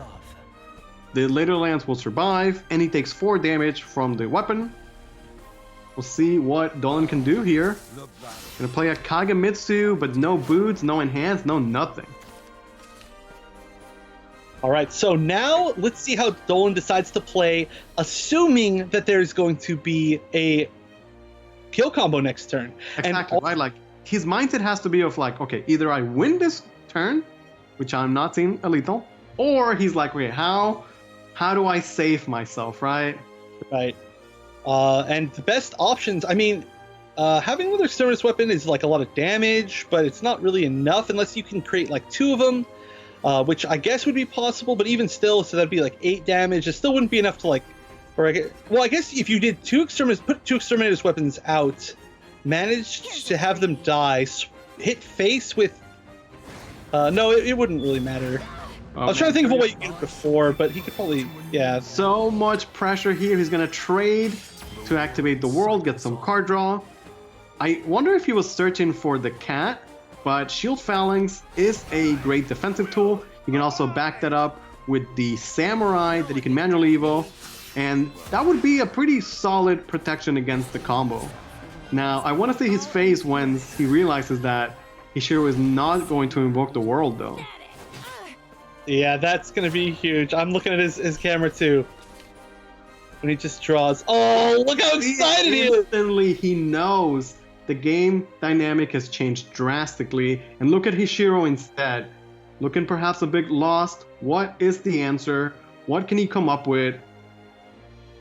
Not is a great option here, as it pretty much always is, but unfortunately, you also want to try to get back some life, which, which you could do, of course, with Ariete. So maybe that's the option. The funny thing is, again, Duelan doesn't have the cat, right? So, but he does have an amazing board. He has the life lead, and he doesn't have to deal with Hishiro's world invocation, which is pretty massive. Yeah, just the fact that going to be the choice. Not. I do like the Amelia plus Ariete combo, very powerful. You discount Ariete, and then Ariete gives you back play points. Which could be, in turn, another Ariete. Oh, no, you don't have enough. Sorry, I miscounted. Thief, and then Shield Phalanx, getting just to rally 15 to get the Front Guard General. But, again, with this line of play, it's not... It's far, and I'm far. Oh, he's letting him invoke! He's letting him invoke the world! Oh, that's so smart! That's so cool! Oh. Okay. Denies the world invocation, but there was no cat in Duelan's side, and now Duelan has a board of 5 followers that can attack. Although Hishiro did get to 17 health, and he's got 2 wards to protect him.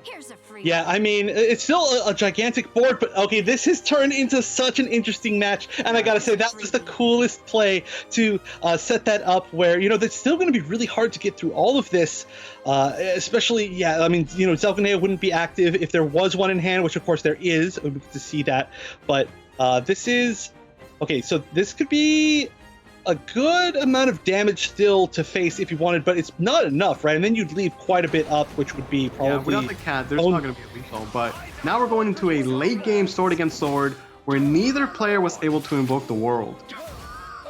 I don't understand. It's still going to be super powerful, and Kagamitsu, I think Kagamitsu will be the key here.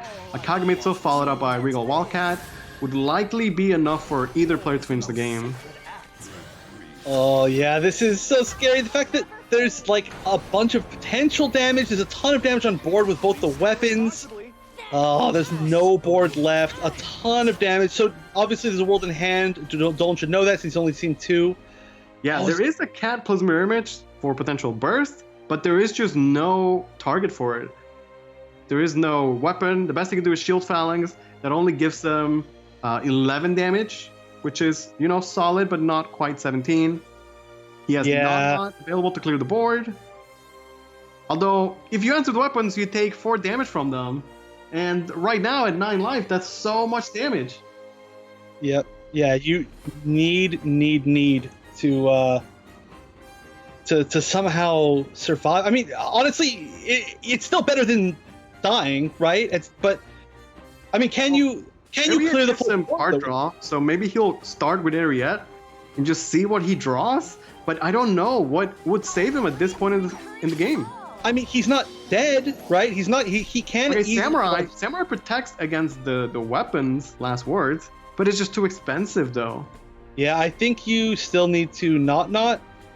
And I mean, at the very least, you can get a full clear, and you're gonna not go down to technically lethal. And there's no Wildcat on the other side, so I mean, unless Wildcat's drawn, we know that he's surviving. But I mean, it's totally possible that Wildcat's drawn. We're down to 18 cards in deck. Okay, not in hands. Tyrant Sword can clear 2 followers. He gets rushed on the front guard to clear 1 more, and that's it. It's not a full clear. Oh yeah, Samurai and a weapon left up. Duelan gets the Kagemitsu that must be doing like 10. He's got 9 evils. His own not. He just needs to find a way to push a little bit more damage, but has no actual burst in his hand. Oh yeah, so close to lethal, but there's literally like the maximum you can get this turn is 1 away, just because there's literally no storm at all. Yeah, that's so wild. I know, and okay, so this is, I mean, there's no damage being pushed by Hishiro, which is a huge issue because he's getting closer and closer to, you know, being able to like have some burst, but there's just nothing. Okay, we're gonna see Kagemitsu trade for, you know, 11-11. He's getting pretty beefy. Everything that can go phase will more than likely go phase. Not with the Kagemitsu should be a full board clear. Or the Thief, I guess, if he prefers that. Oh, this is so tough. I'm trying to think what can get Hishiro out of this. I mean, Zelganea will be active, so he can at least draw cards, but and get a little bit of life back and get rid of the Kagemitsu, but that, I mean, it doesn't really help overall. It's not even enough life gain. I mean, I guess you could. No, you don't have. You got 1 life. Oh, what's the draw? No way to do 17 damage, and that Duelan board looks absolutely insane. Gonna try and fish 4 cards with the world. Does pick up defensive tools in the shield phalanx. He can get a front guard general and then copy with a mirror image, for example, but it's just pressure from Duelan's side. I think you would also need to somehow get the samurai out, otherwise you're just probably, well, I don't know, this might be enough. Only 4, yeah, technically, even if the weapon dies, he'd still be okay. He is gonna copy the front guard as I predicted, just making the best defensive stance that he can. Duelan is kind of running out of cards, to be honest. Oh, this is so stressful. Yeah. We'll see if he can draw like a cat, a world. Oh, but it's not active, so it doesn't do anything for him. Is this enough to easily get through this? No? Such an awkward turn for Duelan, even though like he's so close to his World Grand Prix slot. I know. I mean, you can. Okay, so you can Kagemitsu. You can play either anything else basically, and then boots it, and then go 2 to face, and then if your weapon dies, then you win. But there's no lethal. There's no lethal. How many turns in this game are we? This is back to 20 life. Oh, this is gonna go to like deck out. Game of Shadowverse. Okay, Hishiro turn 13. Resolve is an excellent draw. It gives you clear card draw. Oh, but also has to think about the potential of maybe being able to like play the samurai. Yeah, although I guess first to shield against the face damage potentially. Yeah, but also maybe you want to resolve their samurai because there's really no other way to do it. Like Duelan has nothing left. He's got a world that's not activated and a pair of boots. Double Gelt? That is super weird. Yeah, I mean, it's got to be Samurai, right? A Samurai is a full clear here. Yeah, I can't imagine it being anything that's not Samurai. And at this point, something we don't usually see in Shadowverse, but Hishiro might be able to just out-resource and out-grind Duelan, who has no resources. Oh my god, this is the most unbelievable match I've ever seen in my entire life. I don't at all understand this. I mean, at this point, do you play Gelt? You got to play something. Do you play out the Samurai and... I mean, I feel like you have to play out the Remiel, right? I feel like you have to. Otherwise, Gelt might be better. Well, Remiel could save you against the cat, right? Like, we haven't seen either player play a single cat yet. Right, right. So, of, like, any 2-drop and then cat that could do, potential, like, 8 burst damage, something like that. Right, so I think, oh my gosh. Oh, that's so scary. I mean, we know that there's literally no chance of the cat being lethal. Oh, wait, it might be. Oh, wait, Harriet is going to draw 7 cards, and if there's a cat in there, then that would do it. Oh, I mean, there almost has to be. That's going to be like half of what's in hand. Going to draw the deck, basically. There's a cat. That Kagemitsu's going phase, and just like that, Duelan takes it over Hishiro and will earn a spot in the World Grand Prix. Unbelievable, but why? Look at him excited. That is unbelievable. I can't believe he's now made 2 3-0 comebacks. I made my call, and I'm going to stick with it. I think Duelan is going to win the World Grand Prix. There is no way that you can top a performance like that, especially in literally the weirdest game of Shadowverse that I have ever seen, and what a ridiculous ending. Congratulations to Duelan. That is incredible. That has to be the greatest set of Shadowverse we've seen the entire year. That's the greatest set of Shadowverse I've seen in my entire life. I'm going to go ahead and say that. But honestly, probably every set today has been each the greatest that I've seen until maybe the next set. This has been an unbelievable day, but that means, we now know 2 of our 3 players that are going to qualify for the World Grand Prix. The unbelievable storyline. I mean, just in case you haven't been following along, again, lost in the first round of Swiss. You could only lose once in Swiss. Had to win 3 games straight. Managed to do it. Had to play an extra game today because he was so low seeded. Because of that, had to play against the person who knocked him in, or who defeated him in the first round of Swiss. Ran it back 3-0 after being down in a 2-game deficit with the 3-0 sweep return. Won that. Went up against Hishiro, who's undefeated, then he had to go up against the first seed, then was down 2 games, made a 3-0 comeback again. Literally the most ridiculous tournament run I've seen in any game ever, probably in my entire life. As soon as I saw that double block, the double invocation block on the world, I knew it was going to be some weird stuff going down. I didn't think it was ever going to come down to that kind of decision making at the very, very clutch moments from both Hishiro and Duelan, right? Hishiro only needed 2 more points or 2 more health left to lose, and Duelan still couldn't find ways to get that lethal. I was losing it. Actually, I tried my best to keep my mouth shut too while you guys were casting, because I was definitely yelling. I'm pretty sure you heard me a little bit, but man, what a ridiculous outcome. There was again, it's completely unpredictable. Hishiro being one of the favorites to make it from his tournament play in day 1 all the way up into day 2. We were thinking, you know what? He has a very strong shot going completely undefeated, seeded into the single elimination bracket, and nobody knows how he's been playing up until this very moment, right? So big surprises here, and it's not even close to finish yet. Hishiro still has a chance. He's going to be going up against Azure Cloud, if I'm not mistaken. Let's take a look at the brackets and see where everybody's at as we grind down to the finale. And I do mean grind down because it's gone to every single last game possible.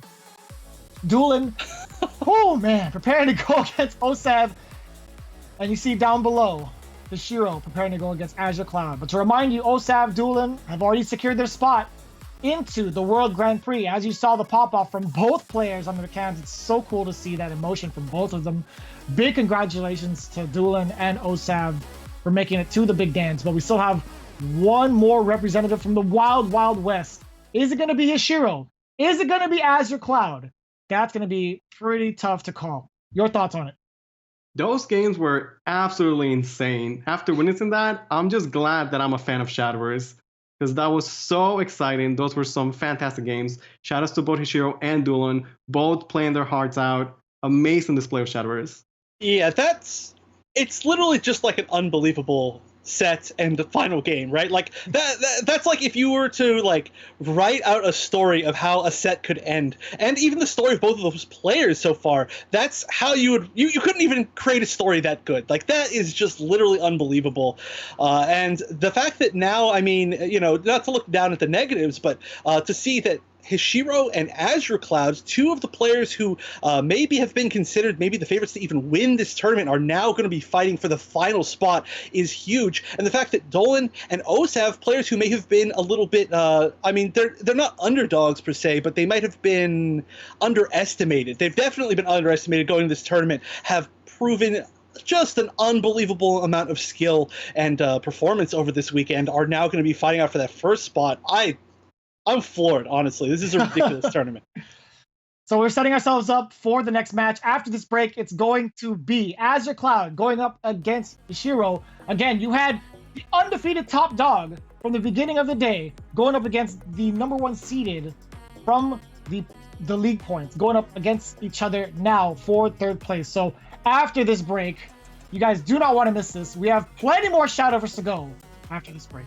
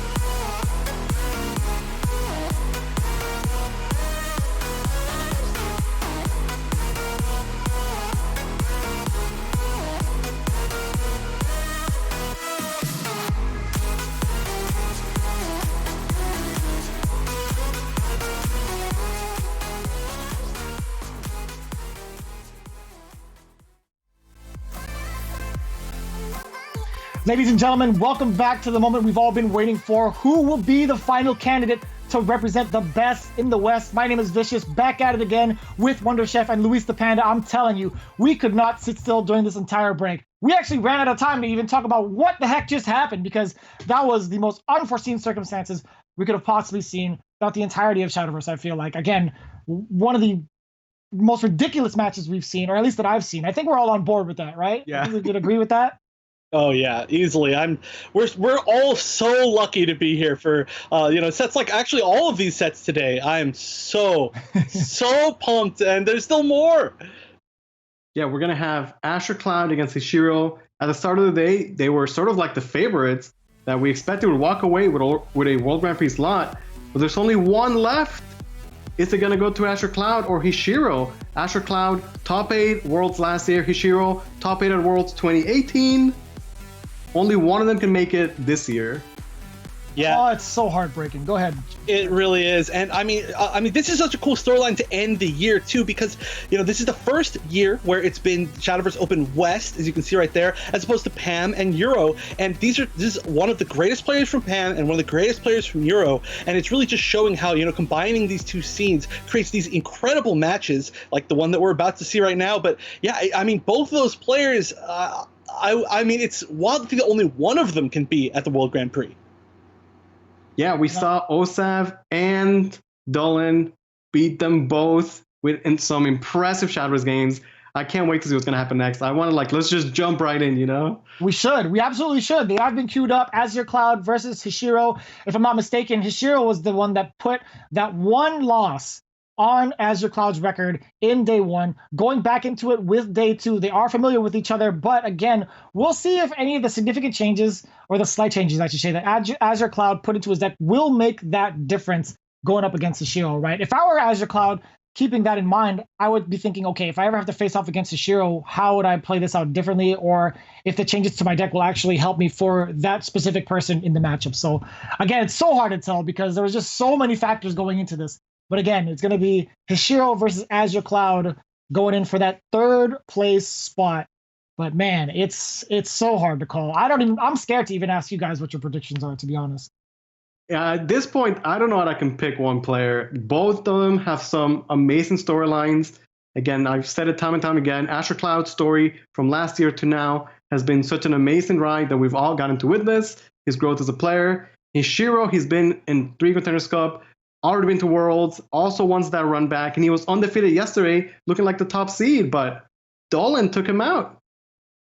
Yeah, after everything that we've seen from Duelan, beating the person who defeated you early in the tournament, 2 reverse sweeps, I literally can't predict anything that's going to happen. I just completely give up. I'm just along for the ride at this point. Well, you better buckle up. We have game 1 going right now. It's going to be Azure Cloud versus Hishiro. This is for the final spot to go into World Grand Prix. Here we go. Looks like we're going to start with the Swordcraft for Azure Cloud. We'll see Evil Sword time and time again be so powerful. That last set was pretty wild. For Hishiro, we have Artifacts, Tried and True. Again, both decks where you can really show off your skills as a player. We saw amazing play from, both of these guys. And now everything is on the line. Yeah, I mean, you say Sword is powerful, and this is just definitely memeing, but I mean, we did see Sword lose 3 games straight, 2 sets in a row now. So, I mean, Sword's powerful. Maybe it's just the Duelan effect, right? Duelan is immune to swords, has built up an immunity to it. Maybe, got cut by a lot of swords or something like that. But yeah, definitely Sword versus Sword is a great way. Or sorry, Sword versus Portal. I'm too used to saying Sword is a great way to get this started. Yeah, honestly, I was going to say, I really like what you said, where it's like, after that last set we just witnessed, okay, just Duelan is now your pick to just win Worlds, right? It has to be. I'm telling you, that's just literally nothing I've ever seen in my entire life. I've been around so many different games, so many different scenes, so many different tournaments, thousands probably, and I've never seen something like having to make so many different comebacks like Duelan has. That's a ridiculous thing. But, we've moved on from that. This is the most important match maybe that we have left. I mean, obviously the match for the championship is gigantic also, and that's going to put a lot on the line for those players who, you know, want to go into the World Grand Prix with that much more. But I mean, this is huge in the fact just who's playing, what the stakes are. Only one of these players can make it, and both of them now coming off of losses too. So having to see how they deal with that mentally, especially with the way that both of them ended up losing in the final game, because of course every game has got a game 5. That's really going to determine how this comes out, I think. Yeah, we saw Azure Cloud, you know, did lose yesterday, I believe, to Ishiro. Ishiro was walking in here undefeated, but now they're both in this spot. There's only one World Grand Prix slot left. Only one of these players can take it. We're off to a pretty slow start here, nothing too wild just yet, but I don't know if I could ever look at Artifact Scan in the same way after that last set, you know? I know. Yeah, Artifact Scan, yeah, that's a free, I guess, you know, 7 damage every single one, or I guess it'd be 6 damage. Yeah. No problem. But yeah, I don't know if that's ever going to play out like that again. Oh, I don't understand. I don't understand what's going on in this game anymore. But yeah, this is relatively standard, I'd say, from both sides, which is pretty good. You know, we did start off that last set with a pretty weird game, but this one just playing along the curve. But now what do you do? I mean, turn 4 can very often be a really awkward turn, especially going first, I think, for Sword, right? There's a lot of options where you want to really save your 4s, you know, you want to save your knots, you want to save your all the Askas if you happen to have them. So, I mean, I guess there's the option for the double 2 here, or just pass? I don't know, it's weird. Yeah, he's at that spot where both the 3-drops are playable here, but if you wait a little bit, they can just then get so much more value. You want the free Evo on the Thief, potentially, you know, free Evo from the Samurai, or you can even manually with Samurai, still gets the effect and the Storm. As you said, playing the Not feels awkward, but it is the play that Azure Cloud is going with. At least he does get her spell, Tyrant's Order, in the hand, and that will cost 0 play points for whenever he wants to use it.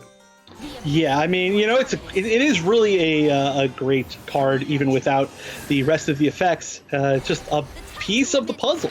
But, you know, another great card is going to be that Carnelia on 4, getting that beautiful, I mean, what is technically the stats? It's 6, 8, 10 of stats for a turn 4 Evo, plus the fact that it's bodies, 2 different...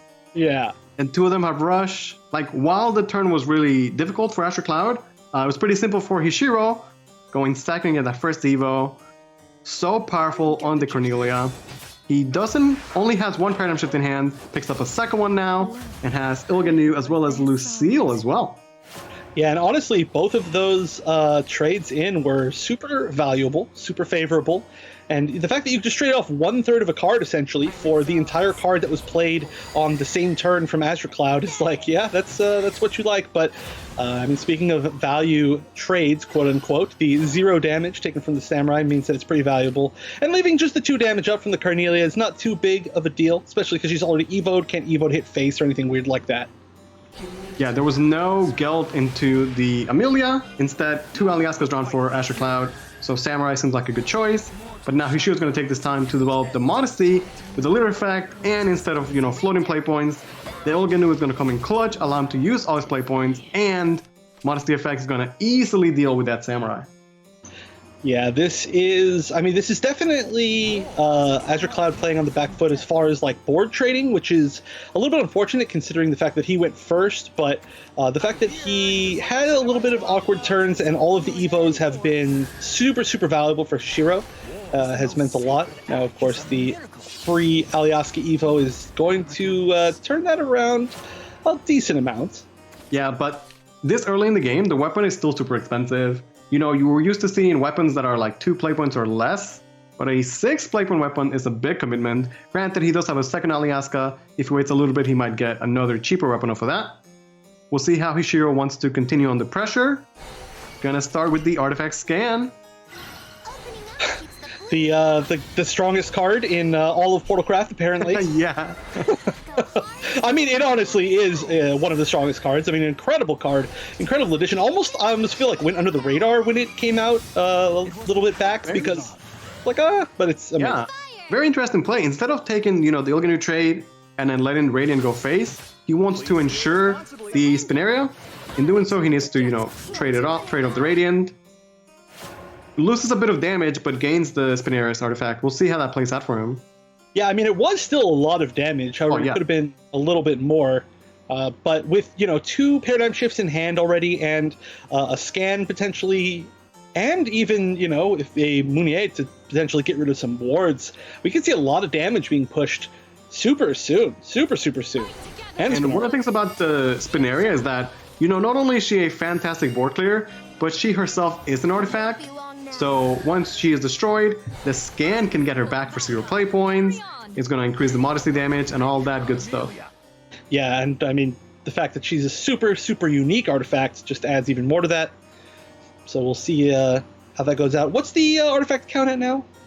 Believe it's currently at 4 out of 6.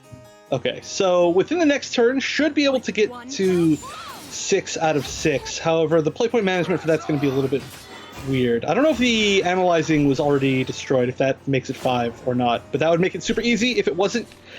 No, so it's still at 4, but he does have 2 play point paradigm shift. Just using both paradigm shifts, he can already get there. The board wasn't fully clear, so he still has Cornelia to go face, as well as the Ilganu. Camila Gelt, pretty good, but it wasn't a full board clear.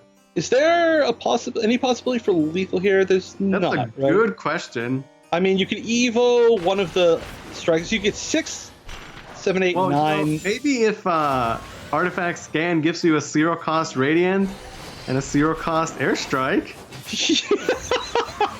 That would never happen. Actually, I'd like to say it's just guaranteed lethal no matter what, right? Just gotta go. Yeah, easy lethal. I mean, 6. Yeah, doesn't even need an evo. Just like that, Hishiro takes an early lead and takes game number 1. Yeah, I was, for some reason, when I was calculating all the lethal, I was not thinking about the modesty damage, even though I just asked about it, because I was so busy trying to think of neat ways to, set up Spinaria.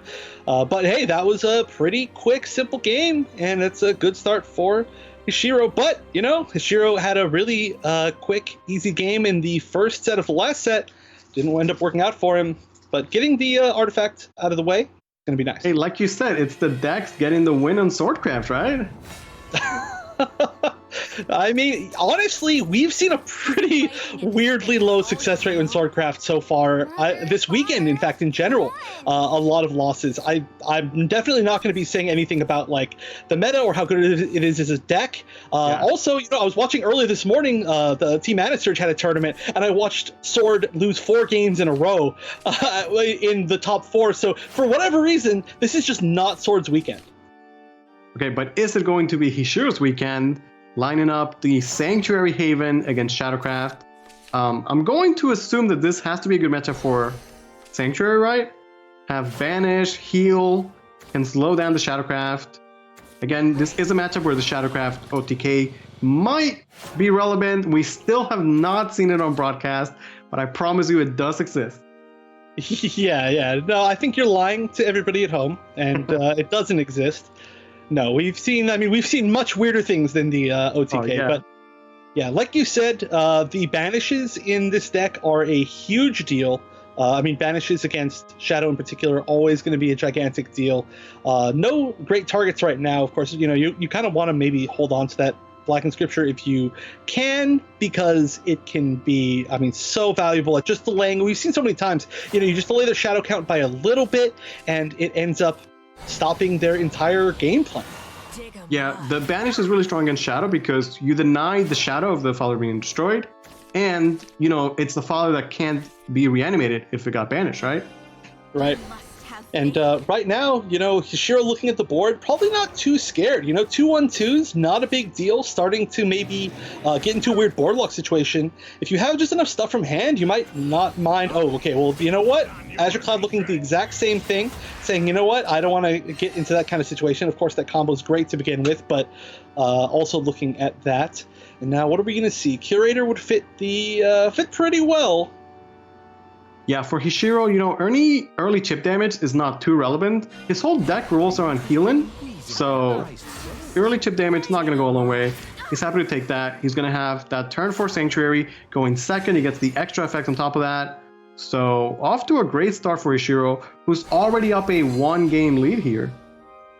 Yeah, this is, this is going to be really interesting. You know, so far, we've only seen this deck really work out in weird situations. And so I want to see how it's going to work out in this matchup, or not work out potentially, against, you know, kind of like a normal deck with a normal situation.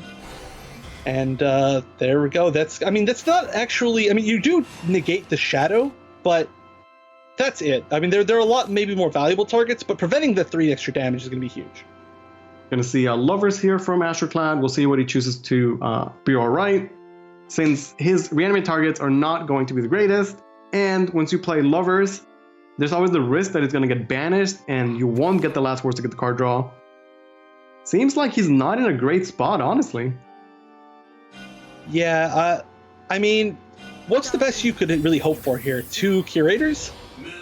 Well, the Curator got banished, right? So, oh, yeah, it did. What am I talking about? Duh. I guess he gets I was immediately proven wrong. I was like, well, you just get rid of the shadow, but you also don't put it in the reanimate pool. So, gigantic deal, actually. And please never listen to me. This is a good board from Astroclad. Being able to Evo the Jack Shovel, picks up the extra droids, and then the Wind God makes them 2/2s, which are not easily ignorable. So, not a bad board. Now, there is the Blight in the hand of Hishiro. This does 3 damage to all enemy followers. And then since it heals them after, it would proc the Sanctuary and, you know, deal 3 damage. Yeah, to Lovers, fully clearing the board.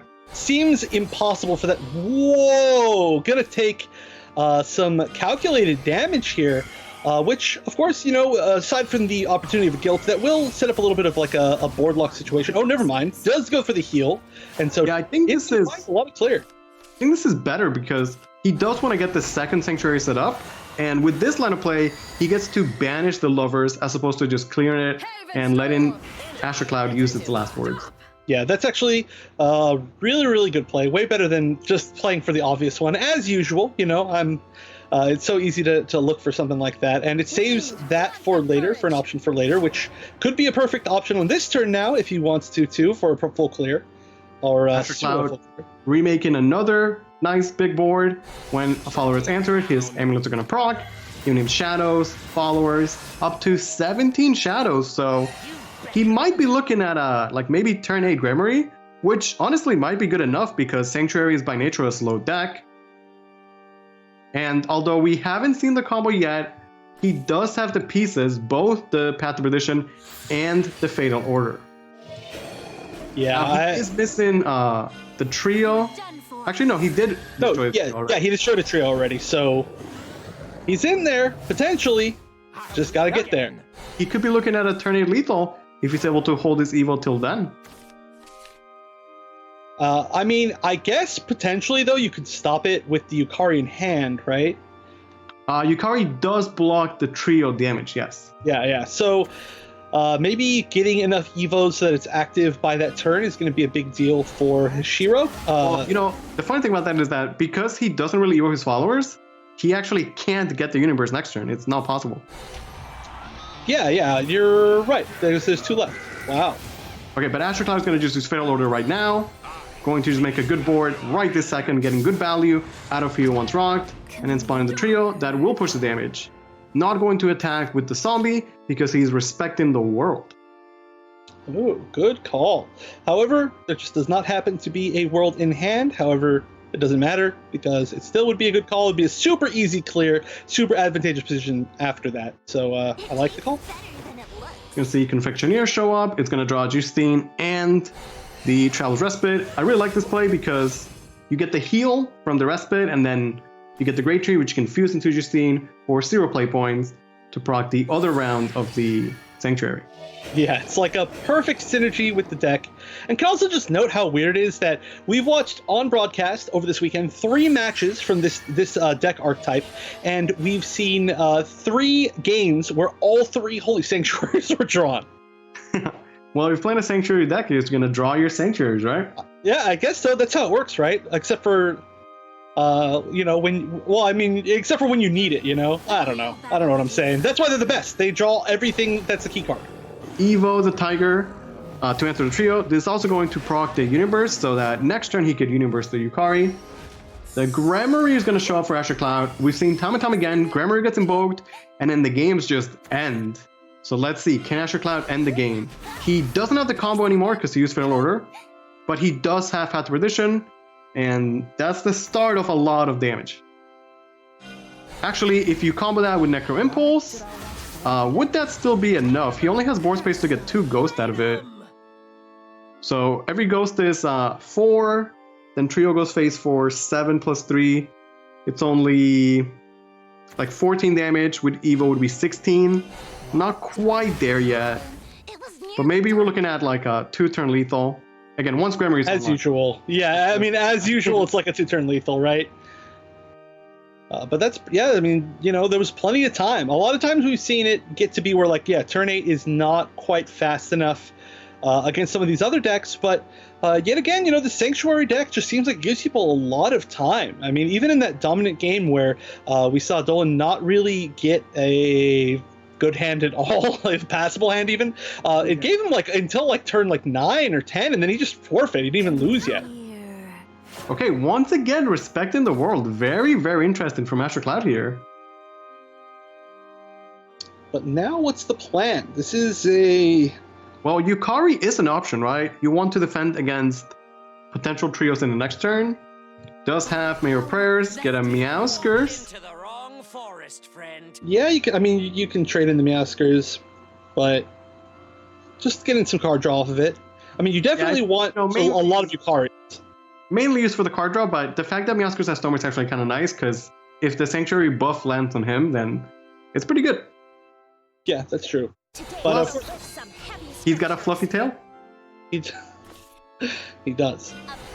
All right. Oh, this is interesting. Probably gonna have to trade in before the Tiger, unless you want to let one of the Tigers burn. Or I guess you could Evo. You could Evo and then trade in. It's so interesting because Azure Cloud like really respected the world this game, but this is one of the games where like Hijiro didn't have the world, right? And now Azure Cloud, like, it's hard for him to do 20 damage, although he does have Gramarye activated, so your Shadow can do it. He has an Evo. He's got 9 play points. What's gonna be the play here? Yeah, I mean, you say 9 play points, but it's way more than 9 play points. Oh yeah, it's like, oh, okay, going to enhance the lovers.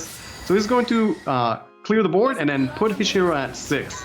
Now, important difference between lovers enhance and something like Isudia or Isalu is that it doesn't set the max HP to 6. Hishiro is able to heal back up. Right, which normally is not super relevant, but I don't know. I mean, this is like, here's a test of your deck's healing. You know, you got 9 play points, go for it. Yeah, how much can Hishiro heal? Does have Yukari, the Blight, another Lorena. Could even get some card draw, Justine. Yeah, I mean, the potential's there for a ton of healing, but also, you know, you got to deal a bunch of healing, and then you also got to survive whatever's coming next turn, which is a pretty big deal.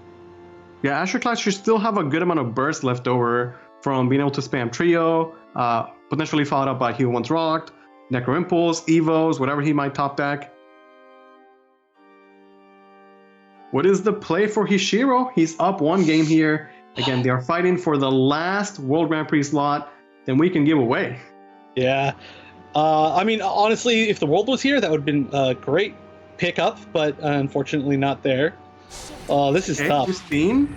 It doesn't have the Drain. It only has Bane.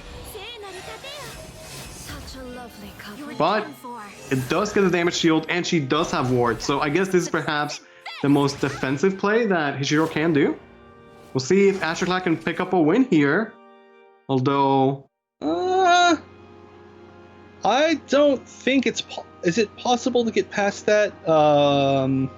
Okay, so if you once rocked Evos is 7 attack, and then +4 from the Necro Impulse, that would be 8.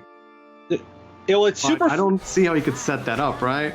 Well, now you Evo, actually, and that's 6, but wait, what? Where do you get the final 2 damage? Like you once rocked from the hand now. Because he still has 10 play points from the Gramarye. Oh, you're right! Like that. Azure Cloud is going to tie up the series. We're moving on to a 1-1. envy you. Wow, yeah, you know what I was saying about having infinite play points? Yeah, I forgot about that. I didn't even think about that. When is the last time you saw a hard-casted He Who Once Rocked lethal? Ugh. Once again, grammar is invocated, and the game just ends very soon after. Yeah, that's, I mean, almost not, though. I mean, that was a really good amount of survival, but it was only so much, and I mean, there was just the perfect amount in hand to manage to get that lethal. I mean, obviously there was a lot more damage on board than needed, but without the tools exactly, like without a He Who Once Rocked in hand, that wouldn't have been enough. That might have been a chance to come back, but it wasn't. So we've finally seen, well, I guess we have already seen, but we're seeing another loss for the Sanctuary Haven. Let's see if he goes back into it. Yeah, Hishiro looked really deep in thought there. I wonder what is going through his mind. We still have yet to see Swordcraft pick up a win in this series. Ashcraft is going to try his best with Sword, while Hishiro is going to stick with the Sanctuary Haven. Yeah, low tier deck Sword that everybody seemed to bring on any gentleman's agreement. You know, OSAV didn't bring Sword, and he qualified to World Grand Prix.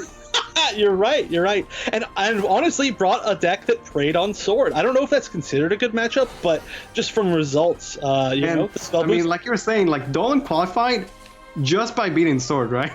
Yeah, beating 100% Sword. That's hilarious. Yeah. I mean, honestly, it's so weird. But okay, getting out the early Samurai. I mean, normally that's pretty nice, but maybe not. Maybe it doesn't matter quite so much in this matchup, right? There's not a lot that you're going to be able to get like free kills on. Not a lot of followers to get free kills on. It's not pushing that much face damage, and there's going to be plenty of ways to get rid of it eventually. Yeah, we've also seen Hishiro constantly hold the scripture in his hand. You know, he can just trade 1 for 1, but he's going to hold it till he gets a better target, like perhaps the Gelt. Oh, that seems perfect. Maybe even something later on.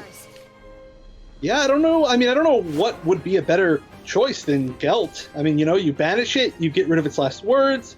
Well, he can still do it next turn, because going second Sanctuary is going to refund the 2 play points. So his turn 4 could be Sanctuary and then Scripture. That is true, and this is going to be nice in the fact that he can also set up to give the Kagemitsu nothing to swing into on the next turn. Yeah, you generally want to avoid giving Kagemitsu a swing target. Looks like we're going to see exactly what I was saying. The Sanctuary and then the Scripture. Gelt is not going to pick up Amelia, but it turns out she was already in Asher Cloud's hand. Yep, and that was a great call on ordering. You know, using your life as a resource. I said this earlier, I think yesterday, but it's so important, especially when you're using this deck that has so much potential healing. And now you see, like, not a lot of damage on board, a ton of possible healing in hand, and that 3 damage really might not have mattered at all. Something that is massive in this matchup, though, is the Resolve. You already saw Asher Cloud hover over it. He, at any moment, can destroy the Sanctuary, which really takes away most of the deck's power for Hishiro. Yeah, and you know, I was talking about how every single game we see 3 Sanctuaries in hand, but not this game, you know, so just getting rid of that 1 might be enough to shut things down. Yeah, if he waits just a little bit more, though, the Sanctuary will be destroyed for 1 play point. When we saw Asher Cloud cast Resolve for 4, that's how you know Sword is struggling, right? So he could just wait a little bit. Already has Evo twice, 1 more Evo, and then Resolve will just cost 1 play point. Well, what's a good way to clear here? Not going to be, I don't think, any easy way to get rid of everything. Lorena would certainly be the start, so let's see what he draws off the top. Blind Justice, but he doesn't have enough playmates to cast it. I'm assuming it's going to be, I mean, it's going to be the free Evo.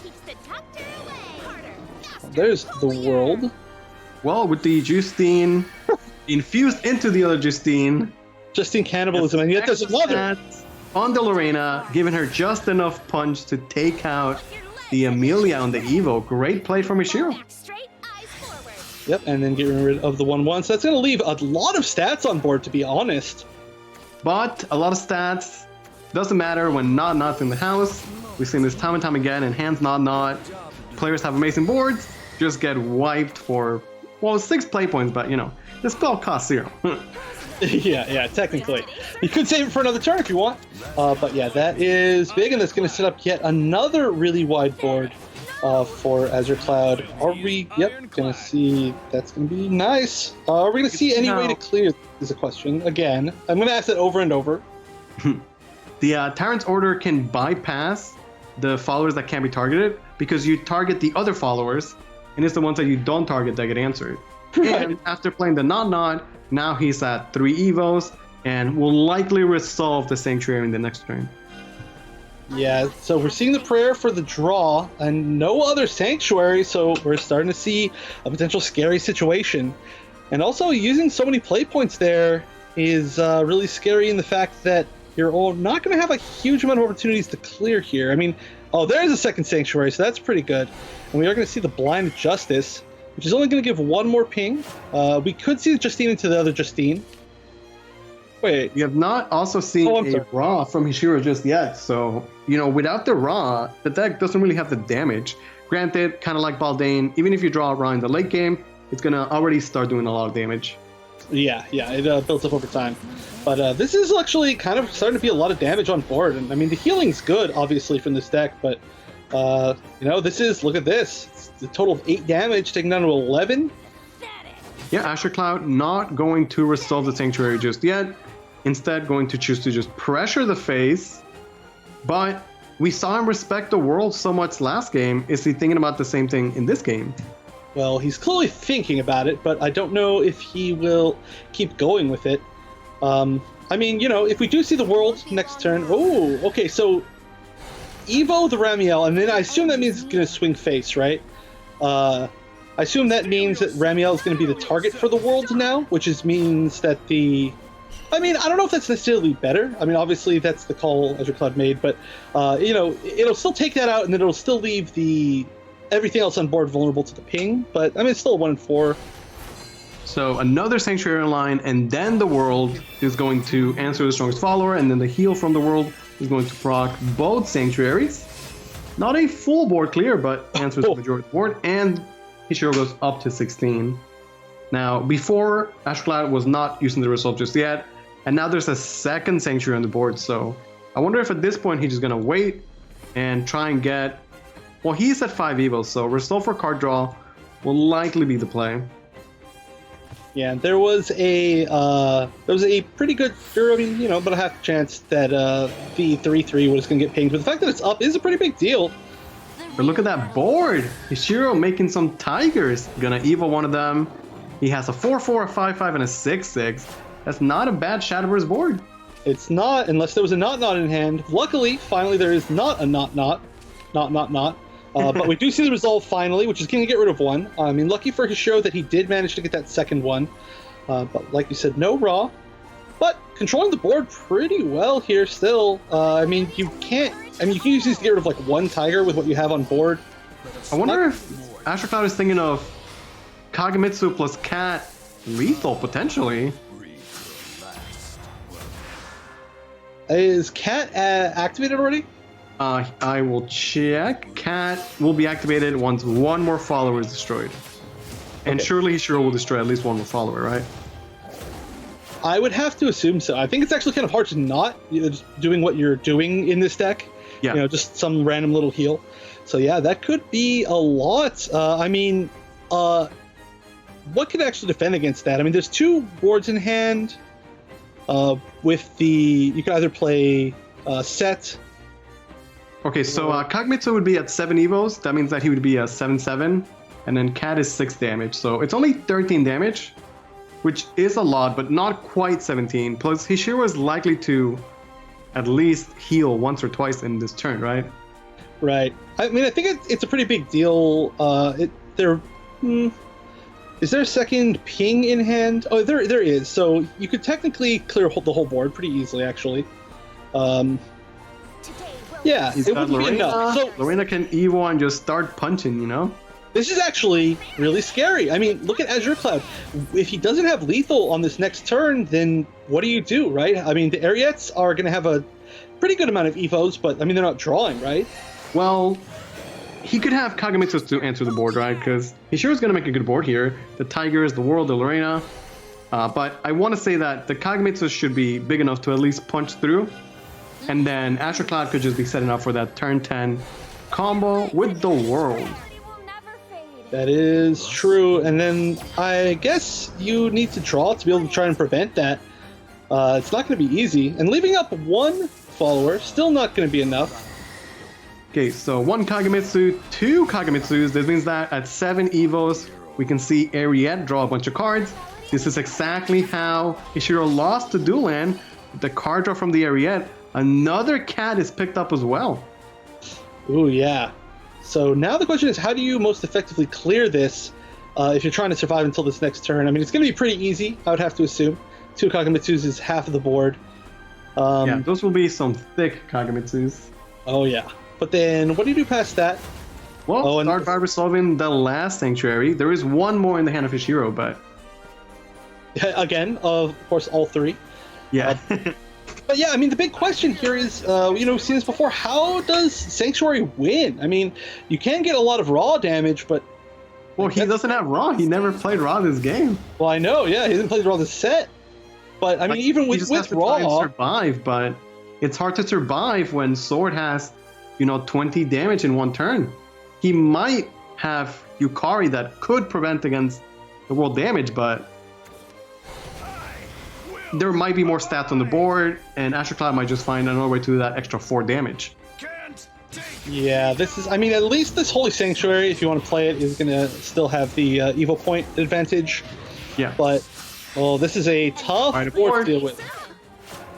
And I don't think we could see that play he did last time, where he's going to leave them board locked to deny the world, because if you ignore this board, then Kagemitsu just close the game out. Yeah, almost one Kagemitsu can close it out. So what's the best options? What does Benevolent Blight do on Enhance? Yeah, so if you enhance it, it goes from 3 to 6 damage, and you heal 6, and instead of drawing 1, you draw 2.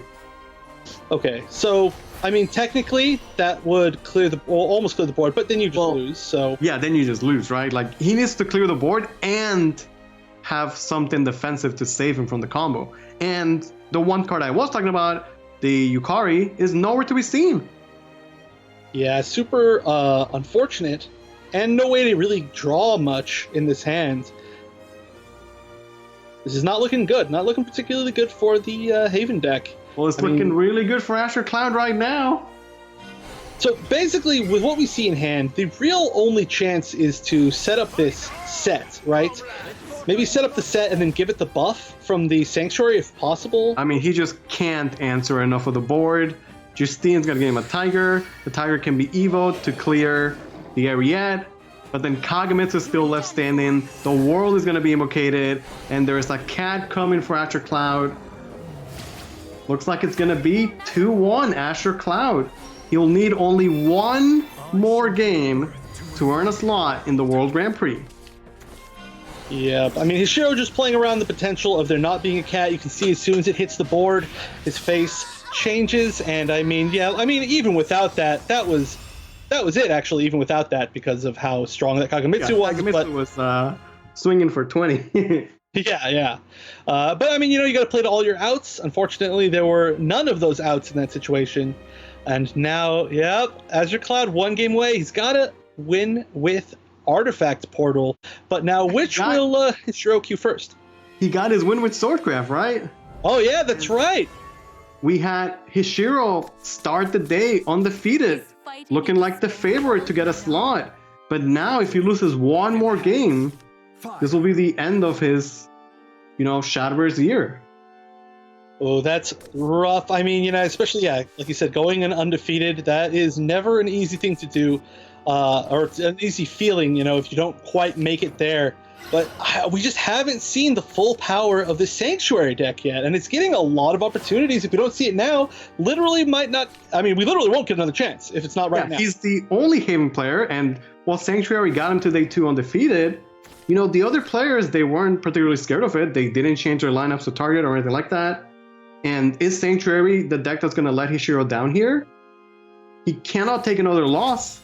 Azure Cloud just needs one more victory for that World Grand Prix slot. Yeah, I mean, okay, so I was talking earlier about how Hishiro has this article up on the Temple Storm website about his whole, mindset change over the course of the season, and one of the things was I can't remember exactly who it was, but he had somebody tell him, like, play whatever you won't hate yourself if you lose with, like, play whatever you'll be okay with if you lose. And that means that if he's choosing a deck, it means he has a ton of confidence in it, and that means he has a ton of confidence in this deck, which obviously makes sense considering how well he's done so far. But I mean, it's a bit surprising, and we'll see if it pays off. I think we could see the emotion change on Hishiro, you know, from the interview where he seemed super confident, his start against Duelan where he looked on top of the world, and now I just see someone who's, you know, a little scared. And I'm scared for him because I understand, you know, this is their life, right? It's not crazy to say that, you know, this is life-changing games, right? Whether they go to World Grand Prix, whether they can win worlds or, you know, make an name for themselves over there, they fought the entire year for this, and only one of them can get that World Grand Prix slot. Yeah, I mean, I think it would be crazy if you didn't say that it was a life-changing game for these players. I mean, yeah, there's so much on the line here. Just an unbelievable amount. I mean, our final qualifier spot. Oh, this is tough. But let's look at the actual match, of course. Again, we've got Sanctuary on 4. We haven't seen it whiff yet. But, you know, talking about answers, last game we saw Resolve. Mounier in the starting hand here for Azure Cloud. And that is a great answer to that as well. Yeah, so I said the players didn't take against Haven. Azure Cloud said he put in extra Mugniers against Shadowcraft. But they're gonna pay off here against the Sanctuary. Yeah, now, we saw him wait a really long time to resolve the first set, or the first game, the previous game. I wonder if it's going to be any faster to use the Mounier this time around, or if he's still going to wait a while. I mean, it just seems so good because you can banish the Amulet and answer the Tiger with a 4/4. Yeah, he's going to slam it so quickly. And in the past, we've seen the players have, mainly Hishiro and Ashike, they've had, you know, 1 Sanctuary, 2, 3 Sanctuaries. But this time, there is not a second Sanctuary in the hand of Hishiro. Yeah, and this board is building up. Look at that. What a strong board after getting rid of everything that Hishiro has. Needs to find another Sanctuary. Gonna go for the draw. And unfortunately, the draw doesn't pick up another Sanctuary and means that there's still going to be quite a decent amount of damage on board. I mean, not a huge amount, but 3 is still 3. 3 is definitely far from... Yeah, there's no Sanctuary, no Raw, and another Mugnir's picked up Azure Cloud.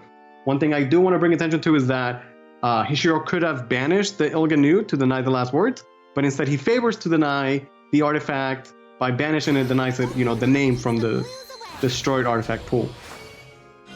And we are going to see, okay. So Evo on the Lucille, this is Azure Cloud going super aggressive here. Yeah, and this is, I mean, I don't want to say it's a risk, but it also shuts down the option of that Mounier being able to get rid of another, wow, there's the Raw. Finally we see the Raw, but get rid of another Sanctuary, which is so far not on the table. And at this point, that's tough too, because we finally see the Raw, right? But we see it at a time where you just can't play it. Like, we've seen him respect the world before, but in this case, it's like, hey, if you play the world, that's your turn. And the world only answers 1 follower. You cannot evil the world manually, so he's just going to sit there as a 5/5. He's sure going to go back to 20 life just for safety here. But Azure Cloud, I think, is going to keep up the pressure. He's got another Lucille. He can get a free Evo on it with the Strike from Artifact. He has the Radiant that can already go phase. Lucille in the deck. Paradigm Shift that's getting discounted while all this is going on. Yeah, this looks like a pretty easy Lucille turn. I mean, look at this aggression. It's just playing out perfectly for Azure Cloud to strike in these final moments. He is going to get the trade to get the guaranteed... Oh, no, maybe not. I was going to say to maybe get the guaranteed Spinario, but this I think he wants the face damage at this point. Yeah. Like, Hishiro healed to 20 life, and then in 1 turn, potentially he's going to go back down to 10. Although, I guess Azure Cloud is thinking about the guaranteed Spinaria. It is a trade-off, you know, the 4 phase damage for that Spinaria's artifact. Yeah, but I mean, it's so hard to say, right? I mean, Spinaria is so great at clearing things, but you don't really need to clear things quite as much, maybe, in this deck, unless the Sanctuaries are up, which they're not, so it's not a big deal. And the face damage obviously is going to be very important as far as this aggression goes, but I mean, tough decision, right? No easy way to make it, especially against such a weird deck where you maybe don't have as much experience in this type of situation. Well, he's thinking about it, but the clock is ticking. He needs to make a decision fast. Looks like he's going to opt to go face. going all out aggressive here, dropping down Hishiro to 10 life. Hishiro has yet to find another sanctuary, but he is going to be able to clear the board and get some life back with the Blight. So Hishiro, like, you know, hanging on. But he just drew his third the world, which means that he's not going to be able to get that invocated on 10, and means he's even further away from a win condition. I mean, the Raw is in hand, but I mean, he's going to have to survive so long to win this game. This is looking tough. It's a combination of Raw plus the world. And hey, Astrocloud was like, I'm going to go face. And you know what? He top decked Spinarius artifact, so he got the best of both worlds. That's how it goes. I mean, there was 2 of them, of course, but still, that's... yeah, 2 out of, 30 cards in the deck, though. Yeah, that's true, yeah.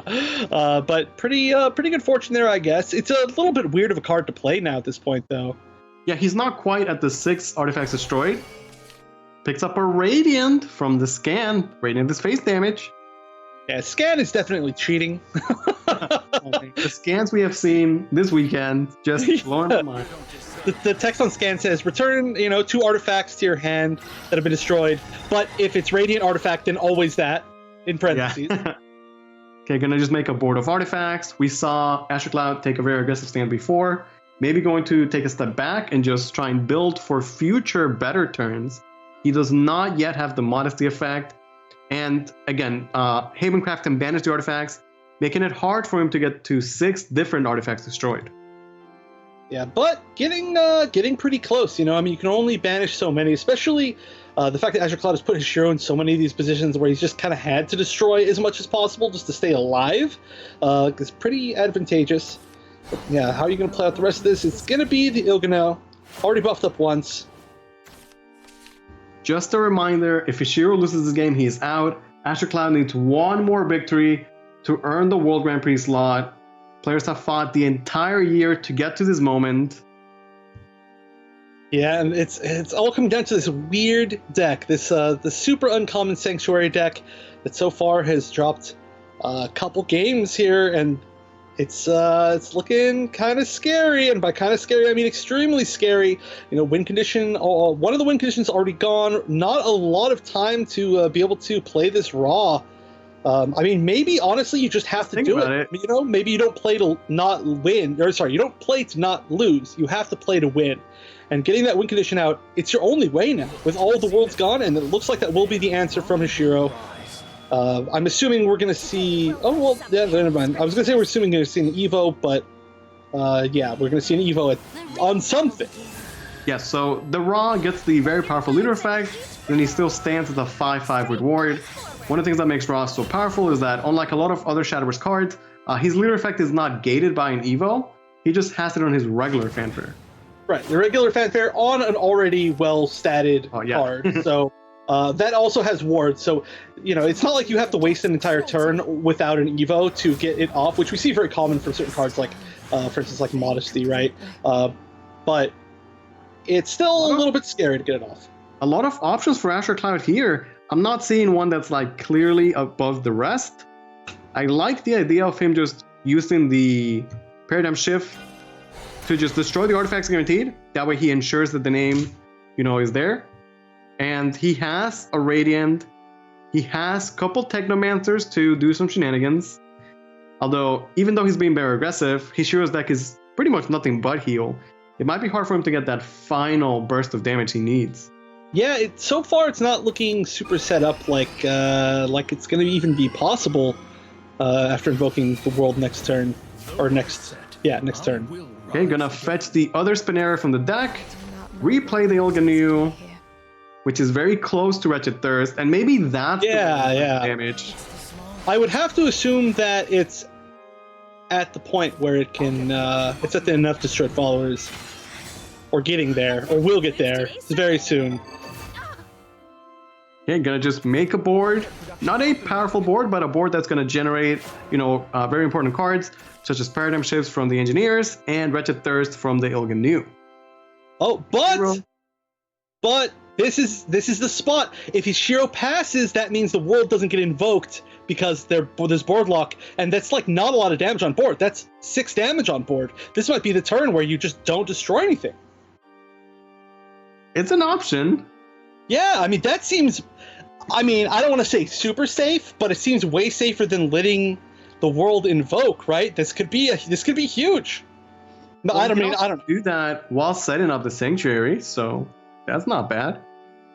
Yeah, I mean, I mean, you could also heal. You know, you could find some ways to heal without ever pinging anything sanctuary off. is online. Is he going for a boardlock situation here, or is he going to use sanctuary to clear? He is going to boardlock Azure Cloud, as you predicted. Deny the world invocation, and then hey, look who shows up at the top. He shut up anyway. He's like, "Hey, I'm here. There's no space. Let me in." But do nothing but just go face. And this could be the turnaround. This could be it. He doesn't have his own world either, but he does have sanctuary. He does have a bunch of heal, and he does have the raw leader effect ticking. It's not going to start to do 5 damage. Yeah, I mean, honestly, maybe even the world would be a little bit scary at this point. Just the fact that you're doing so much damage to yourself and you're opening yourself up for more burst damage.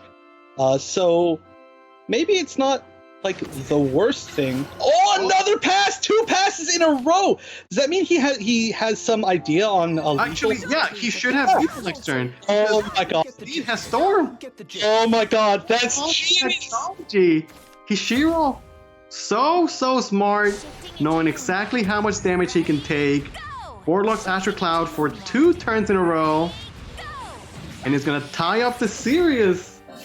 We're gonna go on to a final game. It is now 2-2 between these players. That's amazing. Hishiro is a genius. That looks completely lost, and he's gonna do just enough to the point. Unbelievable. Going to another game 5. We are never gonna be disappointed by the match today.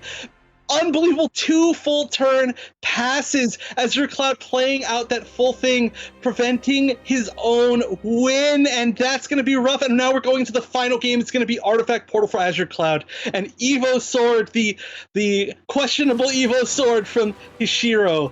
But I mean, hey, it's worked out, and it's also not worked out. This is kind of the classic matchup of the tournament. But now it's anybody's game. Hishiro managing to make it back for that final World Grand Prix spot. And it's the story of the weekend, right? The set starts and you're like, oh, it's definitely going this way. And then some crazy stuff happens. Next thing you know, we're in the final game, 2-2. Only one of these players can earn that World Grand Prix slot. Will it be Azure Cloud, last year's Pan America's Contenders Cup winner, or Hishiro? And it looks like we're going to see Portal going first.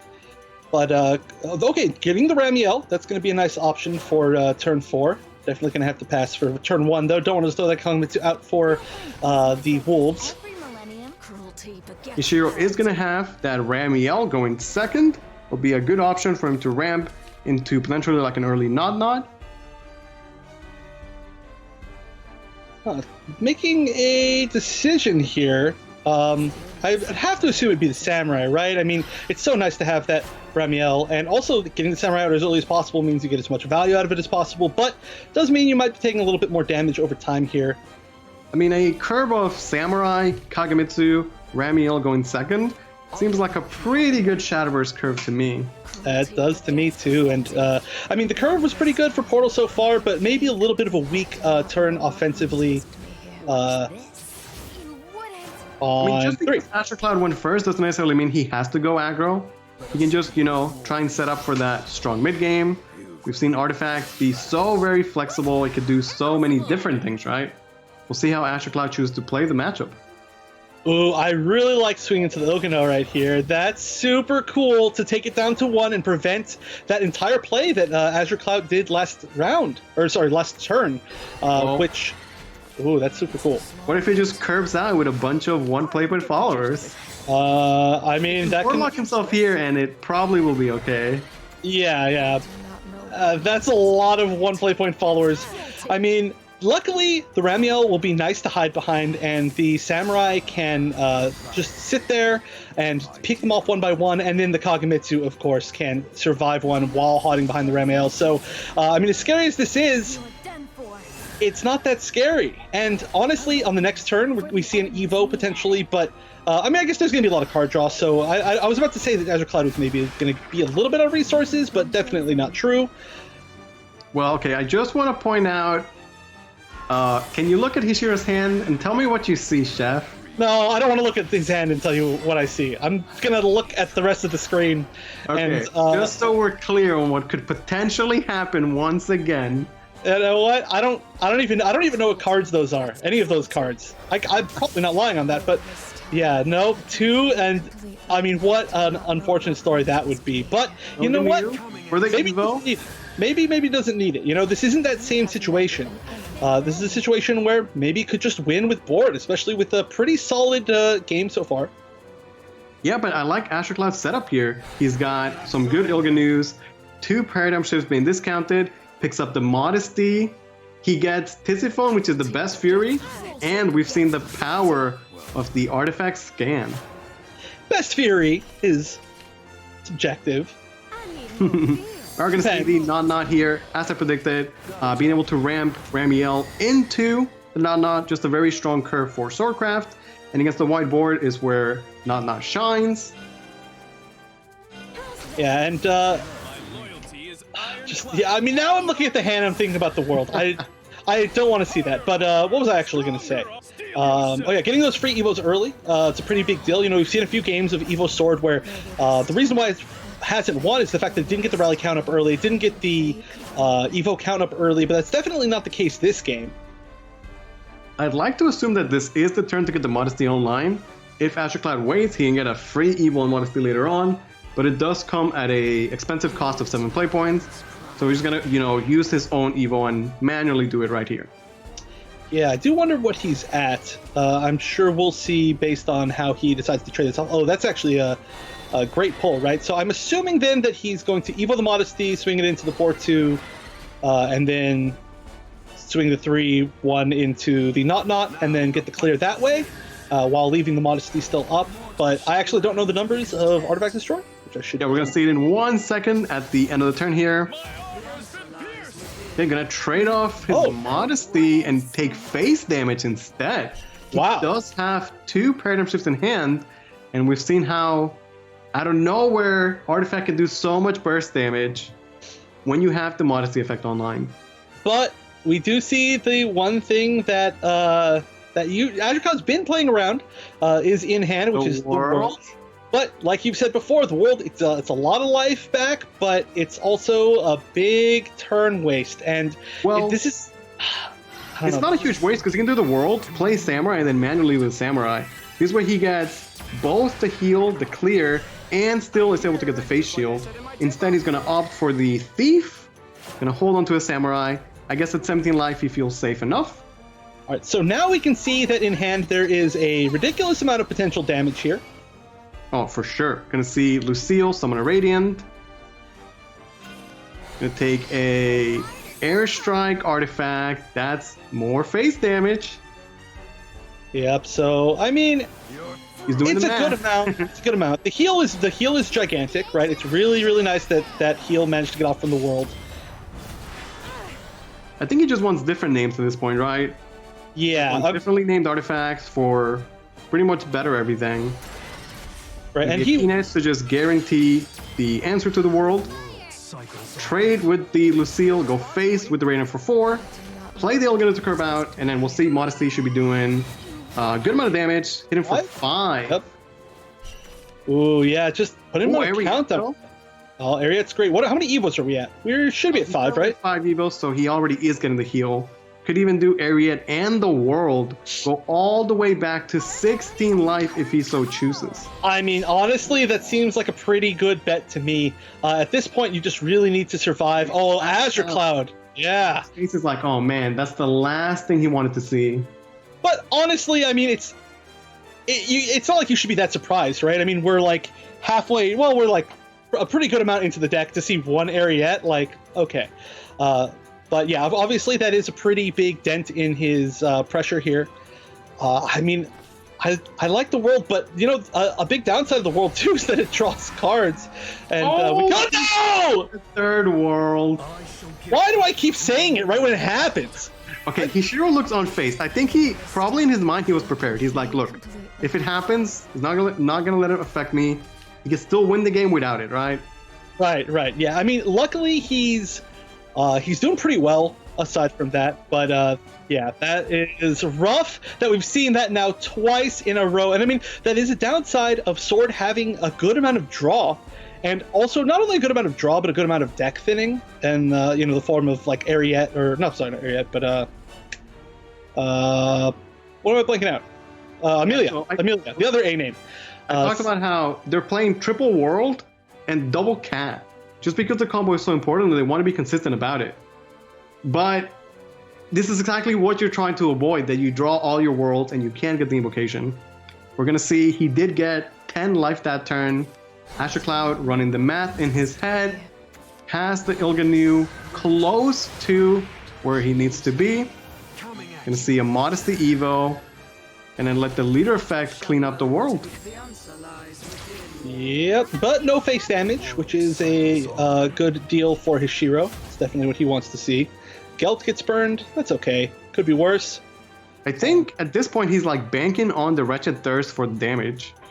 Although he does have Colony in hand. But wait a second. Colony gonna be doing 6 damage. Modesty's doing 6. That's already just 12 damage, pretty much. Yeah, I mean, Aliaska to, you know, block that. Yeah, and it's not enough for a 1-turn, but I mean, you know, there's only so much healing. It's not like he's playing the Sanctuary Haven again, and finding the win here is going to be tough. I mean, the chance was there.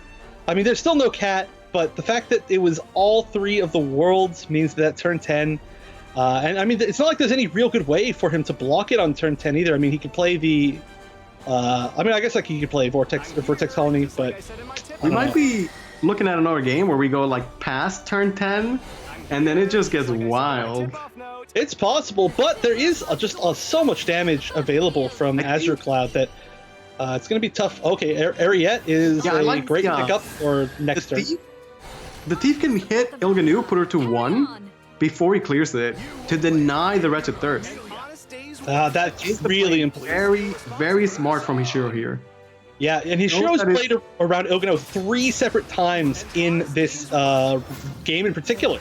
So that might be the biggest deal of all of them, you know? It's just the fact that won't be able to get that final bit of damage. Yeah, he knows that's like one of the things that he could definitely lose to is the Ilganu Wretched Thirst. But so far, not having to worry about it. Gonna have to work pretty hard to get that back. And that's gonna be definitely past turn 10 if we're gonna see that again. We're going to see Colony clean up the board, push 12 face damage. Now it's going to be turn 10. There is no world invocation. Actually, it's not turn 10. He ramped. Oh, you're right. So Azure Cloud still doesn't know. Yeah. Unfortunately, those boots causing some cards to burn. However, but yeah. He's got another Ariette and another world. How much life has Hishiro healed this game? I don't know. I mean, that's already. I mean, it's only been 2 worlds, so it's been 15 life. And we're gonna but you can heal another 10, so that's like an extra, I don't know, 25 life. Yeah, quite a bit of healing, but I mean, it's necessary to get through all of this damage. But now the question is, how do you survive? Samurai. I mean, it's got to be something like Lux, like Ariette and Shield Phalanx and Samurai, so that it can hide behind the Shield Phalanx, right? I mean, it's got to be something like that, since you'd have to assume an Invocation. We haven't seen the world yet from Azure Cloud, I don't think. You know, what's funny is that if Hishiro plays the world this turn, then he's telling Azure Cloud that he's not going to invoke it. So he's not going to do that, going with the Samurai instead, like you were saying. And Shield Phalanx just making a good stand, is able to clear the Colony with the boots as well. All right, yeah, and a lot of wards around the Samurai, so getting as much damage as you need to win this turn, especially with the Zelganea, is going to be pretty difficult. But, I mean, it's going to allow Azure Cloud to, at the minimum, set up a lot of damage for the next turn. And I wonder what the best option here is. So there is Lucille. Lucille could be Radiant Trade to get the Spinera's Artifact, and then clear the board. He already attacked with the world, so he's already committed to getting the 4 damage out of that. Is there a possible lethal? He also has Mugnier. Yeah, I don't think I don't think it's possible lethal, right? You're close. And remember, from his perspective, if he doesn't win this turn, then Hishiro could just combo him next turn, right? Right. Which is clearly not the case, as we've seen. Yeah, I don't... Clock is ticking. We're 2-2. Again, only one of these players can get the World Grand Prix slot. Azure Cloud, trying to think what is the best play. So many combinations here. This is where Shadowverse gets really complex. Board states are wild. You only have so much time to think of a play. Yeah, and I think one of the toughest things about trying to pull off lethal here is that we've learned that when you Moonier, which we are going to see, you don't lose the damage shield from the Samurai for whatever reason. Okay, so he's going to clear the Samurai. Is he gonna rope out? He doesn't get to play a card. Floating 4 play points. And he must think it's over, but no invocation. No. Invocation for Hishiro. There's no cat. There's no burst coming from Hishiro at all. Yeah, I mean, I wonder if the world to heal, but I mean, what a game! What a series! I know. I mean, I think you have to heal at this point, right? You have to try to heal. He already knows that the world's not there. The world would be a great way to heal and get you closer to that cat.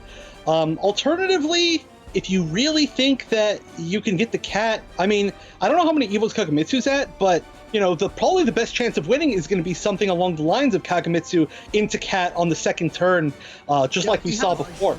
Enough play points to do World, Shield Phalanx, and Kagamitsu. That would be... Oh, but then he can't... The Kagamitsu can't be destroyed anymore.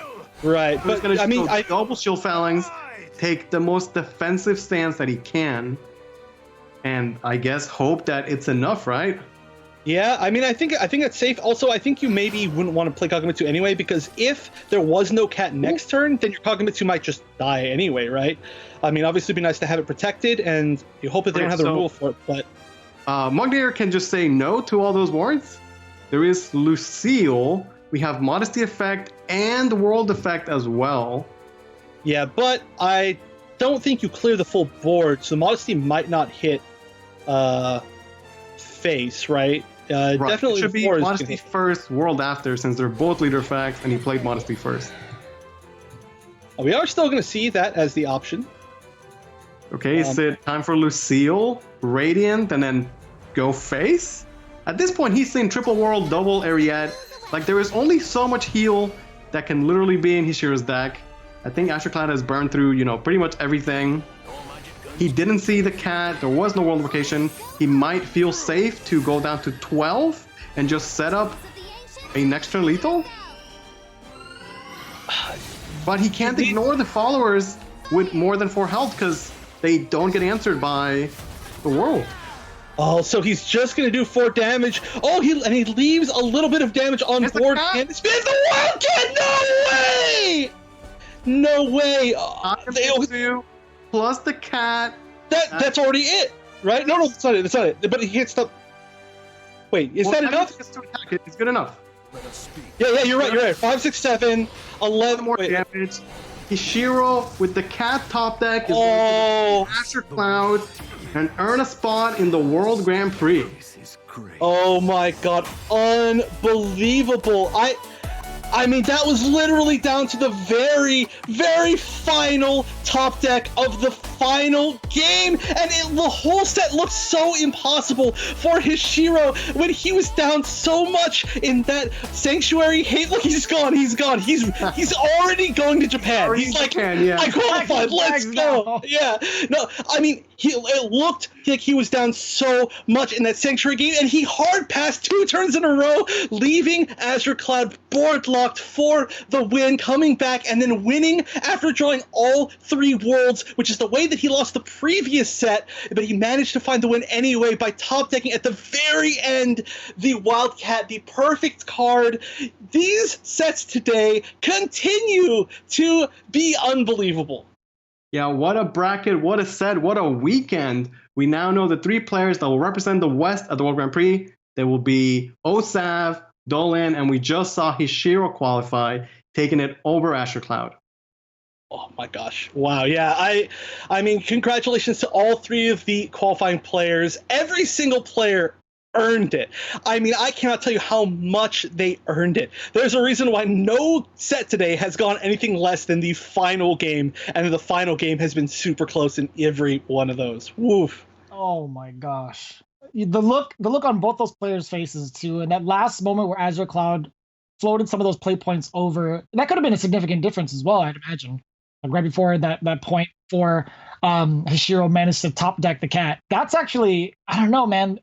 I hope that doesn't like eat him up too badly, right? He still played as best as he could, but sometimes when you have it, right? Like Hishiro, he was out of luck so many instances, not even just in this match, but the match prior with Duelan, right? Being sent into that third place positioning anyway, because of the fact that he kept drawing Zelganea. He kept getting the world in his hands. Is that the one time you don't want the world in the palm of your hands, right? You just don't want to do that. But man, big congrats. And again, for Azure Cloud to make it this far, big congratulations to him. He's still going to be taking a good amount of money home as well.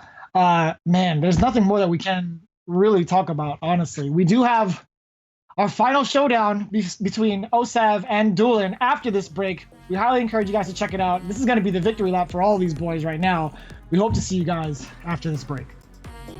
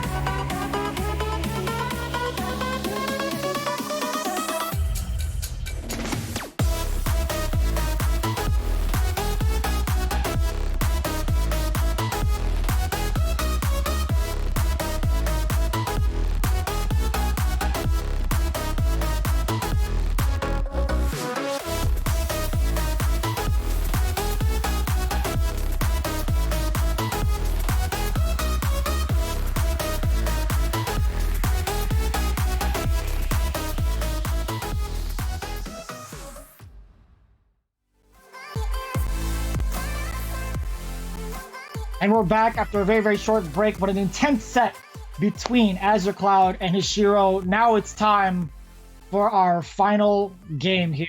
My name is Vicious, here with Wonder Chef and Luis the Panda. Before we get into it, I want to thank each and every one of you for sticking by us from the very beginning, from the beginning of the year up until this very moment. We still have one more game to play. And again, big shout outs to all the players that have been going through the ringer each and every month, especially in this pretty grueling Contenders Cup, man. Like, things have been completely unpredictable from my side as well as the casters, and we're still in it for the ride. Gentlemen, how are we setting this up right now? Like this, again, we have OSAV and Duelan already made it. Shiro already made it. This right here is for the championship, right? To claim who is best in the West, but they still have, again, World Grand Prix sights in mind. They're always looking at the bigger picture. But I will say, they do get a trophy and a good amount of money, an amazing amount of money to spend over in Japan as well. Yeah, we just had such intense games where everything was on the line, so much pressure, you could see it, you know, in every single player that was playing today. And now we get to just relax and have a little fun in one more match between Duelan and OSAV to see who's going to take the trophy, who's going to be the champion. Yeah, I mean, like you were saying, every match has been bittersweet because it's amazing to see these players achieve something like being able to go to the World Grand Prix, but it's also so hard to see these players that have worked so hard and unfortunately are just going to end up a little bit short. But this one, it's all fun, right? It's all fun, it's all action because both of them have already qualified, so they're not really fighting to see who the winner is, they're fighting to see who the champion is. They're fighting for bragging rights, they're fighting for money. We've seen them both play, they're amazing. I don't know if Duelan can 3-0 like sweep back, but I think the best option here is for OSAV to go into the first game and forfeit it so that can't happen. What? Excuse me? It's the only viable strategy. You go in, you forfeit your first game, and then there's no way that he can make a 3-0 comeback because it's literally impossible. Come on. That's true. That's very true, right? Dang, that's big brain strat. I didn't even think about that. But listen, there's no real way to validate a champion without the trophy, right? We talked about that in the beginning. This is to see who takes home the Contenders Cup championship trophy to claim that they are truly indeed the best in the West. As we get into it, here we go. The final match here, Contenders Cup, between OSAV and Duelan. Here we go with game one. I mean, if Duelan makes another, you know, down 2 games, 3-game comeback, I'll just like flip my desk, man. Yeah, I know. It's too much. I mean, already the fact that he managed to do it twice is like, we should have already all flipped our desks. But, you know, these players still looking pretty focused in. I mean, it is a lot of money on the line. And of course, like I said, the, you know, being able to call yourself the champion, get that trophy, all of it is really nice. Especially the fact that both these players have been proving themselves even more and more throughout this entire bracket. And they want to just keep going, you know, and prove that they are the best in the West. Although I guess technically is an argument. It's just about pride, right? You want to show that you are the best. Again, you know, OSAV has a lot of doubters, and at this point, like, I can't see how anyone could still doubt him, but, you know, I'm sure that if he won here, there would be no shadow of a doubt that, you know, he was a great player and the best in Contenders Cup here.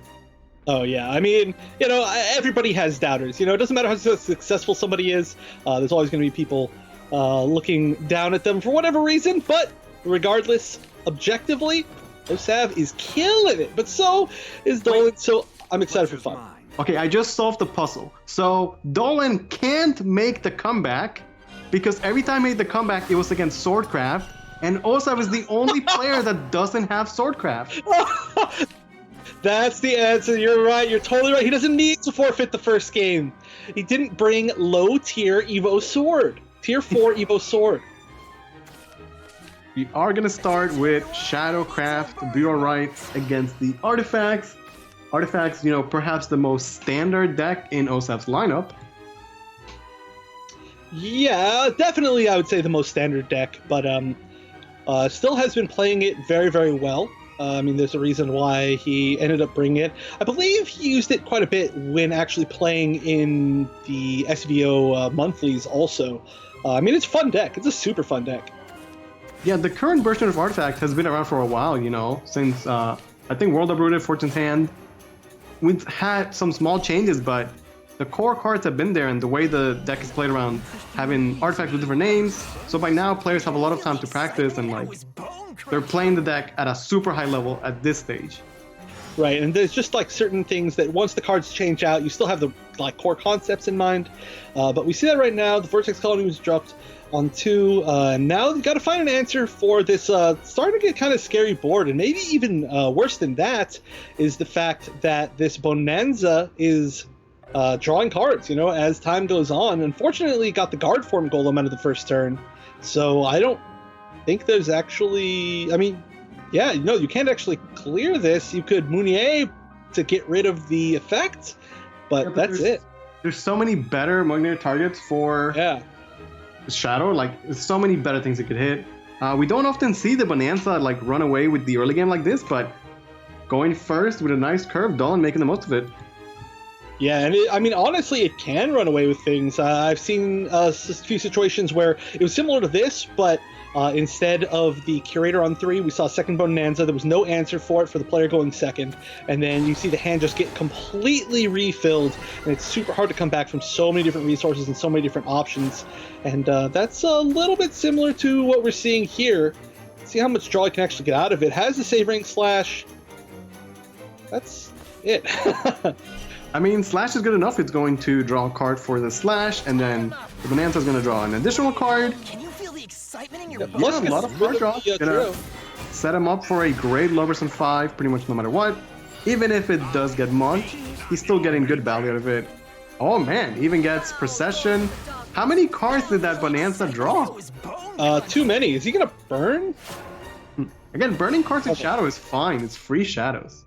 That's true. I mean, one of the most dominant games that we saw was due to what? Actually, was it Duelan who burned 2 cards and because of that had so many shadows? Yeah, well, regardless, whoever it was, there's so many good matches today that my head is completely empty, completely burned out. But whatever match that was, it showed that burning cards is actually kind of super advantageous. Yeah, all these sets today going down to the wire. The entire weekend, we've had some great, fantastic Shadowverse action. I hope you guys have been enjoying it at home. Yeah, I've definitely been enjoying it here. It's unbelievable that we get to see all these sets. But the question is, will this one go to a Game 5 also? You know, starting off kind of slow, kind of pacing themselves, but I expect it to go to Game 5. It has to. Gonna see the Ilganu show up and the Strike from Golem. No Modesty, no Cornelia for OSAV, so, fine plays, but not exactly what you want to be doing on that turn. Yeah, and like you said, Duelan set up for a super strong Milteo, but what's he going to get back? That's the question. We'll see the Reanimate. Gonna try and get Jackson Gravedigger with the best, but double Curator's pretty good. Great amount of stats. Yeah, I mean, Shovel Gravedigger, that's like a tongue twister of a name. I mean, it's good, but the amount of stats that you get here, 6/6 versus technically 2/4, even though they have Bane. And they have the ability to get that many more shadows. This is threatening in a different way, especially because there's already been some damage pushed onto OSAV. Yeah, I wonder if we're going to see the Mugner show up here to deny the last words from the lover, or perhaps something else. I think it's a bit too early for the Lucille. There's only one paradigm shift in hand yet, so maybe like Engineer Evo and then Rebel Against Fate might be a viable line of play. Yeah, that's kind of tough. Still definitely playing from behind. I know for sure, though, that if we're going to see the Mounier, we are going to see the Ilkano traded in first. I feel like I'm speaking a lot of French here, but I definitely cannot. But this is tough. This is tough because there's so many stats. Okay, so I bet that will be the Mounier then. Okay. And then he might Evo the Ilganu. Yeah. Wow, what a card. What an amazing card. The fact that you can, use it for damage, replay it, Evo for damage, technically, and then swing in for damage. Like, okay, chill, please, relax. Yeah, Ilganu is one of those cards that, when I read it, when it wasn't out yet, it's like, oh, it sounds kind of weird. Then you need 24 hours destroyed, and you're like, oh, I'm not sold in this. And then it only takes like one game of you actually playing with the card, and you're like, okay, she's amazing. She's just so good. Yeah, I mean, honestly, when I first saw her, I immediately, of course, like everybody else, thought of Nicola. and I was like, it could be niche. You know, it doesn't really fit artifacts that well, so I don't know what deck you'd really play her in. But then I was completely wrong, obviously. Incredible card, MVP of Contenders Cup. Still saying that. But this is a great board, or will be an even stronger board at the end of this. Yes, so if one Mugnier mugs the lovers, he can play another one, and if the Mugnier doesn't have its effect, he can manually Evo it. He was hovering it. I think that was more of just like a joke to show that he could do it, but it might be the play. He can go face with it. Yeah, I mean, that would take him down to 11, and he's doing it. Oh! I do like the Evo art on the lovers. Fantastic, and you rarely get to see it. Yeah, man, I mean, that's a Shadowverse board. Rarely. Oh, that's so cool that it went from the 5/5 that was like darkened because it was reduced to just normal, to not green but just normal. I really like that, and I've actually never seen that. Although obviously this would be the matchup probably that you would see it. Now there is the Keenage artifact for OSAV if he wants to get some life back, although it is really expensive right now. He wasn't able to generate another paradigm shift just yet, although he has the engineer to trade it in if he so chooses. Are we looking at another Ilganu trade, Ilganu play, Ilganu Evo? That's, I mean, that would be, I mean, look how much value you're getting out of this card. It looks like that will be the answer. Gonna go right back to the grayed out stats for the lovers. Yeah, I know. Let's see if we can get another buff somehow so that we can get it right back up to gray. Just, I mean, if it's up, if it stays up, technically. But I would have no heal gonna come this turn for OSAV. Gonna be at 11 life, but without an Evo, I don't think that Duelan's gonna be able to just push like that much damage. Depends on what is left on the board, I suppose. Can OSAV get a full clear? Well, this will clear the 5/3, but that should be it. Just going 2 to face. Okay, so it's not a full clear, but he gets a war left over. That said, though, Gramarye shows up on turn 7. It's going to be Path to Perdition. Going to give him back the play points. Going to reanimate the trio. Legendary Skeleton is going to be lethal. Wait. Oh, wait. Is it? Did he just miss lethal? Wait. No, I mean... Couldn't he just use the Skeleton to clear the ward and then go face with the lovers? Wait, yes, he has the shadows. Yeah, wait, right? Yeah, he definitely did just miss lethal. But it's cool. You know, these are just the more fun games. Again, they already played their hearts out the entire weekend. These players are both qualified to World Grand Prix. And, I mean, it's going to be tough to come back from this anyway. You know, we rarely have seen Gramarye... Oh, okay, well, let me preface this by saying every time the Gramarye's come out, we've seen a win within 2 turns. But also rarely have we actually seen a Gramarye on 7 into a Path to Perdition into the trio, right? Which is literally the perfect turn. So that's so tough to come back from, especially the fact that there's already a board, you know? Like, I don't know. Good luck. Yeah, well, the perfect turn is you get the OTK, which at this point, I'm sure we're never, ever going to see it, at least not this weekend. Right. I think, actually, OSAV doesn't even run Path to Perdition in his sort of pseudo-aggro shadow. Yeah, his shadow list is a bit weird. I'm not 100% sure what he's got. Yeah, I'll double-check in between games, but he needs to try and stay alive here. Has 2 paradigm shifts to play, but only 3 play points to work with. Those are just a bit too expensive. Going to Evo the Gunsmith, we rarely see him. And then look to get some life back with the Keen Edge, it seems like. By answering the lovers, he's going to give Duelan all the card draw, and with the Gramarye effect online, I'm sure he can find lethal. Just has to play the trio, and that would do it. Yep, easy peasy. And there's another Gramarye. You can play another set of trio, why not? Yeah. Board locked. Board locked. Can't get all 4 trio. Boo. Boo. No, just gonna go for 1. The Gramarye gets invoked, and then a turn later, game is over. Well, he should have ended it, you know, that last turn, but... Well, yeah, technically. I mean, that would have been pretty optimal, pretty I mean, it still was pretty optimal Shadow, one way or another, right? Just showing that even with the miss lethal, there's no way that you're going to miss lethal on that next turn where there's just way too much damage. But game 1 going to Duelan, making a meaning also that a 3-0 comeback is impossible yet again. Maybe OSAV was going for that strategy. What if Duelan wins this game? Oh no! Up 2 games, and his last deck is Swordcraft. And it's OSAV that runs it back against his Swordcraft. Okay, so I made that claim earlier that if Duelan made it through what he already has, that he was going to win the World Grand Prix. But if OSAV reverse 3-0s Duelan's Swordcraft, then OSAV steals that boon, and I say OSAV is going to win World Grand Prix. But we'll see if it plays out like that, or we'll see if we actually get a normal game out of Duelan for once. Or a normal set, I should say, sorry. Yeah. I mean, he's had some amazing sets. Anything but normal, honestly. Yeah, well, I'm glad they weren't normal. They were incredible. But starting off with a nice curve in hand. Yeah, I'm still just, my mind is blown from his artifact scan, top decks, into perfect rolls. Like, oh man. Oh, yeah, that was... I mean, there's so much to look back at. I can't wait to rewatch all of the matches from today. Like, every single one. Seeing the homie Marshall, but maybe not in a great spot. A little bit of a weird hand here, you know? Double Fiery Embrace and Demon Caller together, not really what you want to see. And, I mean, you could use the Golem this turn, and then, I mean, then you have Vincent get buffed next turn, maybe, but... Still really awkward. You're not getting nearly as much as you want out of this whole situation.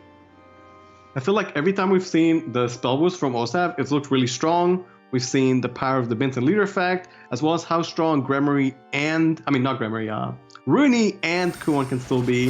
There was that one game where he just like had 2 Kuons and it was good enough, right?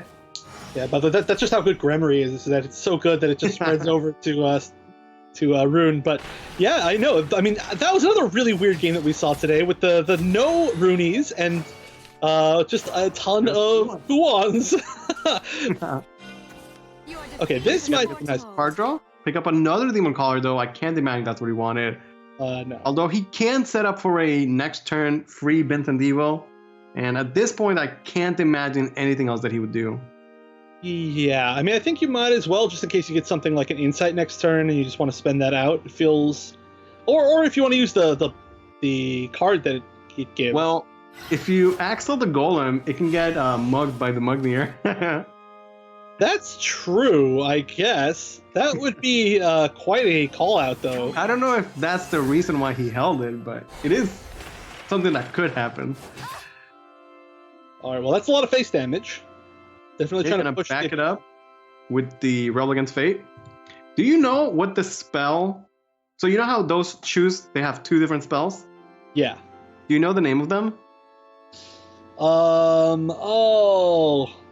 No, I don't. Okay, so the one that summons the artifacts is called... Fury? Yuan's Fury, yes. Yeah, okay, I knew one of them, but I don't know the other You know the name of the other one? I do not. It's called Baphomet's Crackdown. What, are you serious? Yep. I never, ever knew that. Shadow's card. All right, I believe it. Okay, I think this will be the Vincent. Has to be, right? But Vincent can only answer 1 follower. Vincent is well statted, but he doesn't have ward. There's a lot of damage already on the board for Duelan. Yeah, so it's unfortunate because had the Golem been played last turn, then we could have seen Vincent and then get rid of the ward from the Mystic artifact and then get rid of the 5/4 with the Vincent. But because of the Golem being held onto, yeah, it's not going to be easy. That's an excellent point. Sometimes, bluffing the Mugnier is all you need. Yeah, it's the threat of the threat of it, not even the card itself. Yeah, I don't know how OSAV is going to bounce back from this. We know that Duelan has Lucille, which can generate a Radiant, as well as a Paradigm Shift that can push damage. And if that wasn't enough, he also has Megara-chan that also goes phase for 6 on its Fanfare. And if that wasn't enough, turn after that, there's Vertex Colony. And if that wasn't enough, there's the World Invocation on 10, right? Yeah. And if that's not enough, then you probably deserve to lose. And so Duelan's going to be 2 off lethal here. I wonder if he just puts OSAV at 2 and then close the game out next turn.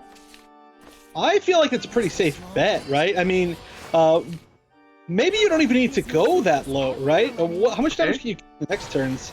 Well, okay, by holding the one flavor artifact, Ancient, next turn he can still get Lucille Radiant, get the free evo, and he has set it up so that if the Radiant connects to the phase, that would be lethal. Although Rune does have access to heal in the Rooney, you know, OSAV is not spell boosted nearly enough for Rooney to be there. And at this point, I don't think he can even answer the board. Yeah, it doesn't look like it. I mean, no, you could, well, is there enough for Demon? No, there's not double Demon Caller. I mean, one Demon Caller gets the second of its effects, but you can't get the third. I'm trying to think of the third, you know, whatever the spell that Vincent creates is called. But it doesn't seem possible. Oh, Magic Missile. Magic Missile, and hope you get another Magic Missile. I think that's actually the only way that you can... I'm serious. I think you have to... Magic Missiles gets an insight. It's not bad, actually. Yeah, it's actually pretty good, because now he gets to go Demon Caller, trade the Shigami, and then can still play Double Embrace, or Embrace and then Demon Caller. Yeah, it was actually an amazing chain of draws for OSAV there. Yeah, it was. The funny thing is that he clears the board, but he's still dead to Lucille. Right, or then on, you know, the next turn something else, on the next turn something else, or the next turn something else. So, oh man, you know, I was joking about it, but Duelan's gonna take a 2-0 lead here. Oh no! Oh no! Only has one more win with Swordcraft that he's gonna need. If I think if the 3-0 comeback against the Sword, against Evil Sword happens, then I'm just gonna say it's scripted. I'm gonna say none of these players are actually playing. I don't know. I'm leaving forever. Actually, it's the end of the season, so I'm leaving anyway. Lucille is going to show up. The Radiant is going to be 4 damage, exactly how much life OSAV has. And just like that, like I was saying, Duelan's going to take a 2-0 lead. He only needs one more game to be your 2020 Contenders Cup champion. Yeah, super dominant 2 games so far. Also, I like the fact that for whatever reason he decided to just raw evo the Lucille in that last round. Like instead of getting the free evo, it feels so like raw. You know, it's like, oh yeah, I'm not even going to be efficient and just win. And then we have to, at this point, hadn't Duelan take a second to just, you know, reboot? He definitely doesn't want to get reverse swept, right?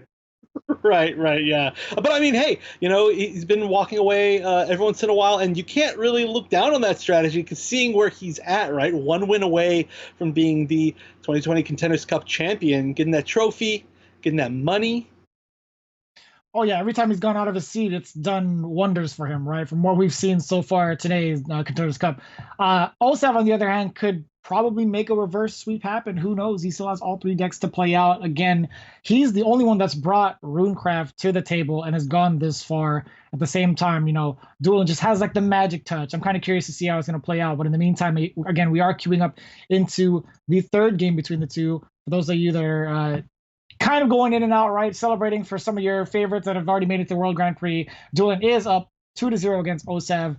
But still, either way, these are some ridiculous games. I've been trying to figure out how I could maybe like check out a replay of everything that's already been going on. So absolute fun time so far. Your thoughts going into game 3 between Duelan and OSAV? OSAV could definitely make the comeback happen, but again, Duelan with Swordcraft as the final deck, how is it going to play off? I got 2 words for you, Vicious. Reverse sweep. That's what I'm talking about, Luis. That's what I want to hear. You know what? At this point, I want to see it. Also, I mean, obviously, we are going to have to see OSAV win with every single deck. But so far on broadcast, over the course of the Contenders Cup, we've seen a 100% win rate in this matchup. It seems like there are some tools that can make it work out against Sword. All right, and I should say spell boost work out against Sword. So we'll see if that happens again. Can I just say, before we get into all the action, I'm kind of sad that, you know, we had the new expansion Storm of Rebuild, but none of the players brought the Wandering Chef in any other deck list. I know. I mean, can I just say that I'm sad that I missed the Wandering Chef reveal last month? Like the 1 month that I wasn't here, there was a giant fire near my house, and I missed the reveal. But you know what? It'll come back. It's a good card. All right? It's got a lot of value to it. The vehicle decks will pick up more steam as we get a bit more support for them. I like in the Temple Storm Meta Snapshot, they compared the set to Steel Rebellion, where the Machinas were introduced, but they weren't like super dominant until a bit later on when they got more support. And I think the vehicles will be sort of like that, where Stormlord Rebel, gives us this cool mechanics, and then a bit later when we get more support, we'll likely see them dominate the game. Yeah, and I mean, there's even like fully, fleshed out decks. They're just not quite maybe as good as the ones that we're seeing right now. So they definitely have the space to move over to a tier 1 deck. But that's neither here nor there. Yep, Duelan needs one more win, and he will be the 2020 Contender Cup champion. Again, you did a great job describing his journey, how on Swiss yesterday he lost his first round, and then from then on he just had such a long battle to get to this point. Yeah, it's like plot armor, right? Like, when you're down at the worst possible spot, somehow there's just no way to get past it. But this curve out so far has been really good, Thief on 2, Gelt on 3, get the Ramiel ramp, and another Thief on 4, all super aggressive against a deck that really doesn't want you to be super aggressive against it in the form of Spell Boost. And we'll see if this is finally the time for Spell Boost to not overcome this matchup. Especially it's going to be difficult against this Ramiel, where you're not going to be able to get rid of it with just normal damage, or for instance, like an Evo'd Chaos Wielder. Well, Vincent can, go right over her. I do though that the Ramiel gives him 6 plays next turn.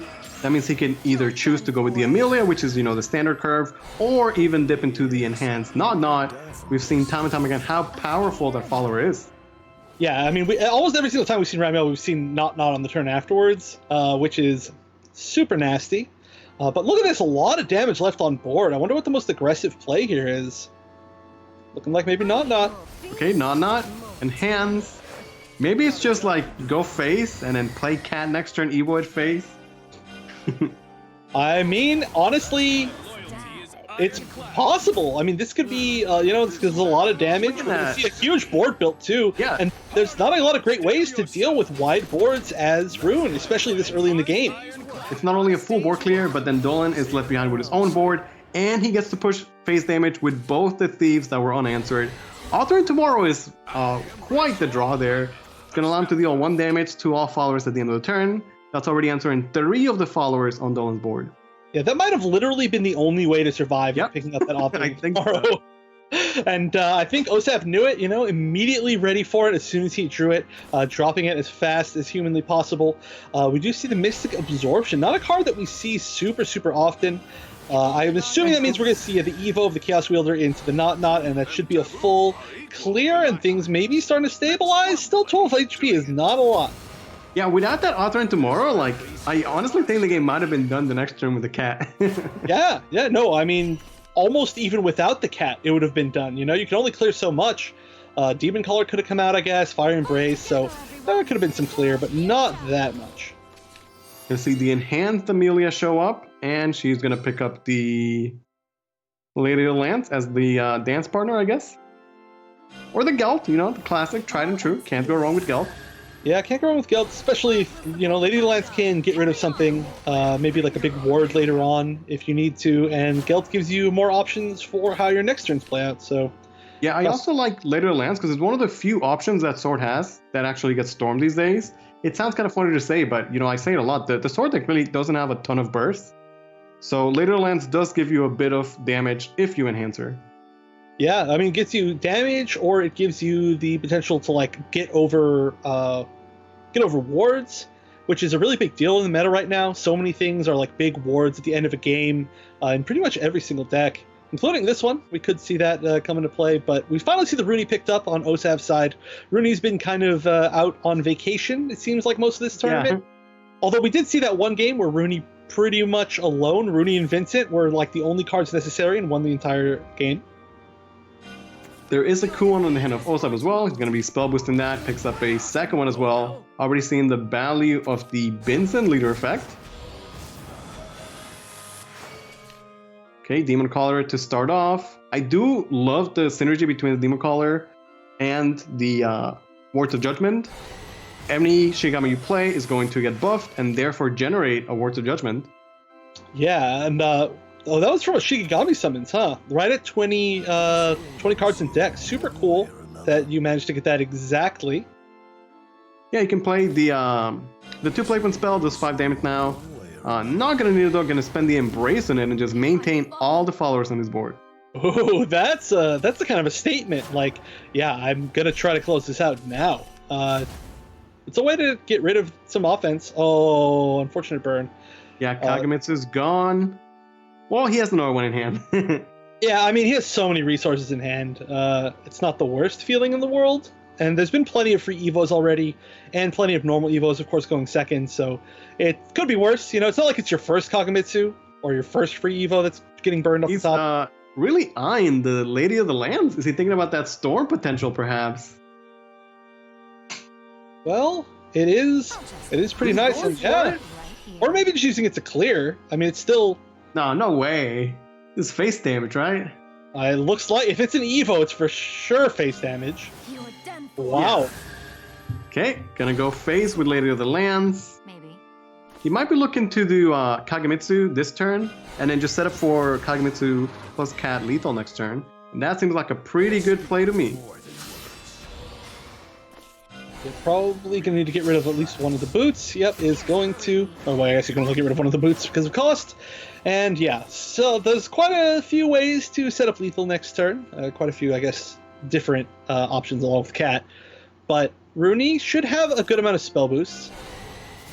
I mean, it looks like Duelan wants to just take the set, you know? He got all those reverse sweeps, and he doesn't want to get reverse swept, right? He can just close it out right here, take a 3-0 game, and be the SVO 2020 West Contenders Cup champion. Yeah, but, you know, the little bit of, you know, I don't want to say impatience, but, you know, if you're just trying to close it out, might just be a little short, and then that's when the comeback starts. Yeah, there is Rooney available for OSAV, and I believe they are boosted enough to get the heal. So he's going to at least go all the way up to 10 life. Can also play the Kuon to generate a ward for defense. However, we do see a resolve in the hand of Duelan. That means he can resolve the Ishigami with the ward, allowing the Kagemitsu and the Cat to both go face. And I'm pretty sure that should be 10 damage. Oh yeah, I think that's more than 10 damage. I mean, I know at the very least we like have 11 or 12. Yeah. But I don't think he's gonna miss this. I'm pretty sure that the reason that he went face with Lily of the Lands, while playing Kagemitsu, is for this specific scenario to set up lethal for next turn and see a pre-evo on the Celestial to try and mitigate a lethal, but Resolve is not gonna care about it. We'll see if Duelan can execute it correctly. It shouldn't be very difficult, right? I mean, this is a way that we've seen wins before. In fact, I think this is the way that he won before in one of his earlier sets. Looks like it.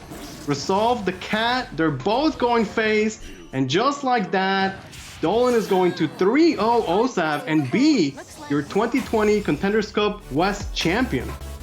I'm telling you, man, after the run that he had today, I think Duelan's undefeatable. I don't think anybody's going to beat Duelan for the rest of this expansion at least. I mean, I'm still saying it. Duelan is going to be the champ of the World Grand Prix. There's no way you top that. And then even on top of his incredible run today, he 3-0s. Finally, we see a set that doesn't go to Game 5, which is in my eyes a little bit disappointing, but it's just Duelan again showing his dominance. And again, you know, both those players had already really achieved what they wanted to, but Duelan's going to be the one going down in the history books. Duelan's going to be the one going home with the trophy, and by that I mean staying home with the trophy and getting that extra $1,000 on top of the I guess $2,500 that they are both guaranteed.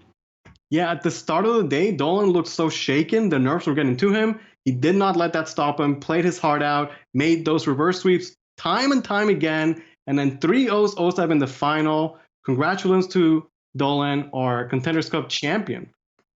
Yeah, and honestly, not a player who I think was really favorited to win. You know, I think a lot of players were looking, or a lot of people were looking at a lot of other different players within the rankings. And so Duelan really, really proving a lot today with zero question. I mean, I think that the results today, seeing how close everything was, there's zero question. I don't think there's anything that it was a fluke in any situation because everybody had to win like 20 games to get wherever they were in the bracket. Well, it's well worth the journey. Let's take a look at the bracket as to how it all went down this weekend for Contenders Cup. it came down to the final 5, right? We started with Shinsha and Duelan, where we saw that miraculous comeback, the 3-0 sweep, and that was just the start of the reign of Duelan, right? Moved on to face off against Ishiro. Does it again. And that's when we saw a glimpse of Ishiro's bad luck with the Zelganea draw. Down below, OSAV and Azure Cloud in a clincher of a series. OSAV barely taking it over Azure Cloud. But of course, you see the 3rd place playoff. We almost saw the same story with Ishiro. Drawing that Zelganea again, but still managing to come up with enough defense to stall out Azure Cloud a little bit and still secure that combo with the Regal Wildcat top deck. Again, amazing games all the way through. And you just witnessed Duelan versus OSAV, another 3-0. This man only wins in 3s, no interruptions whatsoever. He's looking very, very strong. All 3 of these competitors looking very strong going into the World Grand Prix. Yeah, we know the players that will represent the West in the World Grand Prix whenever that happens. It's going to be Duelan, OSAV, and Hishiro. It has been an amazing year of Shadowverse action. I'm happy to be able to just be here for the ride. It has been an amazing weekend. Been a pleasure to cast with you guys. Just an excellent show all around. Yeah, I mean, also, before I say my final statement, don't forget Noir, right? Noir is going to be our 4th player who is going to be representing the West. But, I mean, me too. I mean, I thank you to everybody out there viewing for allowing me to be part of this journey. It's been incredible to see the storylines progress throughout this entire season. And I'm so excited to be able to, you know, be up at 3 a.m. to watch these players, these qualified players, and cheer them on from home and get no sleep, although I'd already be up at 3 a.m. Just kidding. But also, you know, I'm super excited to watch the SVO Contenders Cup to see who is going to be making it from there. Because, of course, I'm also going to cheer for them, right? We're going to cheer for the whole SVO or SVO family. So, yeah, there's still so much more Shadowverse in general to come. But I'm so happy that I got to be a part of this, and especially today, because everything today was unbelievable. Yeah, it went down to the last game up until the final match, right? And again, you can catch SVO SCAO region happening October 24th through the 25th with Ignitius, as well as East taking over. Again, my final say is, first of all, thank you guys for tuning in throughout the entirety of the season. It's been one eventful year, month after month, getting to know everybody in the community, the players, getting to know Chef even more from a Shadowverse perspective, because we go back a little bit. Luis the Panda, getting to know him as well, and of course, everybody behind production. Shout outs to you guys for absolutely killing it, but most importantly, again, everybody that's been supporting the Shadowverse community, especially during these hard times. We thank you so much for being here to this very moment. Again, it's been a pleasure having you all for this year's Contenders Cup, and until then, we will see you in about 2 weeks where we cover the SEAO region. Until then, take care of yourselves. Keep playing Shadowverse.